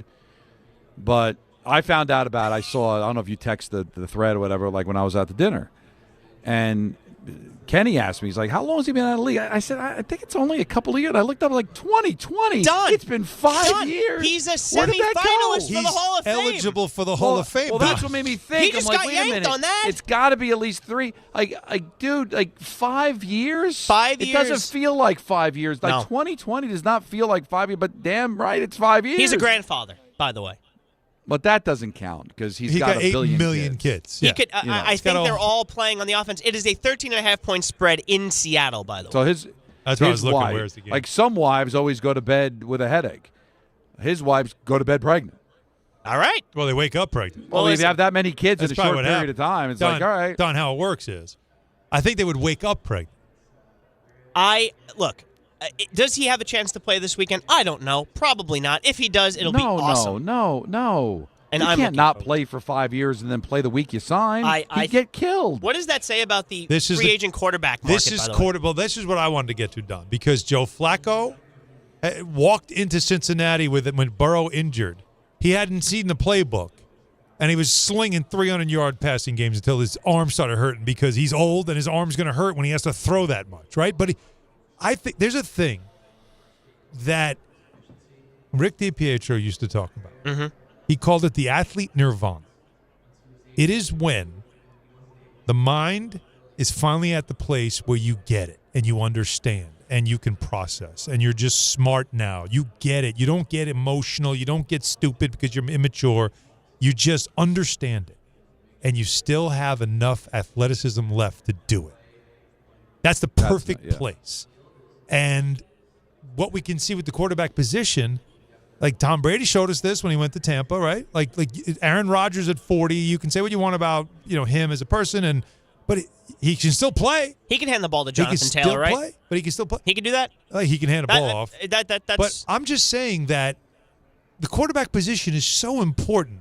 Are we sure we want a 23-year-old with zero experience still learning a playbook? Or do we want a 40-year-old who might not be as mobile? Who's called the plays all year in high school. He's smart as hell, and he knows the plays because he's seen every playbook in the league, and he can still throw it 40, 50 yards. Which is better? See, that's the question. Do I want the super athlete that is like almost clinically brain dead, or do I want the guy that skills are slightly below average but he's brilliant? Brilliant. Like he's a football and quarterback savant. Right. I want this. I think I take the latter so badly. I would want give me just as long as I have an arm, like an accurate arm. I might not have slightly speed, below average. Don't have the legs. But I can put it in a bucket anywhere on the field. This is the greatest. This could be one of the greatest things. Who do you want? Like, what would you rather have? Right? Look, Riley Leonard clearly not. I mean, he got banged up with a knee injury, so he may not even be ready to play either. Because when you're at the point the Colts are, where you're calling a 44-year-old who hasn't played in 4.5 years. And by the way, in the playoff picture, let's not forget this. All you're looking for is don't screw it up. Yeah. I don't want you to really do anything, all right? Just don't do anything negative. Well, that's where the smarts come in. Because he won't have the ability to chuck the ball 50 yards or make amazing plays. He can't be Patrick Mahomes. Doesn't have the ability. But as long as you don't mess up, I've got a great running game. We've got a decent we'll figure it out as long as – you talk about managing, like that's the definition of it. There you go. Just don't hand off short screen passes. Just don't make the colossal mistake. All right, Philadelphia wins easily last night, if not for the 5 turnovers. Yeah. So don't turn the ball over. Don't commit a procedure, a penalty. Don't put anybody in harm's way, and just get through it. This is why I don't think it's crazy if the Jets don't have any other options to bring in Joe Flacco. I don't think it's crazy. Not if Phillip Rivers shows anything, if he ends up finding a way to play, you have to consider everything's on the table. Absolutely. Everything's on the table. Love it. I have to get to this before Don leaves because I want him to hear it. Okay. The Mets are starting to sound a little bit like the Yankees, and I don't think it's in a way that you'd want to hear. Boy. Uh-oh. So David Stearns was asked today at winter meetings, what is it like to lose a player like Edwin Diaz? So I'm not going to comment on any specifics. Obviously, I've seen the reporting, but since the deal is not official, I can't comment on it. Okay, all right. We don't need that. Now, here's go ahead, Don. I just was there a point to that? No, it just okay. You just played it but out. either way, if let's the get season to started something today, better. if the season started today, is Devin Williams your closer? Yeah. Oh. Yeah, and we're very comfortable with that. Oh, sure. I've certainly seen Devin perform at a very high level for a long time. Have full confidence that he can be one of the best relievers in baseball. All right. Play that out. Can we get to the good stuff? I'm looking forward but quickly, we caught him. He doesn't want to comment on the Diaz deal because it's not official. But then you ask him, is Devin Williams your closer? Yes. Yes, he is. Not. Oh, we'll see. Now, I don't know. Because Devin Williams was your closer the second you signed him. Now, I'd like to hear from David Stearns, Aaron Boone, and Brian Cashman talking about Devin Williams' season last year. I think a lot of this has been, frankly, pretty well documented and analyzed publicly in various ways. He got pretty unlucky. The underlying injuries were still really good. He's this can happen unlucky. at times with relievers where there's an anomalous period of time or there's an anomalous season. I think Devin, what excites me about Devin is sure you he's trust him, Uh-huh. not just saying, I got unlucky. Thank you. Okay, He listen. said, I'm gonna listen. Oh, Is it blind trust? Yes. Yeah. But isn't the majority of you want to say like luck, right? When you watch enough baseball, a lot of it's luck. right? No Not doubt. hitting it at somebody. Right. Broken bat singles and, a 110 exit velo into the shortstop's glove. Mm-hmm. You can always say, it was lucky. Well, he gave up 10 hits in a row, but did you see those 10 hits? Yeah, They very just unlucky. happened to be where nobody You know was. what? You know what's unlucky? It's unlucky to not throw strikes. Tanya, you got time for That's very one more? unlucky. Do you have time for one more? Anything for you. All right, here we go. David Stearns on Steve Cohen and the advantage that he brings. Our resources that we have here are an enormous advantage. As long as we allocate those resources intelligently, they're going to continue to be an enormous advantage. I think Steve gives us everything we need to have not only a great roster, but a competitive organization in every single respect. I think our players and coaches recognize that, and I have no doubt that we're going to continue to have the resources we need to compete at a very high level. I do not think that is what a Met fan wants to hear. Steve Cohen gives us an advantage because we have all these resources. We just have to use them wisely. No, I don't think they care if you use them wisely. What Steve Cohen allows you to do is use them however you want and overspend and make mistakes and outspend your mistakes. He gives you the ability to be the Dodgers. Don't be the I have to use these resources wisely. Yankees are doing that. How's that working out? Wow. That's all I'm saying. Well, but you also don't want to be stupid, too, where just good money after bad and all that, because there might be a situation where you get in a bad contract and a salary cap comes and now you're hurting because of that. Yeah. Or there's international money that's lost. And listen, you still want to be smart. Of course. All I want to hear is that Stearns can do whatever he wants to do and is not going to be told no financially. Which he basically just said. Yeah. But has he done it yet? But that's where, again, the Don and the trust word with Stearns.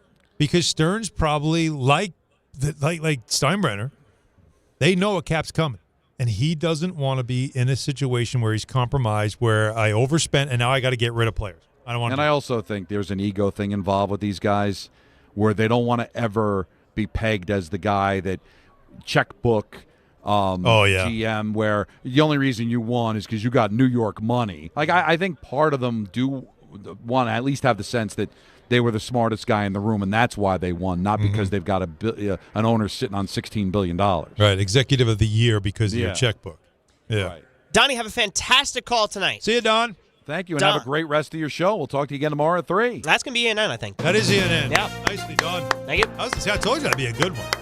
I got him out in time, I think. I think I did a good job. You did a very good job. And now we've got calls to get to 800-919-3776. Again, we threw it out there about the walk-off interview thing that happened last night. Some fans think, I don't need this. It's irrelevant. Others think, no, I love these. These are great. Keep them. So how do you feel about that? Back into the Knicks conversation.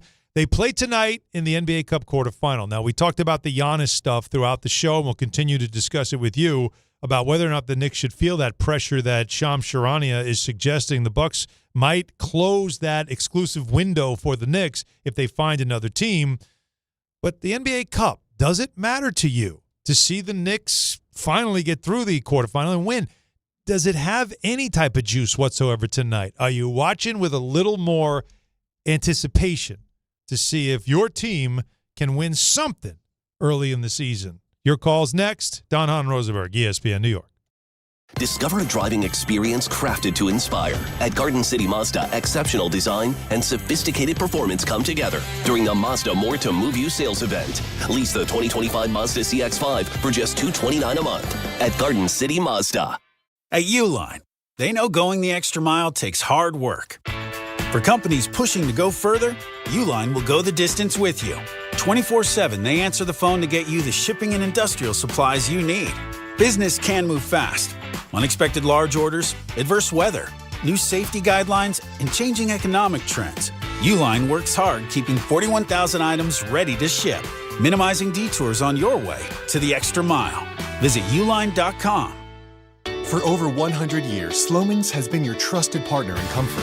When it comes to home heating oil, we deliver more than just quality fuel. We deliver peace of mind. With price protection, automatic deliveries, 24/7 service, and up to 30 days to pay your invoice. Our dedicated team is just a call away, ensuring you stay warm and comfortable all winter long. Slomin's, New York and New Jersey's largest heating oil provider, proudly serving our community for generations. Give us a call today at 866-GET-HEAT or visit oil.slomans.com. Listen up, New York. It's football season, and you should be out there enjoying every play, every tailgate, every moment. But if you're dealing with neck pain, back pain, joint pain, or sciatica, even getting off the couch can feel like a challenge. That's where Dr. J. Shaw at Sandwell Pain comes in. He's one of New Jersey's top pain specialists, Ivy League trained, double board certified, and dedicated to getting you back in the game. Here's the difference. No surgery, no scars, no long recovery, no pain medication. Just precise, non-surgical, image-guided procedures that get real results. Dr. Shaw treats everything from neck pain, back pain, migraines, nerve pain, and chronic joint pain. And he builds a custom game plan that's right for you. Same day or next day appointments are available with offices in Woodbridge, Livingston, and Inglewood. And yes, most major insurances are accepted. So don't let pain keep you on the sidelines this season. Go to SandwellPain.com to call, text, or book online. Relief is closer than you think, and it starts today. Whether you're shopping, gaming, or streaming this holiday season, don't take slow for an answer. Get Optimum Fiber for the fastest, most reliable, and most consistent internet speeds, starting at $25 a month. Call 888-4OPTIMUM or visit Optimum.com to switch. Act now and get Netflix, a 5-year price lock, and $100 back, all on us. Call 888-4OPTIMUM or visit Optimum.com today. Optimum, don't take slow for an answer. Terms apply. See Optimum.com for details. New York Lottery's holiday scratch-off games are the perfect gift for everyone on your list. Like me, your Aunt Jules. I told you I didn't need a gift this year, but I secretly really want one. Or me, your neighbor Frank.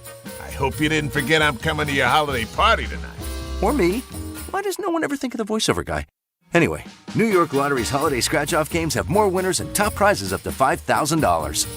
Please play responsibly. Must be 18 plus. Gambling problem? Call 1-877-HOPE-NY or text HOPE-NY. Listen up, football fans.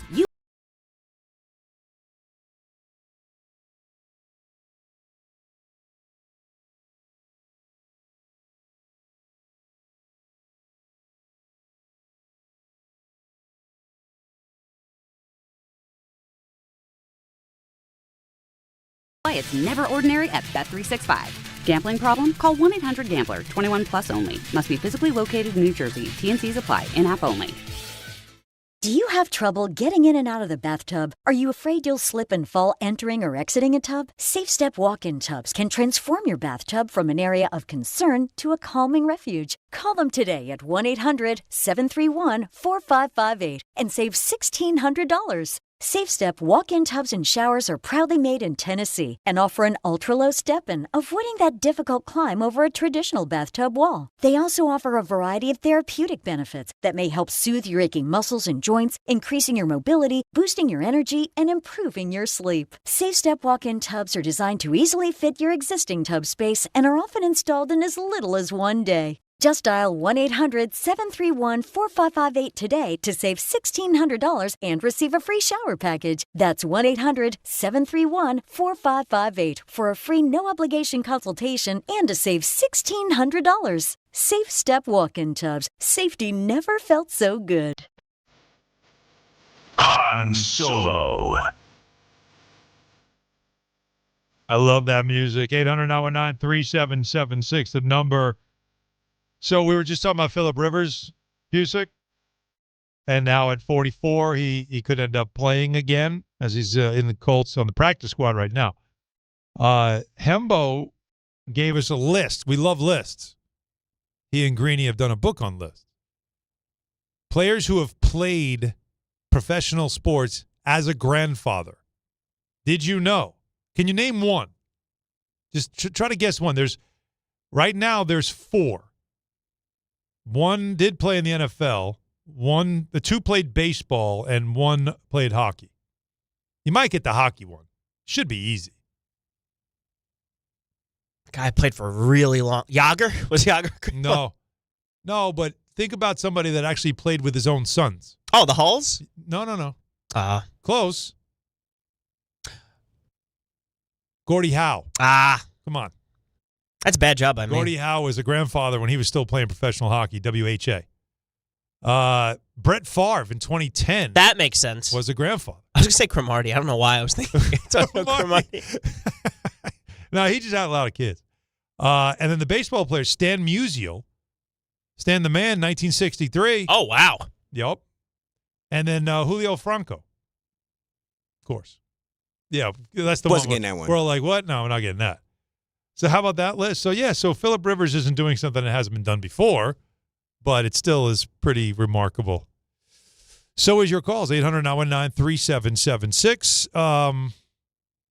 Seth wants to talk about the interview thing real quick before we get into the Knicks stuff. So, Seth in Connecticut, you're up. What's up? Hey, guys. Thanks for taking my call. As far as the games-wise, a regular season game, I get that it's 2 playoff contenders. It was a great game, came down to the wire. I would be okay definitely with a Super Bowl interview, AFC, NFC Championship. I would even go as far as to say wild card or divisional interview, but as any regular season game, I could honestly care less. Thanks for the call. So really it needs to be a big game. That's what you're looking at. It is Monday Night Football. That's not a big game? All right. Everybody has their opinions. See, I told you, like, while Don said they're necessary, Anthony said, well, it's all part of the agreement with the broadcasters. I get it. And there's a lot of fans, though, that feel like it doesn't bring anything. I don't learn anything. But you do kind of get to know a player right out of a game. But okay. Javier in Queens. Javi.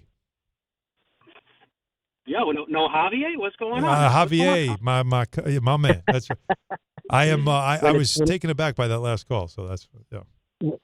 You know, when it's Han Solo, it's Javier. It's Javier Courvoisier. Alan, if I may I shout out my buddy Ray? One of the reasons I love this show and I love calling into you is I actually share this show with friends of mine that listen all the time but never call in. And my buddy Ray, he's moving to Dallas, Texas next week. We just had a little send-off for AC at him this weekend, and I just want to shout him out because he listens to you guys every day. He loves your show, and I wish one day he gives you guys a call. Appreciate you, Ray. Definitely keep listening because you can get us on the app, of course, and then on YouTube as well. You can watch us, so you can still listen. Yeah, he'll still be with you guys, guaranteed. Love it. I was talking with Jacob before. Jacob's great, and also shout out to Anthony. Anthony does a really great ENN. But with Jacob, I was talking about the Cup, and like the Cup really doesn't do anything for me. Like I want them to win tonight because it's a regular season game. I don't want them to lose. But outside of like guys like Huck Porty and like these, so there's Gaudier, like making that money. Yeah, but the money doesn't do anything for you. It does it for them. But Javi. Right. If they win tonight, though, and now you know they're going to Vegas, and they're like, there's not like a little party that's like, well, hell with it, win it. Like, yeah, let's do it. I feel like it's the quarterfinals, not yet. I think when you win the quarterfinal, now you know you're going, and you're one of the 4 teams that's going to this thing, and the whole league doesn't play. They shut it down. And the whole league just sits and watches you play. You're not going like, all right, now it's got something. I'm curious. I don't know. I won't know until they win tonight. If they make it to the final, of course I'll be into it. I want them to win. But, like, part of me doesn't want to, like, I want to take a step back because I keep trolling Ty Butler because, he likes the Lakers. You don't want the banner? banner? My joke with him is that the Lakers are the only chance that they have at a title is win the NBA Cup. So and like hanging up that banner is like is that's a real thing. Borderline embarrassing. The players were asked this about hanging a banner, and like Brunson's response was, "We'll cross that bridge when we get to it." But I'm wondering because the NBA does give you a banner, and I think they want you to hang it in the arena. Would you really put it up there next to 1973? I don't know. Would you do that? 73 is lonely. 73 is lonely. So. Can we? No. Well, it's got 70 next to it. But. What I'm saying is like, would you hang it somewhere else? Like, can we just let's put it over here? Like, do you have to put it? Put it in the hallway. Like, I'm wondering how Knicks fans would feel about that if they did win this thing, and it's like, oh wait, we got to hang a banner now. Oh boy, we're gonna get trolled for this. I'll tell you what, if they win it with Cat and Deuce out, like they go all the way with both of those guys out, big props to the Knicks. That's actually. That's pretty impressive what they've been able to do without being 100%. So you got me there, Alan. I'm a little bit excited. See, I got you. A little more excited now than when I was on. Call tomorrow if they win. If they win tonight, then I want to see. I want to take your temperature tomorrow. If they get the win and now you're going. All right, I like it. They're winning tonight. Javi's calling it. Yeah, they got it. Javier. All right, so we'll check in with Javier tomorrow and we'll see where that goes. Let's go to. Let's see who's been. Bobby's in Belmore. Bobby on the Giannis stuff. Yeah, Bobby. Yeah, well, those Dodgers just eliminated their last weakness, so good luck to the rest of the teams. You mentioned Carmelo Anthony. Please don't mention his name again. This guy won one playoff series against an old Celtic team with a ball stopper. Walton said he's a self-centered player, didn't play any defense, and was jealous of Jeremy Lee's contract. So I just want to talk about Luka and Giannis.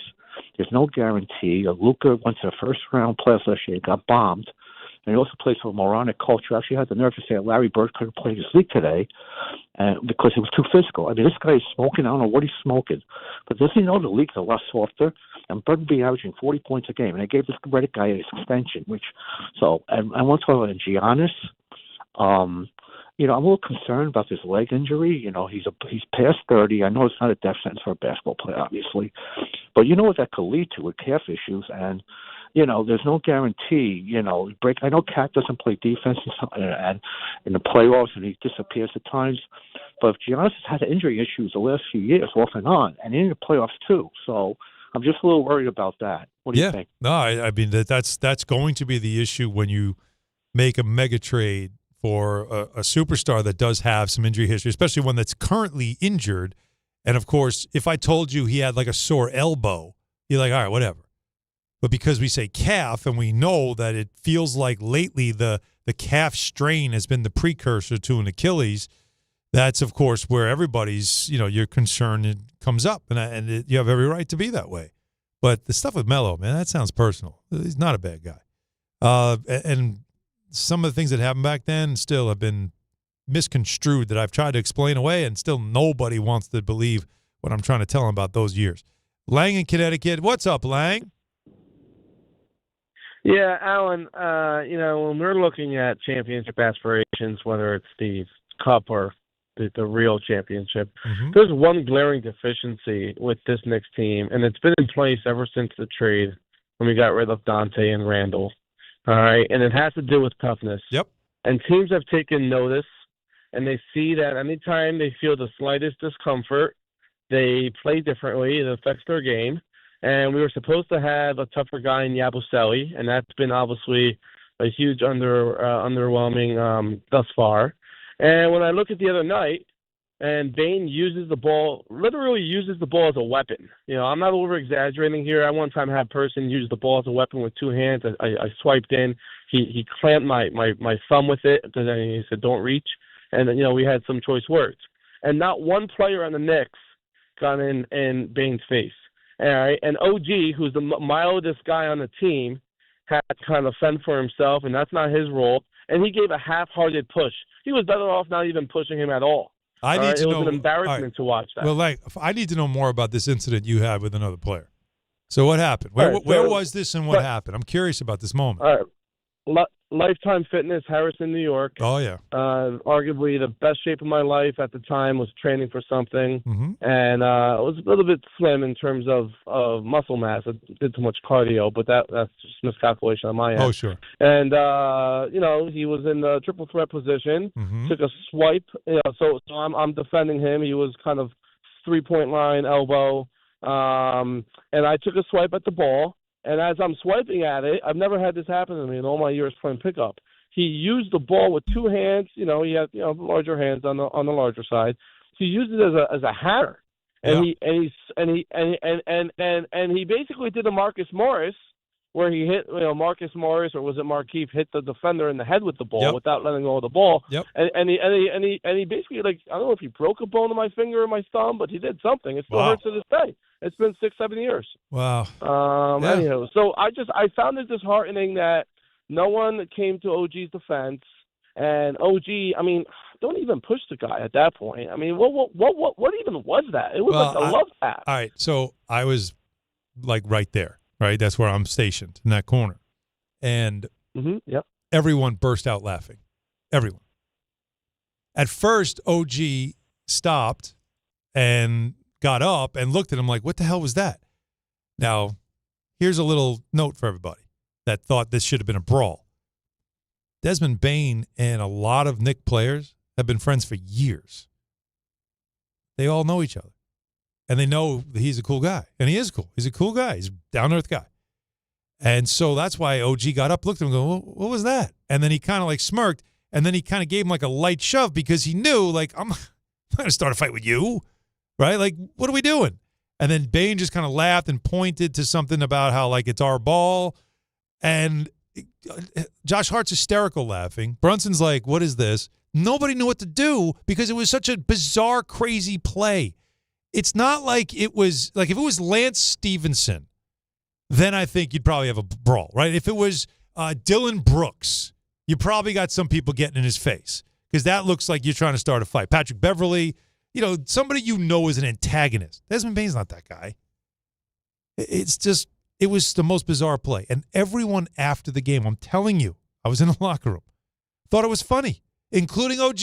He's like, I kept watching the replay, and it's kind of funny. I really wasn't mad. I just wondered why he did it.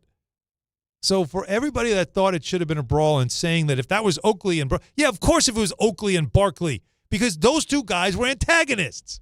These aren't antagonists today. He just made a play, and then they realized, like, oh, well, my ball. And everybody just started laughing. So I tried to explain it. I know nobody gets it, but that's really what happened. I mean, also, too, when you're bringing up Oakley and Barkley, you're going to the craziest end of the spectrum. That's why when fans say that, well, if that was Barkley and Oakley, of course if that was those guys. Just like if I told you, if that was Lance Stevenson or Patrick Beverley or Dylan Brooks, people are about that. Oh, Isaiah. Desmond Bain is not about that. Yeah, exactly. Yeah, beef stew, right, in Detroit. Those are guys that the minute he does it, you go, the hell was that?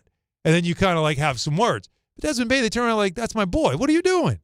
Just think of it as like if it was your friend and you're playing in a pickup game and he pelts it right off you, and then he just stares at you like with a grin.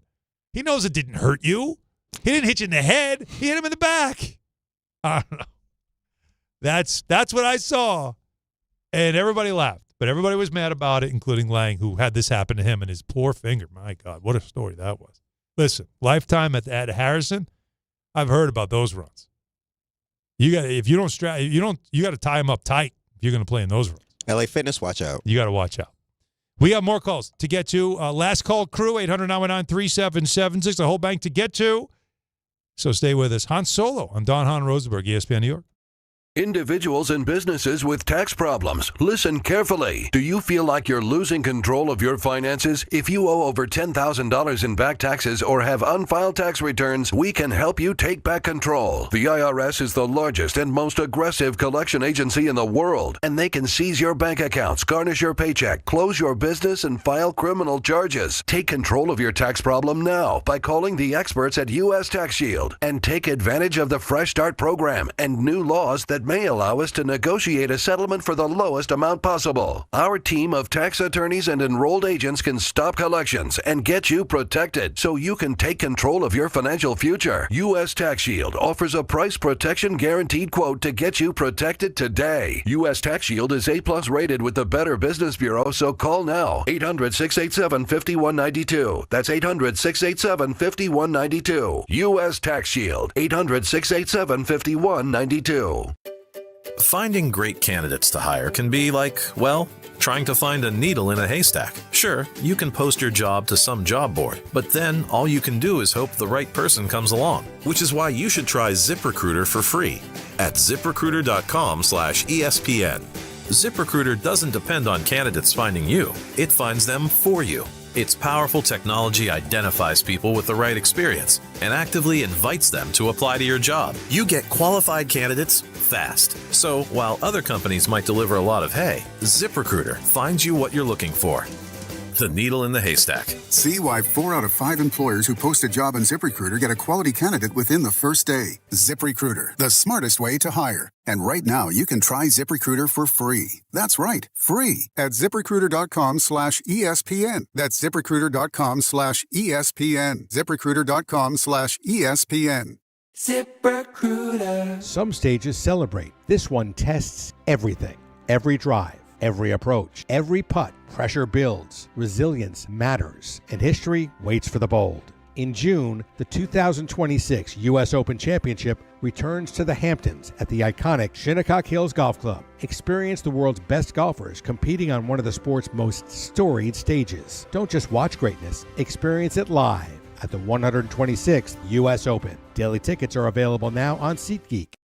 If you've been injured on a construction site, then you need a lawyer who knows New York's unique labor laws. At the Parisman Firm, they have decades of experience handling construction accident cases and a proven track record of delivering huge results. Their team has already recovered nearly $1 billion for hardworking New Yorkers. From scaffold accidents to slip and falls and equipment failures, they've got your back. Call the Parisman Firm now at 718-WORKERS. That's right, 718-WORKERS, because your case is their cause. Get the justice you deserve today.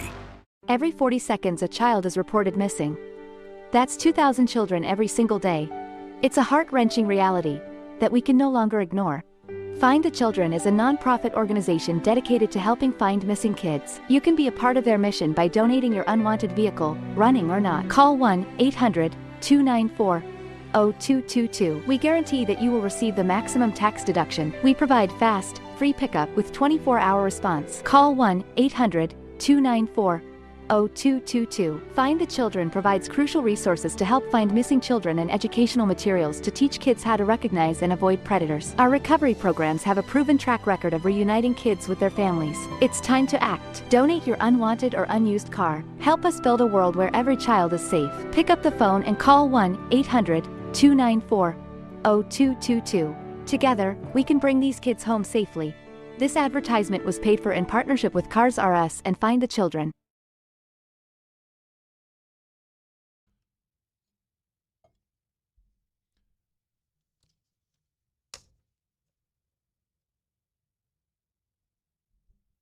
Game time brought to you by Tullamore Dew Irish Whiskey, because when it's game time... It's Charlie time. All the time. Knicks face the Rap. Yeah, I was waiting. See, you made me wait for that one. Hey, listen, I got to keep you guys on your feet. The timing wasn't there. Knicks and the Raptors tonight in Toronto, NBA Cup quarterfinals. The coverage immediately follows Dan Grassa. Dan has his show until 8. And so 8:30 is the tip-off for this because it's an NBC vehicle. There's a 6 o'clock game. Actually, they're probably already underway, right? Miami-Orlando is the first quarterfinal in the East. Don's Devils, they will be underway shortly on MSG. Senators are home. So the Devils are in Ottawa taking on Senators. 7:08 puck drop. Islanders at UBS Arena hosting the Golden Knights. That's 7:30. Tullamore Dew, the original triple distilled, triple blended, triple cask matured Irish whiskey. Be sure to grab a Tullamore Dew. I tried to do Tullamore Dew honey during today's action.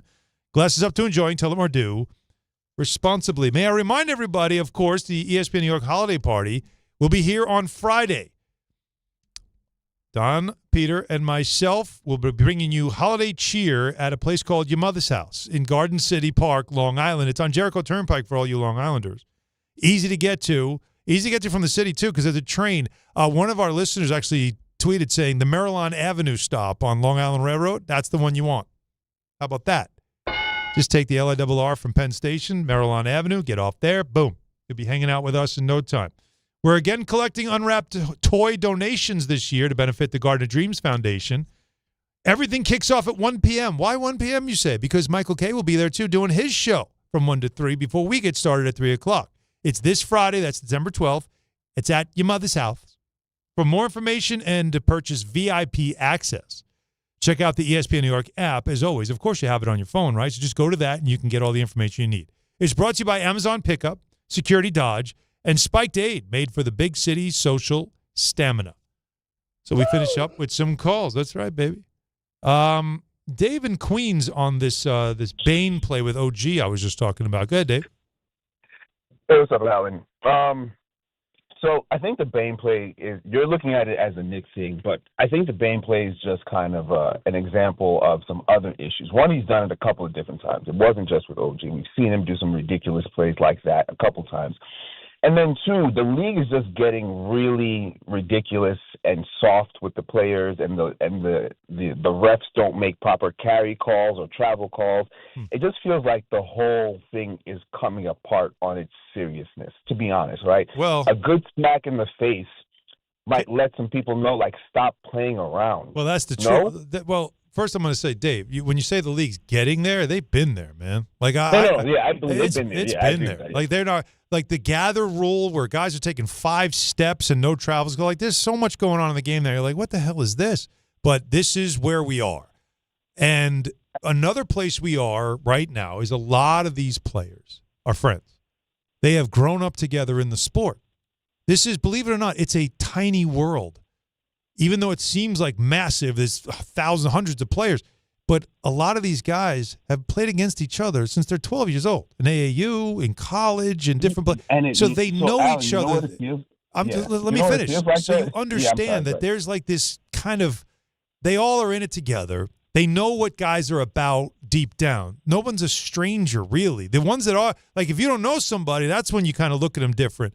But for the most part, like, a lot of these guys, the Americans, all know each other. And so it's sort of like when someone does something that's out of pocket, you might look at them like, what are you doing?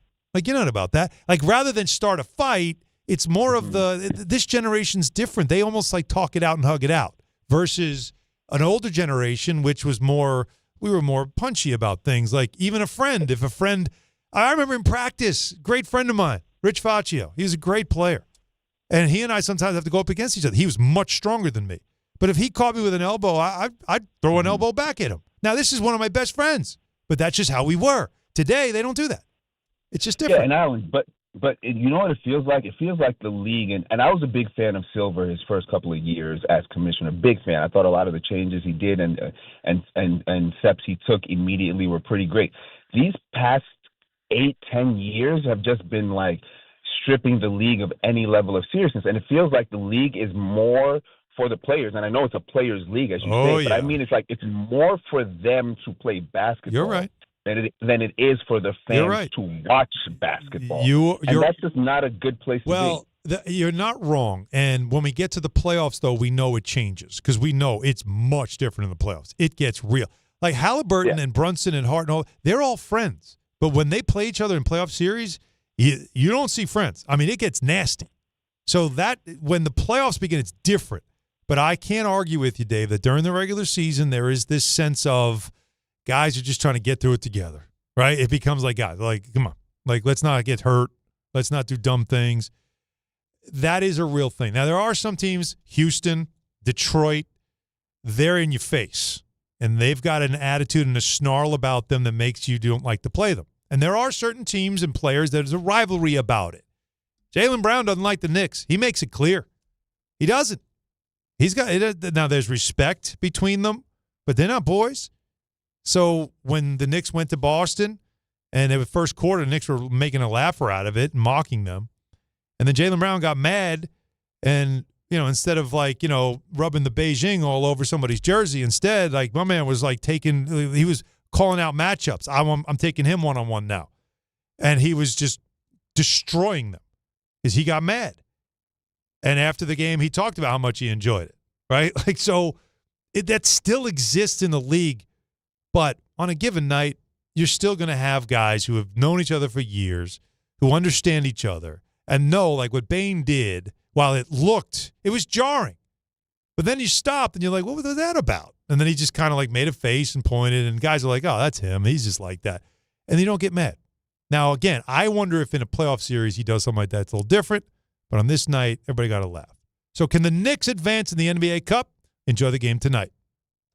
Every 40 seconds, a child is reported missing. That's 2,000 children every single day.